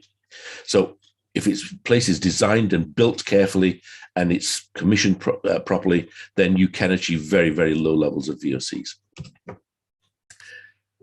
Within the lab itself, you can also accommodate changes in the lab environment by using different types of workstations than those traditional laminar flow cabinets. We've been using this sort of IVF chamber since the early 90s, but in fact, they go back beyond that. This I saw in Jacques Testar's lab for over 40 years ago. And in this case, his culture system was inside here, in here as well. He actually has incubation of embryos in tubes inside here with a gassing system, 2 microscopes, a stereo zoom and an inverted scope. So this was like literally a lab in a box. But we've used this type of workstation, then the later models, and now this latest one still. And now we have things that are not just temperature, CO2, and humidity controlled. We've actually got HEPA filtration, and they have a Peacock system, small Ziffair, built into them. So internally, the environment is recirculating, and it's not just HEPA filtered, it's got VOC elimination as well. We can now sit down and work at them. They're electronically height adjustable. And you can see this unit has 2 microscopes. In fact, this is a stereo zoom microscope. This is a digital inverted microscope with ICSI type microscope optics. And you can actually do things, check like looking at NPPs, granularity within this dish without even taking it out of this workstation. So this is what we've been using for our preferred workstations for about 3 years now. So take-home messages from this. As I said, the Cara consensus points should be considered as aspirational benchmarks for existing ART labs and as guidelines for the construction of new laboratories. The consensus provides recommendations, not requirements, because they're not regulations. They're not intended to be used as such. And we state that in the paper so that any regulatory authority can't just say, this is what you must achieve, because we know it's not possible for all labs to match those recommendations. And that lab may still be perfectly fit for purpose, because fitness is established by analysis of clinical outcomes. If you can get clinical outcomes that meet expectations, best practice standards, then the lab is functional, it is fit for purpose. But if you're building a new lab, then you can achieve better conditions more easily and more regularly. They become less variable. And the whole point here is to remove the variability aspect. So air is no longer the most variable component in the lab. It becomes one of the most stable components in the lab. And remember, it's not just a matter of designing and building a new lab and designing all those materials and construction principles. The lab must be validated, equipment serviced, maintained, and monitored routinely to ensure ongoing operational performance. In other words, ensuring that you can measure fitness for use upfront of the procedure, of the whole process, not waiting to see what the pregnancy rate is. You need to know that all the inputs into the process are correct, rather than just waiting to look at the outcome. That's a very old-fashioned approach to quality control. And nowadays we expect to put all the effort into controlling the inputs and the process itself, rather than just measuring the quality of the outputs. So design specifications are all clearly listed in the document. So anybody who's building a new ART lab can take this document and the information inside it and go on and get themselves a very stable IVF lab environment. Thank you very much indeed. And I will stop the share at that point.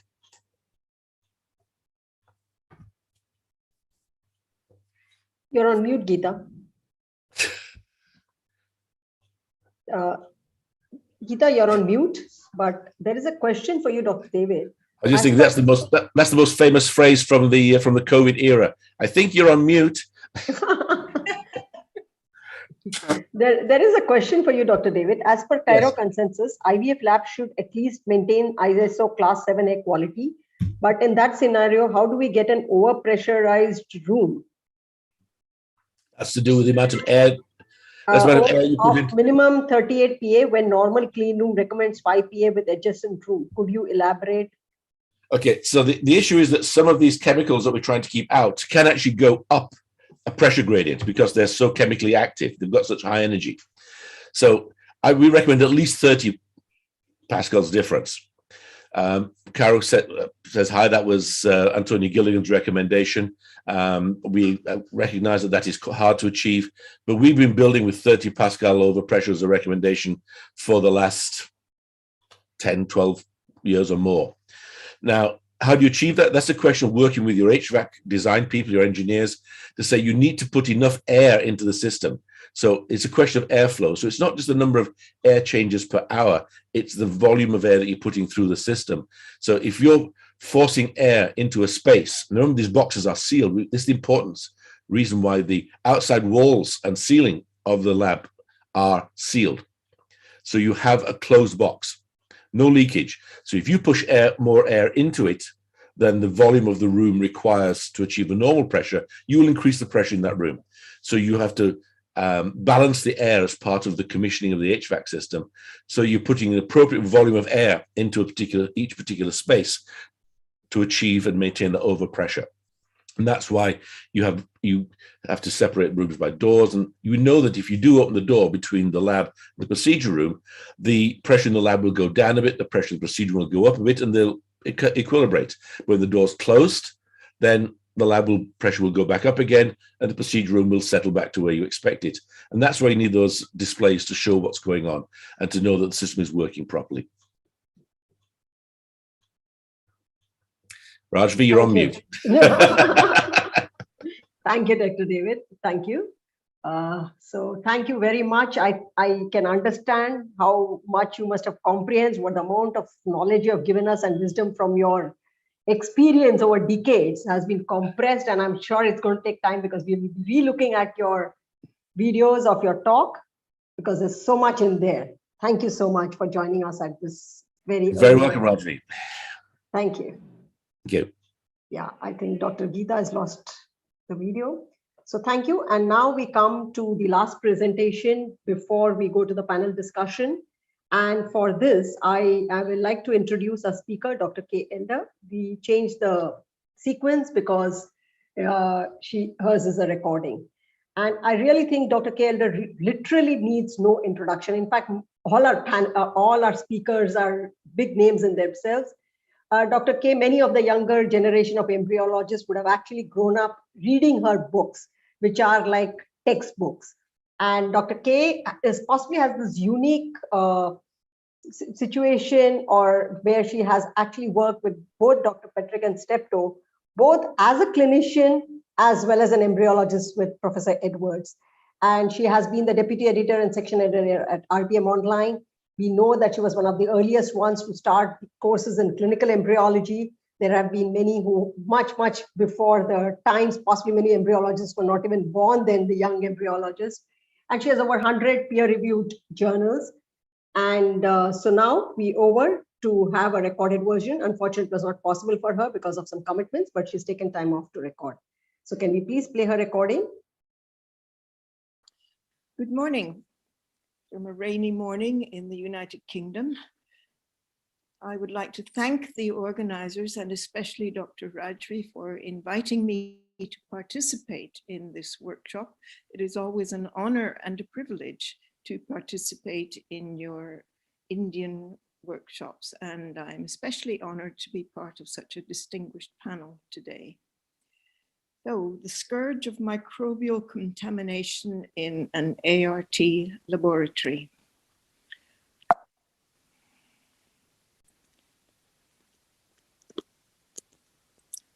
Let's start by defining what are we talking about? What is a microbe? First, let's learn about the nature of things. Well, a microbe is a microorganism, an organism that cannot be seen by the naked eye. It needs a microscope.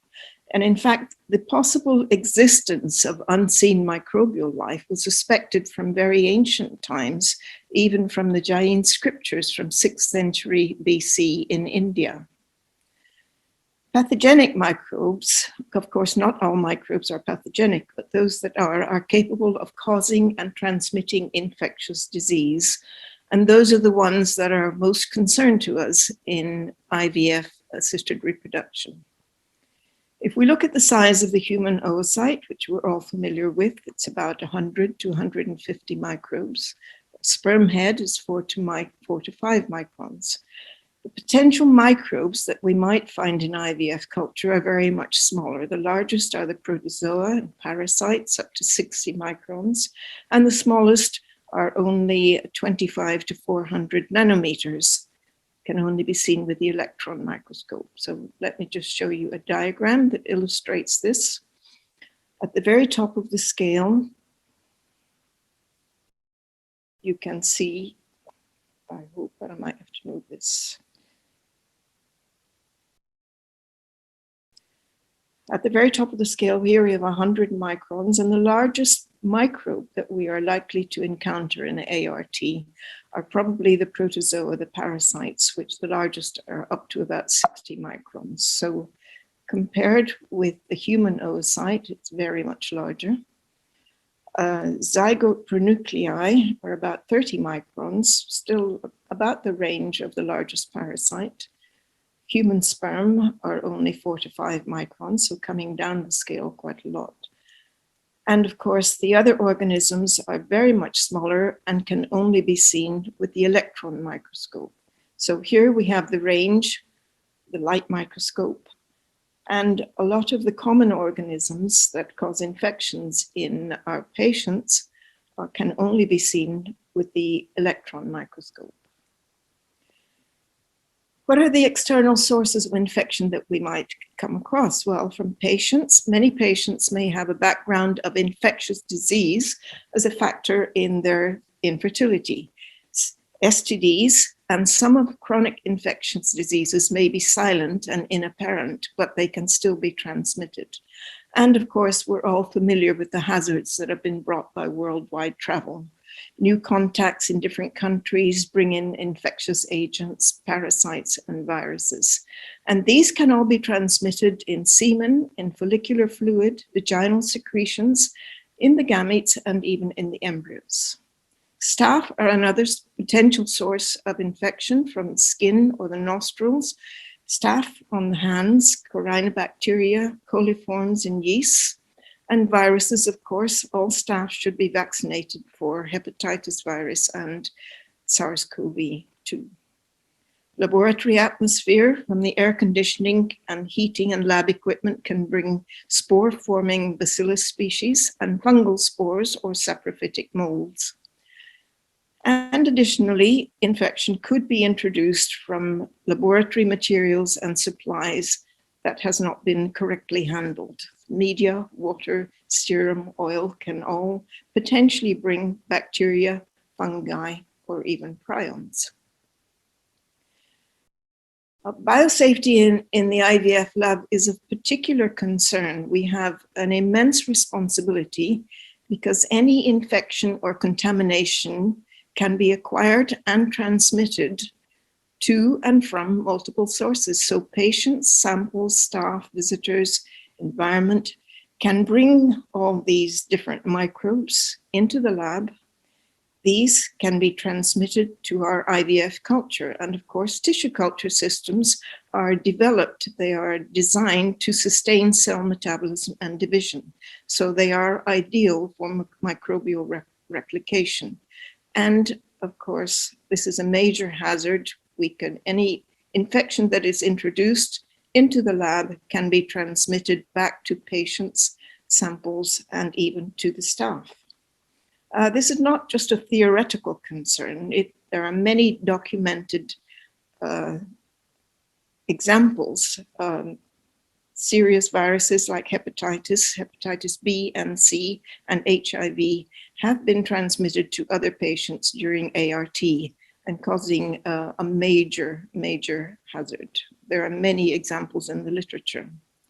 So we must be aware that any poor operating or laboratory technique in the lab not only jeopardizes clinical results, but it can have disastrous consequences.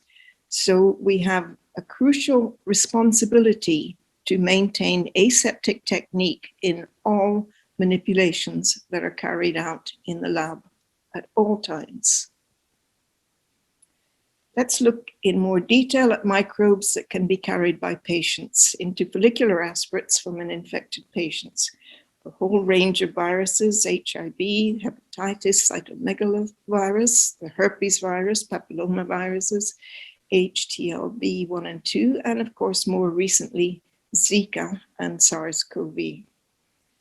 Bacteria, a whole range of urogenital bacteria, vaginal flora, anaerobes that are normal flora of the urogenital and gastrointestinal tract, genital tuberculosis, and the skin can carry staph and carinobacteria. All of these will be very happily reproducing in tissue culture media if we don't take care to avoid them. Fungi, Candida species from infected patients are quite common, and parasites, Trichomonas vaginalis is probably the most common one that we might encounter. Let's look at the bacteria in a little more detail. There are gram-positive bacteria with a thick glycoprotein cell wall. Mainly the vaginal secretions, Gardnerella and Lactobacilli. Gram-negative with the thin cell wall can come from patients infected with gonorrhea, chlamydia, syphilis, or ureaplasma, which are often associated with mycoplasma. Of course, all of these infections are very easily transmitted via semen. And you can find in the literature documented infections with gonorrhea, chlamydia, strep, ureaplasma, mycoplasma, trichomonas, and including the very dangerous viruses, HIV, hepatitis, and herpes simplex 2. Other viruses have also been detected in semen and may be transmitted. Papillomavirus, cytomegalovirus, hepatitis C, and HSV1. So we must bear in mind that instructions on hygiene when obtaining semen sample are essential, especially at procurement. We must also be careful in handling the containers. The outside of the container is not sterile. Semen itself is not sterile and must be handled with great care. Just to show you that this is not just a theoretical concern, a few documented case studies. There was a case in a UK clinic a few years ago where a man had been on holiday in Malawi, and the embryologist found Schistosoma hematobium in the fresh semen. You can see a picture of it, this amazing parasite on the right. Yeah, this parasite penetrates through the skin, acquired from walking barefoot, and then takes up residence in the bladder and urethra. The female was not infected, so in this case, the oocytes were vitrified and antiparasitic medication was prescribed, and the couple were able to come back to complete their cycle after the infection had been cleared. Trichomonas is actually quite common. This is one particular clinic, again in the UK, where the parasite was found in surgically retrieved sperm. The female partner had very viscous follicular fluid, and it was difficult to remove the cumulus.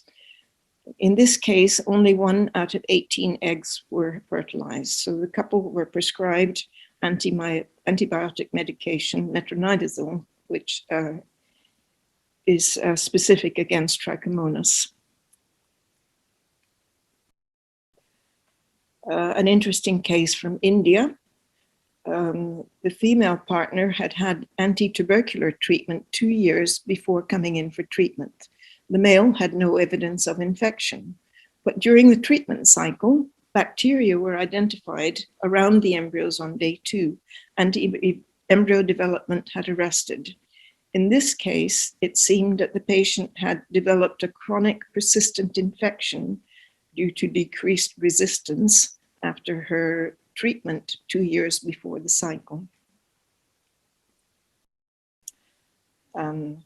Yeast infection in embryo culture, again, that's not uncommon. Candida species, very easy to pick up from vaginal secretions. And some fungi, probably spores coming from the lab environment.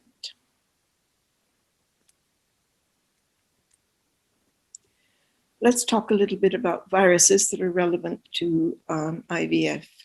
In the genitourinary tract, we have herpes simplex type 2, papillomavirus, which causes cervical cancer, and cytomegalovirus, it's CMV.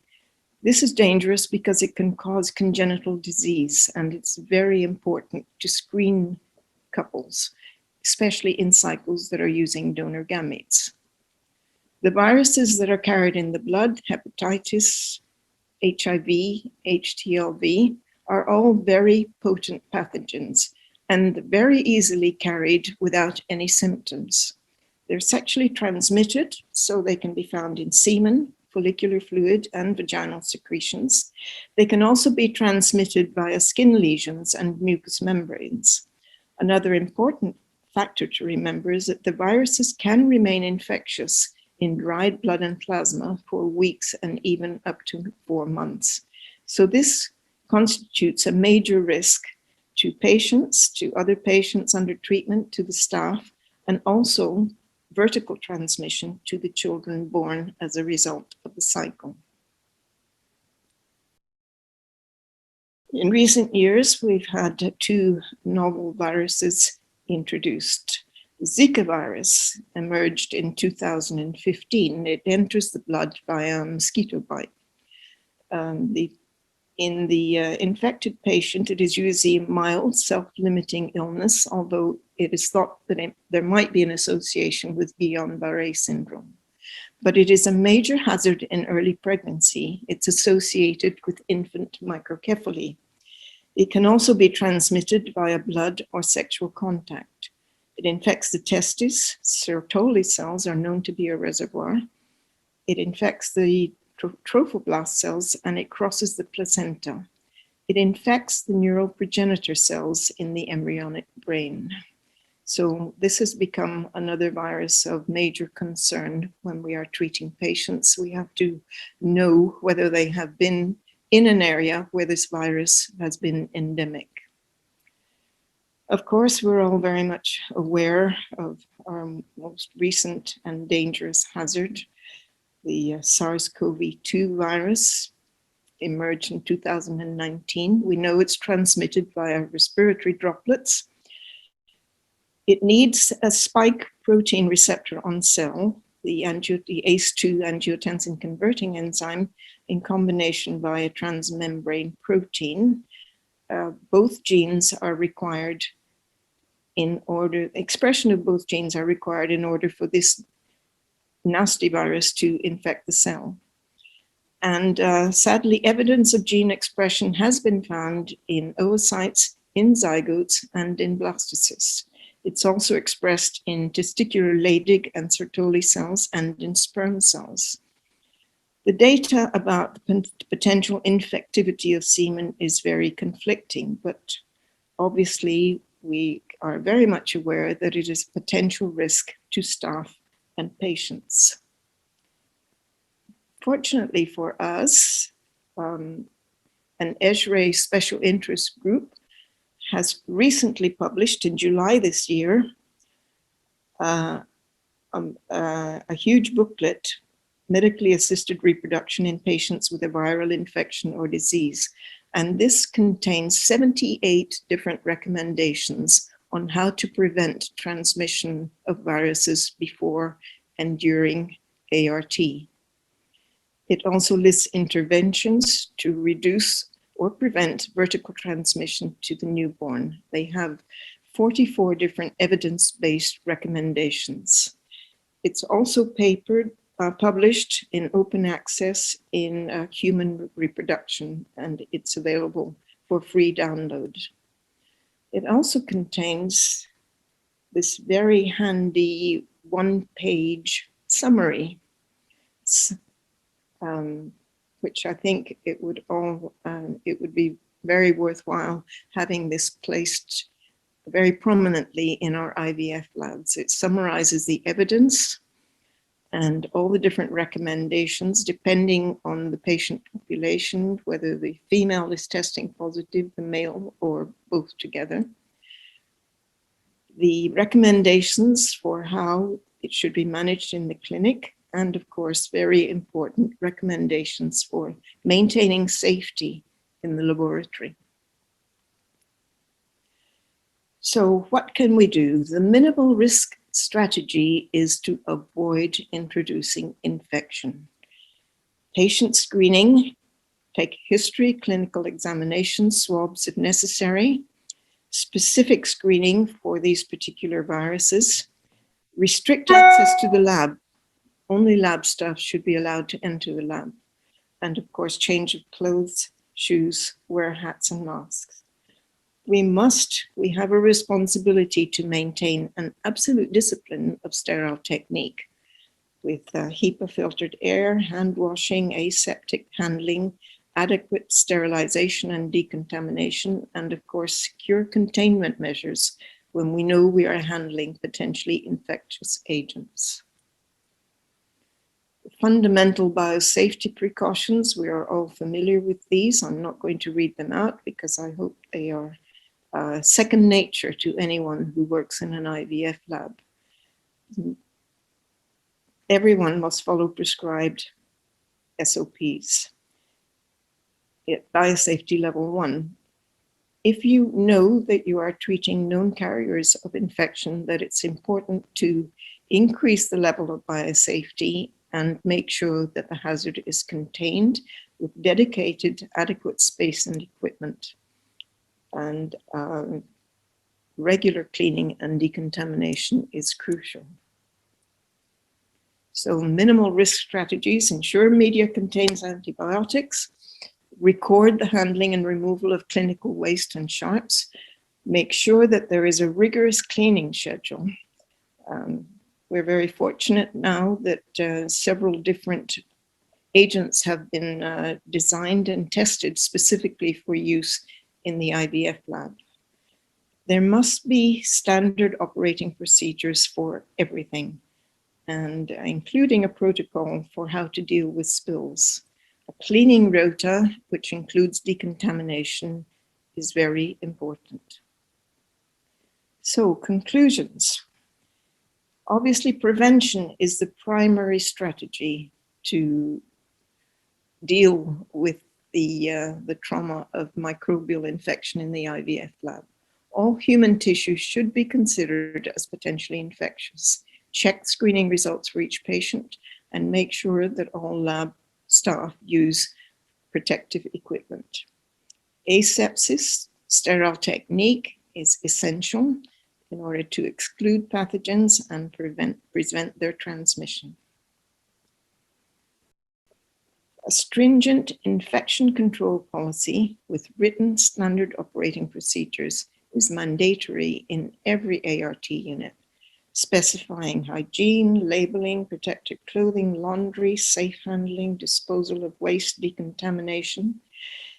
It is very helpful to have an appointed person responsible for monitoring the policy with a regular scheduled review of protocols and procedures. There should be written protocols for prompt reporting, evaluation, counseling, treatment, and follow-up of occupational exposures. Because after all, wisdom lies in knowing what one is doing and why one's doing it. So be aware of the hazards. Take liberties in ignorance is to court disaster. And each fragment of knowledge teaches us how much more we have yet to learn. So in other words, learn and understand all the risks and hazards, especially in relation to your own geographical location. Use all the information and common sense to avoid the risks and contain the hazards. Thank you very much.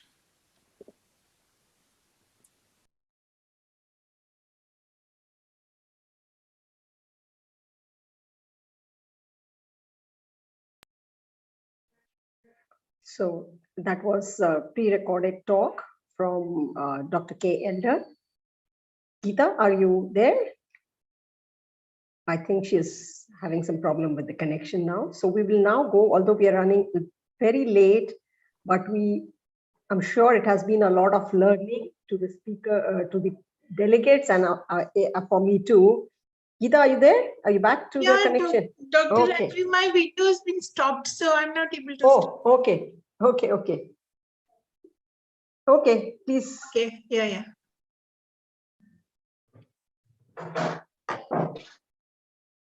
So we have with us, we are now going to start a panel on nerve-wracking scenarios in an ART laboratory. So we have highly experienced people with us working in the field of ART. We have Dr. Pranay Ghosh, Dr. Priya Kannan, Dr. Sujata, and Brigadier R.K. Sharma. So we know the two, although we know every one of them, but I'll introduce Dr. Pranay Ghosh for this panel. He's a director, Elixir Fertility Center. He's a consultant of Double Helix Clinical Cytogenetics and Reproductive Immunology Center. He's a ISHRAE certified clinical embryologist and has got specialist training in reproductive medicine from National University of Singapore. So I welcome you, Dr. Pranay Ghosh, to the panel. Next is Dr. Priya Kannan, who's Dr. Adwi, can you?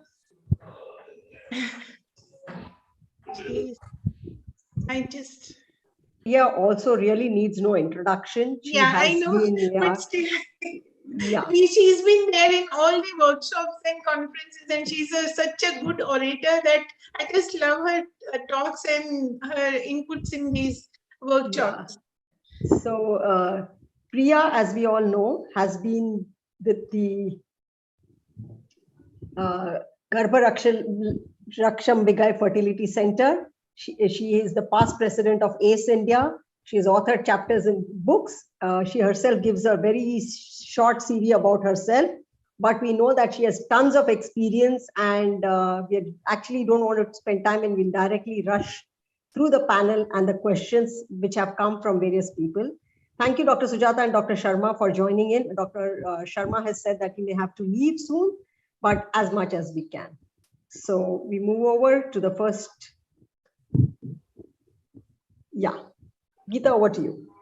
Yeah.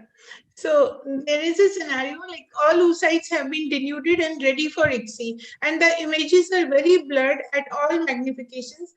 The embryologists have no clue what has happened and is very stressed and unable to adjust anything. So what could have happened, and what should the embryologist do to improve this vision, or what could be the reason for this? The question is to Dr. Pranay. Good evening, and thank you for having me here. So before I answer this, my answer to all your panel questions would be that it is better to have a proactive troubleshooting and quality management instead of being reactive to situations, instead of having one of each equipment and on the day of pickup or during the course of embryo culture or transfer, having something break down and you try to sort out that, have the budget, expand your budget to have at least two of everything. And in my opinion, when the panel says nerve-wracking scenarios, apart from a failure of cryocan and a failure of identification, everything else can be taken care of. In my opinion and years of working in the ART, incubator breaking down or something like this. So jumping upon this question. So again, we have to break down this question. You have denuded all the oocytes and you're ready for XC, but you did not at the, when I say you, I mean the embryologist did not at the start of the day check everything if it was as if they had left it the day before. So one of the very first few tasks of the embryologist when they enter the lab is to make sure that everything is functioning as it has been left the day before. So that is one of the checks that we do. And before we do the denudation, we always make sure, at least in my practice, it is surety that we do that. We align the needles and we make sure that everything is working fine, because if the sample is normozoospermic and you're doing XC for whatever other reason, you can very well not denude the oocytes and get away by doing a IVF insemination, even if you're a lab that does 100% XC. So these two things should be taken care of. Once you encounter this, that you have denuded the oocytes, they are ready for XC and everything is blurred, make sure that your objectives are not too oily. You have cleaned the objectives, and if it is something that you are starting from a hibernation, I mean, you're doing cases after quite a long gap or duration, then it is something worthwhile that you can, if you know how to disengage your objectives and look at the optical axis and see if it's something to do with the fungal growth inside the inverted. It's surely something that you can't handle yourself, but then what you can do is what I would do in this situation, if I have checked that the optic is not clear, the vision is not improved, I would call in somebody who can probably sort it out during the 4 to 5 hours of going the allowed incubation that I mean, I think everybody knows that we can go on to do the XC post 41 hours HCG. And if it's something that you can sort out in that time, well and good. But otherwise, always keep a kit that you're comfortable doing oocyte vitrification with, because you need to be well versed with oocyte vitrification for days like this. So if you are not getting good clarity or the vision is not clear, better to vitrify oocytes.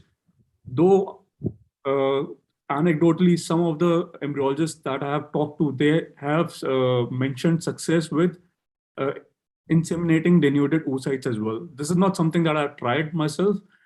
This is not something that I see a lot of scientific rigor to, because you need the cumulus for the oocyte insemination to work. But a lot of us have failed IVF insemination with denuded oocytes. But just making a point that some of the embryologists have mentioned that if something has gone wrong and they are unable to inject the denuded oocytes, they have done IVF insemination and they have gotten away with it. But in my practice, have two of everything. If you have two of everything, this is not going to happen. Nothing is going to cause a interruption to the workflow. You will have your next X-ray working. But in case that's not available, do an oocyte vitrification and sort it. Dr. Yona, who had actually given a talk on microscopy, would like to comment something. So go ahead, Dr. Yona. Hello, I had a break at work. As far as I understood, it's not the images, but probably the oocytes are not good. Am I right? Or the images of the oocytes in the microscope? It's the images. It's the images. What? It's the images of the oocytes which are looking blurry. It's the oocyte. Yeah. Okay, because you can't say what happened after you did it. First of all, you have this embryologist has to recall her work and try to remember. Maybe she documented how were the oocytes enclosed cumulus oocytes before, whether mature or not. That's first. The second, I would change the enzyme, the hyaluronidase, for another batch, because maybe she started a new one or a very old one, and I would just take it out from the system, because it might happen to her tomorrow if the enzyme is not good. The third thing is maybe she has to to recall her work and to understand how long was took the denudation, because if it's too long, it also can happen. And you know, I would like also to comment to Dr. Josh that just commented on it. You know, there is really nothing to lose when you inseminate denuded oocytes. But if they are GV, so there is no point. They might also be GV or M1. And the second point is that I don't remember, as far as I tried, any kind of fertilization with denuded oocytes, which I don't understand why. Yes, but it didn't happen. So I would say that something, either the oocytes were not good to begin with, or maybe one of the materials or the working protocol was wrong, or this is what, and she has to take care for the next case. Thank you, Dr. Bush. Maybe the embryologist didn't take everything before starting the case. She should have checked the microscope and everything, and the light source of the microscope and the clarity of the objectives, as Dr. Pranay Ghosh said. You're right. Yes, Gita. Yes. So, you know, it was obvious for me that the microscope is adjusted. You know, you cannot touch it if it's not adjusted. Thank you. So these are actually questions that we have received, and we had received lots more questions, but a lot of them have been resolved during the last couple of hours. But the fact remains, Pranay, is that, you know, what is nerve-wracking for one is not for the other. For a junior embryologist, you can imagine a simple thing like the moment they put the cryo device and don't see the embryos, they may panic.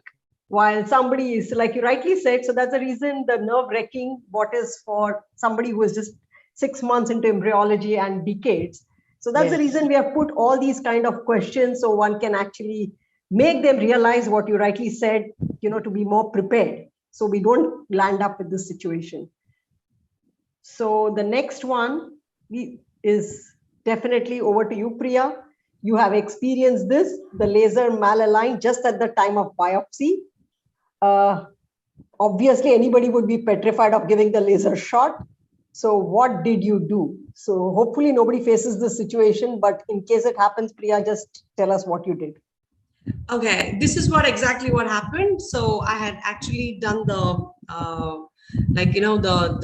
the hatching. So then I had put it, the embryos were not very hatching out, so to go and do the biopsy. So everything was like aligned, like, you know, all the preparation was done and everything. But you know what happened? The red eye was like away from the actual place it would actually do the shot.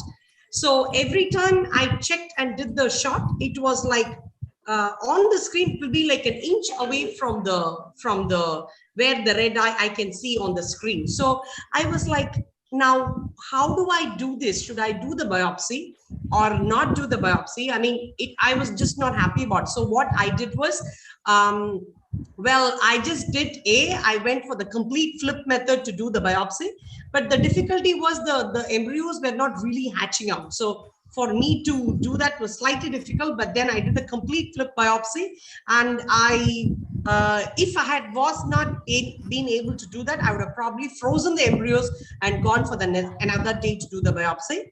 But however, this was something that I learned, that there was some bug in the software which the person had to connect. I had to connect to the center, to the service center, and then they had to send some bug to correct the software, and then only I could start doing it from the next day onwards. So it was quite, I didn't know, it was just fine 4 hours ago, and then 4 hours later it was completely away from the red eye, and it was quite difficult. But then I just did with the complete flip method without using the laser.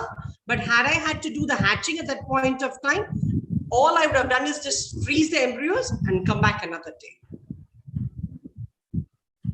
But if this has happened in another center where I had to go elsewhere just to do the biopsy, then if it is my center, I can just wait. I connected to the center, to the service center and got all that stuff. If I had traveled, there are lots of people who travel just to do the biopsies in another place. And I don't know how they would have handled that. Probably Pranay could give us some thoughts, or Sujata can give us that thought, because they have experience in doing biopsies in centers, just not in theirs, but all over the country. Sujata has been doing all over the country. So I think she would tell us what she might have done. And if it's not my own lab, I can't have 6-8 hours more. And what would you have done, Sujata? So, Priya, like most of our lasers, okay, like have the facility where we can only kind of do the alignment. Okay, but there are in some of our centers, we do have a different laser where it actually would need a service person to do that. Okay, and in that case, like most of the time, what happens is like, unless it is hatching, you can take time. And as you said, like because you're traveling and that was a constraint, but otherwise, these days, what happens, at least in our centers, is we just connect the service person online, we give them access, and then they correct the issues with the software. But otherwise, as you said, like at the most, what you can do is kind of rub the zona on the holding pipette, do some mechanical rupture, and try to aspirate. Yes, so we have had faced this problem with the installation of one of the lasers, and it has happened on more than one instance, and in both instances, so this is where the service of the team, the supplier comes in. I mean, how prompt they are. So we were immediately connected to the German team out of their office hours, and online they walked us through everything, and they did an online calibration, and they held us through the whole process. And within 60 minutes, we were good to go on both the instances. And unless it's a major malalignment, it can be taken care of if it's due to the software issue. What we tried after this was to see whether that malalignment was consistent in distance on the screen over multiple shots. So if it was consistent over multiple shots in the distance, and if you were yet to proceed for the hatching, you could just point your red eye that much distance away on a degenerated or a spare embryo and see whether it actually hits where you are intending with the red eye away. And probably if you are if that's the only thing that you can do, and you cannot refreeze, you can freeze the embryo and do a rebiopsy, probably it's worth a shot. But I'll still say, I mean, you need to have the support team to be working with you at all odd hours. So we did this at 8 a.m. in the morning, and the German team was like 6 hours before us, and they did it for us. Well, that sounds quite a very, like, scary thing to see. I know, just like, approximately do that shot somewhere. And as an auxiliary to this, I had another quite a unique problem as well. After this one got settled, there was another problem which happened, that whatever I am focusing on the microscope, the same focus wouldn't happen on the laser software. So whatever shot I'm giving was not happening there as well. It happened like within a week, I had all these problems, and they had to completely redo the software. But then they had to completely upgrade and all that stuff. But, I couldn't even manage to do a simple hatching, because what I'm seeing was completely not reflected in the software as well. So I don't know what happened, but they had to upgrade it to get it done. Priya, can I just say something here? Yeah. See, Priya, this is actually one major issue. What has happened is, like sometimes when installations happen, and the engineer would say, this is the maximum you can get it. And, like people like us who've been in this for a very long time would not settle for anything unless it is up to our satisfaction. But I've noticed that is not the case anymore. I have been to our own labs where, like they say, no, the engineer said this is the best you can get. Beyond this, we cannot do anything. Like, why would you invest in such a big investment and then work at half its efficiency? So I think this is a message which has to go at the time of installation. It has to be very clear. You do not compromise, even if it is, say, 5% less clarity, still you do not agree, just say that like you want it that way. Same thing with the temperature. If you want the temperature to be set between say 37, that means it should fluctuate between 36.8 and 37.2. That is acceptable. But like the engineer to say that like no, 37.6 is fine. That is the maximum. You cannot get anything more than that. There is, these are equipments. These kind of excuses, I think, should not be, accepted. Can I comment? Sorry. Can I answer? Sure. Can I? Please, Okay. go ahead. Okay. So Dr. Priya, I would like to more understand. You had this red point in another place that you wanted. Is that true? Yes. No, it was in my own place, my own lab. Yeah, yes, but the red point from the laser was in another location of Yes, the outside? Yes. Okay. So this is a Gita. Why you didn't say anything? But I would say that you should make a clean table and you should start calibrate the microscope from the beginning, because what happened in these microscopes, generally, if you have got DIC, I don't know if you've got DIC, but mainly in the DIC, because of the polarization, it has to be calibrated, and you have to see it very, very clearly before you start. And even on unfertilized oocyte, you have to try it before and to see that you are very good with the laser, and then you are doing what you have to do. Because if the red point was not in the place, it's not the laser. It's the microscope. It's not the microscope, but the microscope was not calibrated. So because the microscope was not calibrated, the red point moved to another place.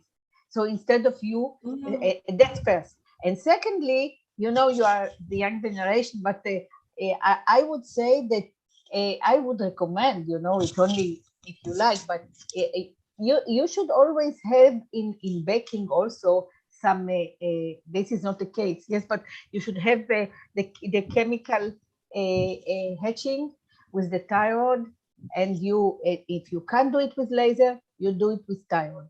And you have to be experienced enough to do it in this kind of cases. But if the microscope is not adjusted properly, even the thyroid will not help. You understand? You have to make it from the beginning, like you start now your work, and you start calibrating the microscope. It takes a while. It takes half an hour or so, but you have to do it. Thank you, Dr. Yona. Thank you. Now we go to the next one. Again, it's something which Priya has gone through. Imagine the situation. I think even none of us would like to even imagine such a situation. The ICSI needle holder breaks down while you're about to do ICSI. No spare holder. Oocytes are already denuded. So how does one do ICSI? Do ICSI is the question. We're not saying that we will vitrify the oocytes, because that's okay, one solution. So Priya, over to you, because this is something which you have faced. So maybe you can share what you did. I used Epidoc. So at the end, you have the plastic holder, in which you would insert the needle. But then right at the junction, it fractured, and then it fell off, and I didn't know what to do. It was like fractured, not completely off. It was just like fractured. So I didn't know what to do.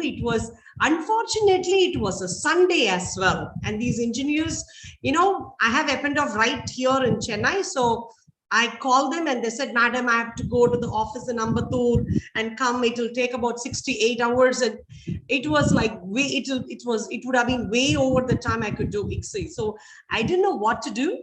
And unfortunately, I didn't have that plastic spare. I didn't know, that would break ever. I've never seen that. So I never thought it would break. But then, I just plastered it and then completed the ICSI.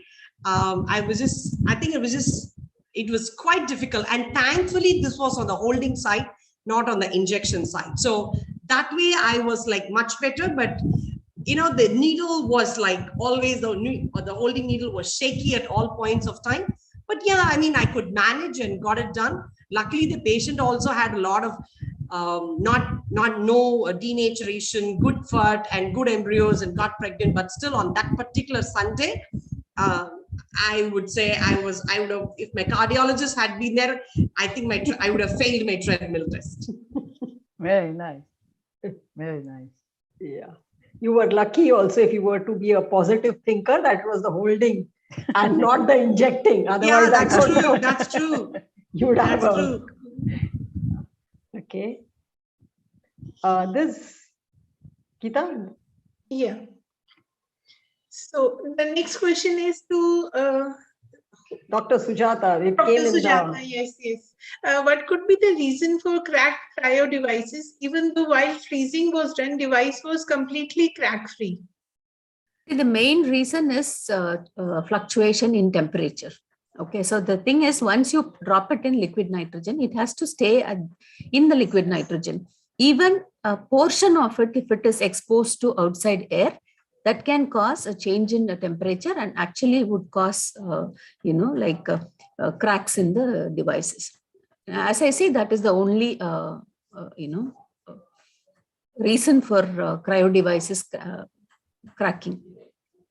And then I think this cracking of devices is more common with the cryo top or cryo lock. See, that is what, like when you are capping the device, when you are capping or uncapping the device, the entire device has to be in liquid nitrogen. Okay, so if you have like half of it outside, okay, that is when the issue happens. If by any chance liquid nitrogen, is inside the cap, that would expand and then it would crack. So the whole thing at both instances, it has to be inside the liquid nitrogen.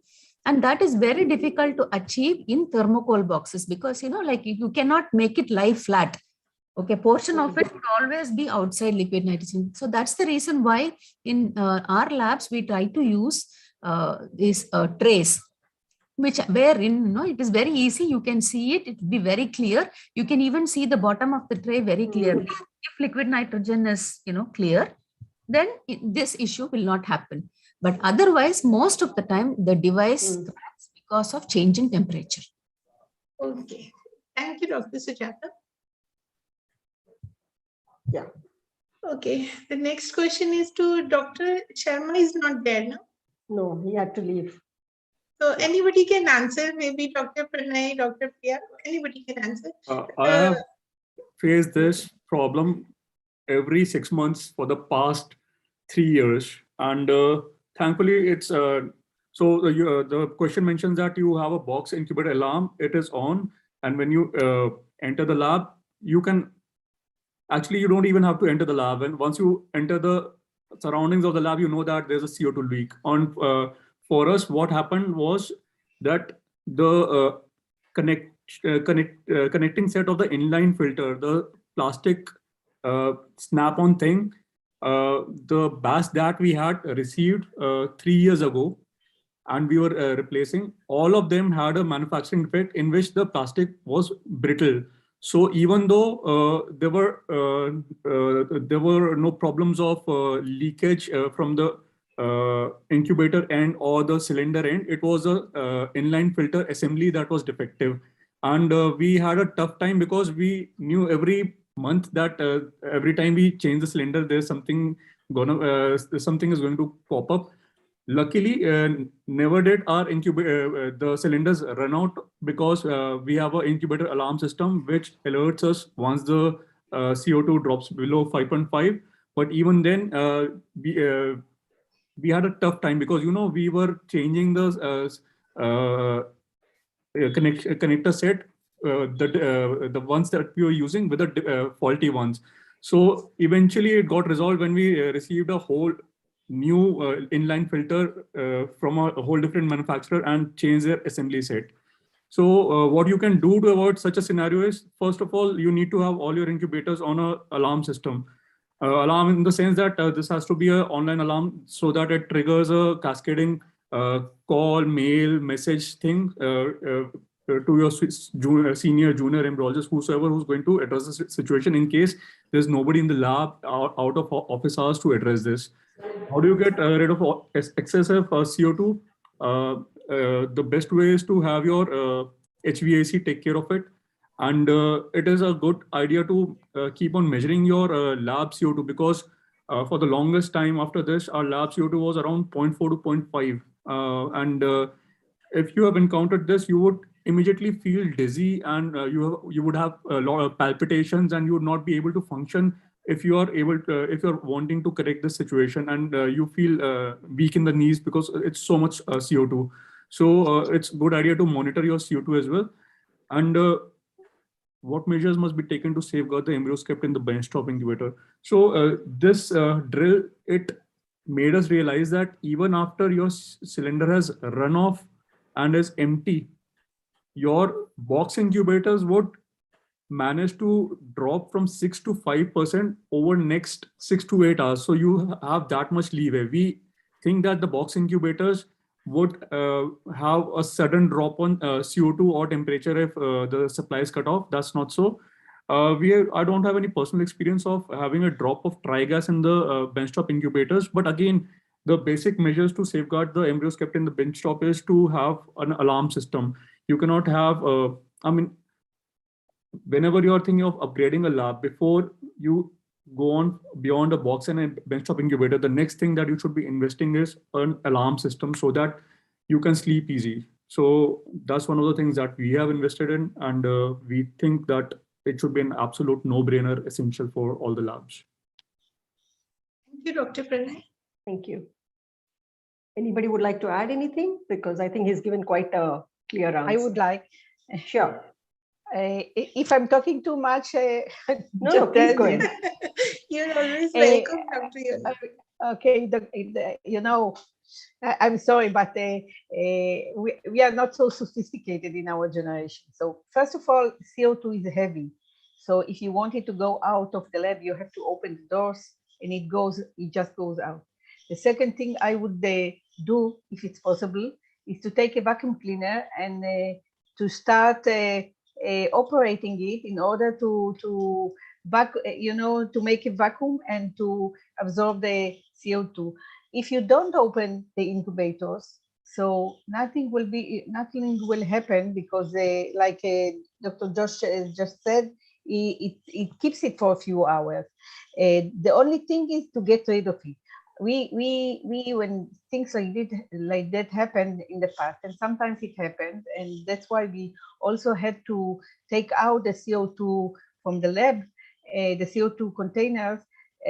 So we used to wet the floor, because then on the CO2 is going and to the water and creating a very weak acid, H2CO3, which again, the CO2 will go right out of the door. That's the only thing I would do, simply. And then try to manage another CO2 container. This is my advice. Okay, interesting. Yeah, thanks, Dr. Yona. You're welcome. Yeah, so this is something which is also not very uncommon, possibly, so a TESA sample has been cryopreserved, but on the day of home pickup, no sperms detected in the cryopreserved sample. No sperms have been cryopreserved. This is another question which possibly is irrelevant for most people. No sperms have been cryopreserved before home pickup. This is the second question. And the patient is unable to provide the sample. So I think we can skip that, because the answer is, like Pranay said right at the start, we have to be proactive. But for the first question, what would one do? Because, this is always like the chicken and egg. Should we do a TESA and pick up simultaneously, vitrify the oocytes and do TESA? So if they have taken the option of cryopreserving the TESA sample and not finding anything, then is there any solution for them? You can go ahead and do a TESA again on the same day. If the samples are not there, the patient has had a TESA before and has sperms. Unfortunately, you're not able to find something that day. Either you vitrify the oocytes, or you go ahead and do another sperm retrieval on the same day. But that's going to be very, very tricky, because, they are not there. And one question, whether the andrologist is available, because that all centers would not have an in-house andrologist. available. Second would be counseling the patient, because I don't know how many people would actually counsel a patient and inform that in case we lose the sample, we'll do a TESA again. So it's just going Yeah, to be. but true. I always prefer to have, whenever a TESA is involved, I always counsel them for either a backup consent for a donor. If they are not willing for that, they might have to undergo a TESA on the same day, or you let me know what I should do with the eggs, like, donate or throw away, whatever, or freeze, whatever is the option. Without that consent signed, I never take them for pickup. I tell them you have to sign this, otherwise no pickup. So I always have that consent signed with me. The moment TESA is involved, I always have that consent with me. Would anybody want to give tips on the cryopreservation of TESA samples, since we've not? Rajvi, Yes. before that, like I would like to say, majority of the labs, okay, do not look at the samples under an ICSI system. Okay, what happens is they just thaw the sample, okay, and then make a drop on the slide, and the slide is checked either in the andrology laboratory under the regular light microscope, or sometimes the slide is brought to the embryology laboratory where it is looked under the at higher magnification. Now, this is not enough. From our micro TSA experience, I would say, like, if you have seen a sperm and if you have frozen it, and definitely when you thaw it, you should be able to find it. Yes. So what we do is we centrifuge the sample, and then the entire pellet, we actually make droplets on an ICSI dish with additional empty droplets and PVP droplets, and cover it with oil and individually scan these droplets. And even in micro TSA, where, like after scanning, which we would see just some 6 or 7 sperm, we were still able to recover sperm from the large volume. It is not vitrification. It's the regular cryopreservation, but we were able to identify sperm. Now, the issue is, like, if they are not viable, like if they do not move, or, then either we just, give a laser shot and see if there is some movement, or just look at the flexibility of tail and inject. But otherwise, if you make pellets, and from the pellet, if you make droplets and search under 200 times magnification, you cannot miss any sperm. You're right, Sujata, because when somebody says, that we cannot see, it depends on whether you have looked at the entire solution that you have warmed, or we are looking in certain spaces, similar to what we would say about an azoospermic sample. Don't look at 3 fields and come to a conclusion that there are no sperms. So, Dr. Sujata, I just want, Dr. Sujata, could you please add on the sperm VD device? Will that help? Because the TESA sample cryopreserved as such will have lots of debris. And if the person is not experienced, may miss out on the sperm, even if it is centrifuged and then it is mixed in the debris. So would sperm VD device help in these situations? Like if we do the vitrification on sperm VD device? Absolutely, it would help, but I'll tell you, more than anything, patience is the key. More than skill, especially in identifying sperm from a TESA sample, it is, like it is the patient, because we have had incidents where we have looked for almost 7 hours for a sperm in a sample. That is, I think, the highest amount of time I have spent on one single sample. But then patients, you have to scan, should not miss even a single drop. If needed, if you have a lot of debris, then you can dilute it and make more droplets, like add few more drops of culture media to it, kind of dilute it, and then you can just make droplets and search. Right. Yeah. Thanks for the advice, Dr. Sujata. Thank you. So this is again a question that has come from the delegates. The cases it was a case of unexplained infertility. The oocytes were split into IVF and ICSI. And on day 1, all ICSI oocyte dish was turbid, query contamination, but not the IVF dish. Normally, we anticipate the other way around, that an IVF dish would be contaminated. And again, in the second case, again, they had it. And the IVF, when they transferred it on day 2, whatever, after multiple washing, the ICSI dish as anticipated, which was contaminated, had it. but they did not get anything in the IVF dish. So what could be the possible source of contamination, and how does one salvage those ICSI oocytes? Fortunately, in this particular case, they did manage embryos from the IVF dish, so the patient possibly did not suffer. And they changed the needles, and again, when they took that same needle into the next day into the culture medium, again, they had contamination. So what could be the source? Anybody has any idea? I think when you're making the dish, I think that becomes a key. For people, when they use one tip for many drops and many dishes like that, then it becomes an issue of transmitting from one place to another. We were taught to make one tip per dish, per drop, but I think that's a lot nowadays. But then at least in a dish or one dish, at least you should make with one tip. The yellow tip must be discarded frequently to do it. But I had a similar, not a similar one, a major one in another lab where I help out there.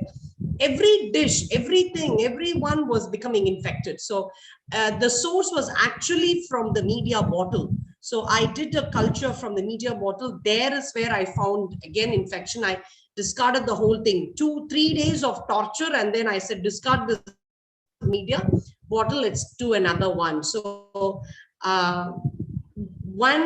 they touch something and then put the same pipette into the media bottle, I think that gets contaminated. So after that, every dish you do can be contaminated. But when there are opposite things like this, it's probably because they've touched somewhere and then they're reusing the tip a lot more often than they should be. Yes, Priya. I also think that because initially the embryologist felt it was something to do with the ICSI needle, but obviously the ICSI needle would not lead to contamination in an entire dish. I mean, what would be the microbial load to give that level of turbidity? So it is absolutely the handling which seems to be the major source. Okay. Now, this is, when we talk of embryology, we're only talking of the technical issues and the problems with equipment. But sometimes there is always this, I would say, a rift or a difference in opinion between the embryologists and the clinicians. So, because that's also something which the embryologists face. And in this particular case, this patient that we had only 2 healthy embryos on day 3 in a woman's age 38. The embryologist wanted to transfer them on day 3, considering that what more is going to be achieved by trying to go to blastocyst, but the clinician insisted that we should give a blastocyst. So the embryologist's question is, in what way would the extra 2 days help? Because if these were to grow, anyway, they would have grown in vivo. And what should be the kind of opinion of the panelists? If the patient has not been told that they are definitely going to go for a blastocyst culture, the patient has been said, we'll see how they go and take a call as the days, as it is, they had only 3 oocytes to start with. So, this is something where there's a difference of opinion between the clinician and the embryologist. And how does one resolve this, or how does one convince the other? I think it depends upon who's going to counsel the patient in case of blastulation failure. If it's a clinician, I would do blindly what the clinician tells me. If the clinician wants to take up the onus of a blastulation failure.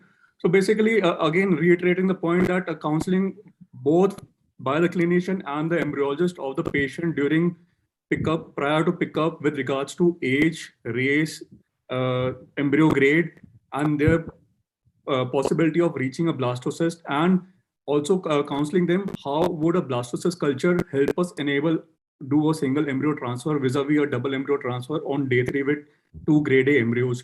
So you have to see that the patient is 38, 2 grade A HL grade A embryos on day 3. We probably have a good chance of having at least 1 blastocyst on day 5, but it may not always be so. So I recall a paper which had a matrix. It was published in Fertility Sterility, and it gave a probability of achieving a single blastocyst with regards to the number of grade A embryos on day 2 or day 3. So day 2 is a time when we take a call whether the patient has to be called for day 3 transfer or are we going till day 5.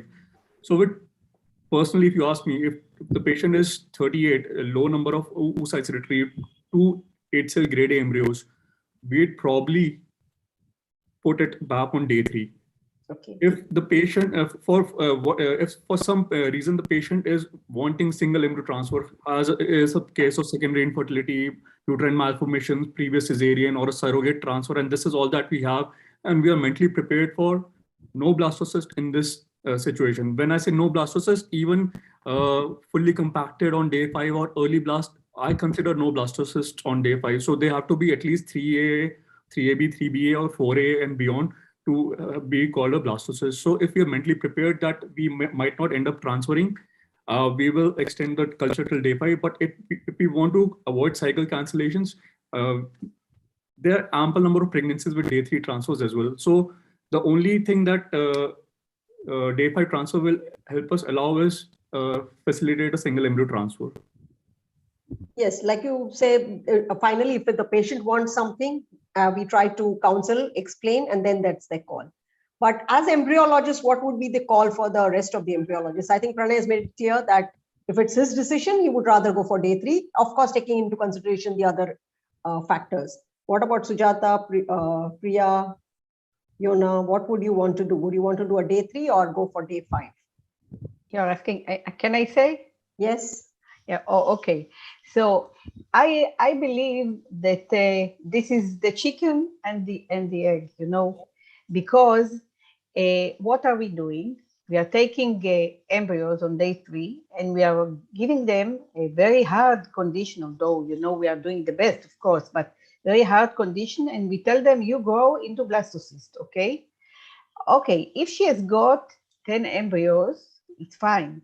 But if she had got 2 healthy embryos in the age of 38, I would not go into blastocyst, because what will be if there will be no embryo for transfer? And the second point is that I do believe that, you know, what is the best incubator in the world? The best incubator is the woman's uterus. Yes. So if you are putting those embryos in the women's uterus, they've got a good chance to go into blastocyst, at least as good as outside, but I believe even better. So I would not take a chance in a 38, in the age of 38 to just to grow 2 embryos into a blastocyst.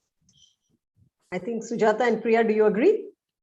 Yeah, the thing is, you know, see, I would just look at the blastulation rate of our lab in that age category. Okay. And if it is in the range of, say, for example, 30% to 35%, then at least I should have some 3 embryos to go to a blastocyst culture.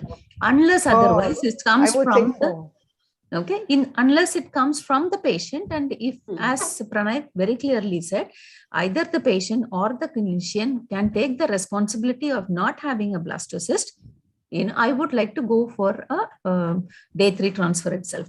But this question of if embryos can go outside the in vitro condition and why can't it grow in vivo, or vice versa, I don't think we can clearly answer that. There were many incidences where, you know, very good embryos, when you transfer, you know, it doesn't result in a pregnancy. There could be a lot of reasons. It's just not that embryo not growing. Same way, there are also incidences where you could have thought that, you know, like if you transfer this embryo, maybe they are better off because your culture conditions are not up to the mark and you will not get blastocyst. So I think that is a question which we cannot answer. Correct. That goes by independent, you know, individual cases. But otherwise, I think I will go with the blastulation rate of the lab in that particular age category. But what is the rate of pregnancy in the age of 38? What is the chances to get pregnant when she is 38 in your lab? In the age of 38, how many women are getting pregnant from a single embryo? Would be it would actually, Yona, it would be lesser, definitely not like the older younger patients. But again, you know, like if this is a donor embryo or if it is a donor oocyte, and you know, it depends on that. But otherwise, I would say that for the pregnancy rate in the age of 38, in our program, it would be in the range of 30% or so. Once I heard, in the time of the Corona quarantine, there were a lot of webinars, and Rusty Poole is one of the very famous embryologists in the States. He accumulated the data, and he said, with all the blastocysts, with all what we are doing now, and now the embryologists are better, the methods are better, the equipment is better. So we succeeded to have a higher rate of blastulation, a higher rate of pregnancy. But with all of that, he compared to what we used to do on day 3 and day 2, and he didn't get any change in rate of pregnancy or implantation. So I would say I would not go, definitely I would try to convince the clinician on day 3, 38 years old, the patient, I would try to convince him to make a transfer of 2 embryos. Yona, I would like to say here that, it lot depends on the patients also, because, like we have seen that the Caucasian patients are different compared to the Indian patients. And there was a publication from our own group where they have said, at least we are 7 years behind in biological aging. So when you say, like a woman is of advanced age in a Caucasian woman at 35, but the same, this thing is found in an Indian woman at 28 years of age. So that has been studied. So, that depends on the patients also. So I don't think we can generalize like based on age from a different population. Yeah, it was said that the Indian woman's ovary age is 7 years ahead of Caucasian. Yeah. Okay. So, these are. Thank you, guys. I really enjoyed. Also, this is the last question. So, we're just summarizing, Yona. Okay. So basically, friends, we have taken up certain situations where something is, like I said, nerve-wracking for somebody else. Here, a common question that many embryologists face. Like Pranay said, we have a consensus in general that in this case, we would have gone for day 3, but sometimes there's an insistence. And Pranay said, who's going to do the counseling? If the clinician is going to the counseling, they take the call. But how difficult when you know that supposing a prognosis is not the good, or this particular intervention is not beneficial, we still need to do it. Is there some way where one can enhance that dialogue, or absolutely depends on the rapport with the clinician? So is there any trick? Is there any suggestion that any of you would give? It depends on each program, Rajvi. Wherever the embryologist has been given an opportunity to talk to the patients to tell exactly what is the use, the pros and cons of each intervention, and what use that can bring to each patient, and what is the probability of them having any chance of any improvement with that, I think that is good. That's what the scientific publications have also showed, that when there is patients are more at ease and they prefer and their satisfaction levels are higher when they get to meet an embryologist and get all their queries, a counseling is done by an embryologist. I think it is only fair that the patient gets to know exactly from whom they are going to do it, so that it's fine.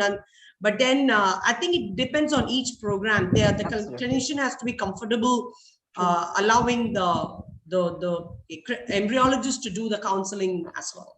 Yeah, true, totally true. So there's one question, Pranay, for you. Do you have a reliable alarm system to recommend? Yes, I was about to type the answer to that, delegate.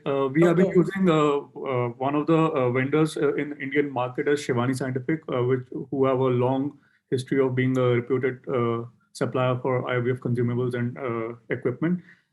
We have been using their LabCare system for the past 3 or 4 years, ever since their inception. And it has actually eased my mind so much, because first, they don't have any false negatives, and second, they don't have any false positives. So these are 2 things from the alarm system that you need to be wary of. That the alarm should not sound when everything is right, and the alarm shouldn't be not sounding when something is wrong. So over the past 4-5 years, whatever we have been using for both the incubators and the cryo tanks, their alarm system has worked miraculously well, and hopefully it will continue to do so. So it is one of the 2 or 3 alarm systems that's available in the Indian market. A couple of them are that come off from my mind is the Boomerang by the Intermedics, which is also very good, and there's one more by Estek Associates. So these are worth looking into. Thank you, Pranay. So such situations will keep arising. I think the main thing is we need to be calm to resolve whenever we land up in a situation which we should not panic. So as we come to the end, I thank all my panelists, also you, Yona, for joining in, Sujata for joining in last minute, Pranay, Priya. Thank you so much. Thank you very much. And I thank all the participants and all the speakers for this particular workshop. We have been sitting since nearly 5 hours. So thank you very much.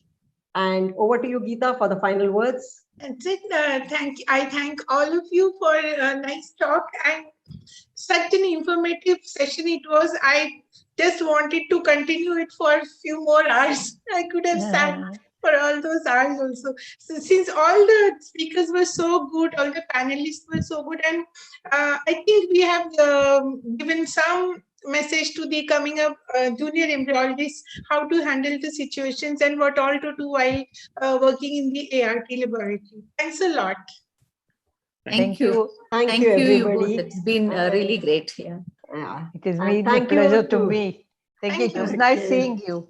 Thank you. And thank you to the IFS, Dr. Neena, Dr. Sudha, Dr. Nayar. And thank you, Geeta. So see you all soon, hopefully physically soon. Okay, bye-bye. Okay, bye-bye. Thank you. Bye-bye.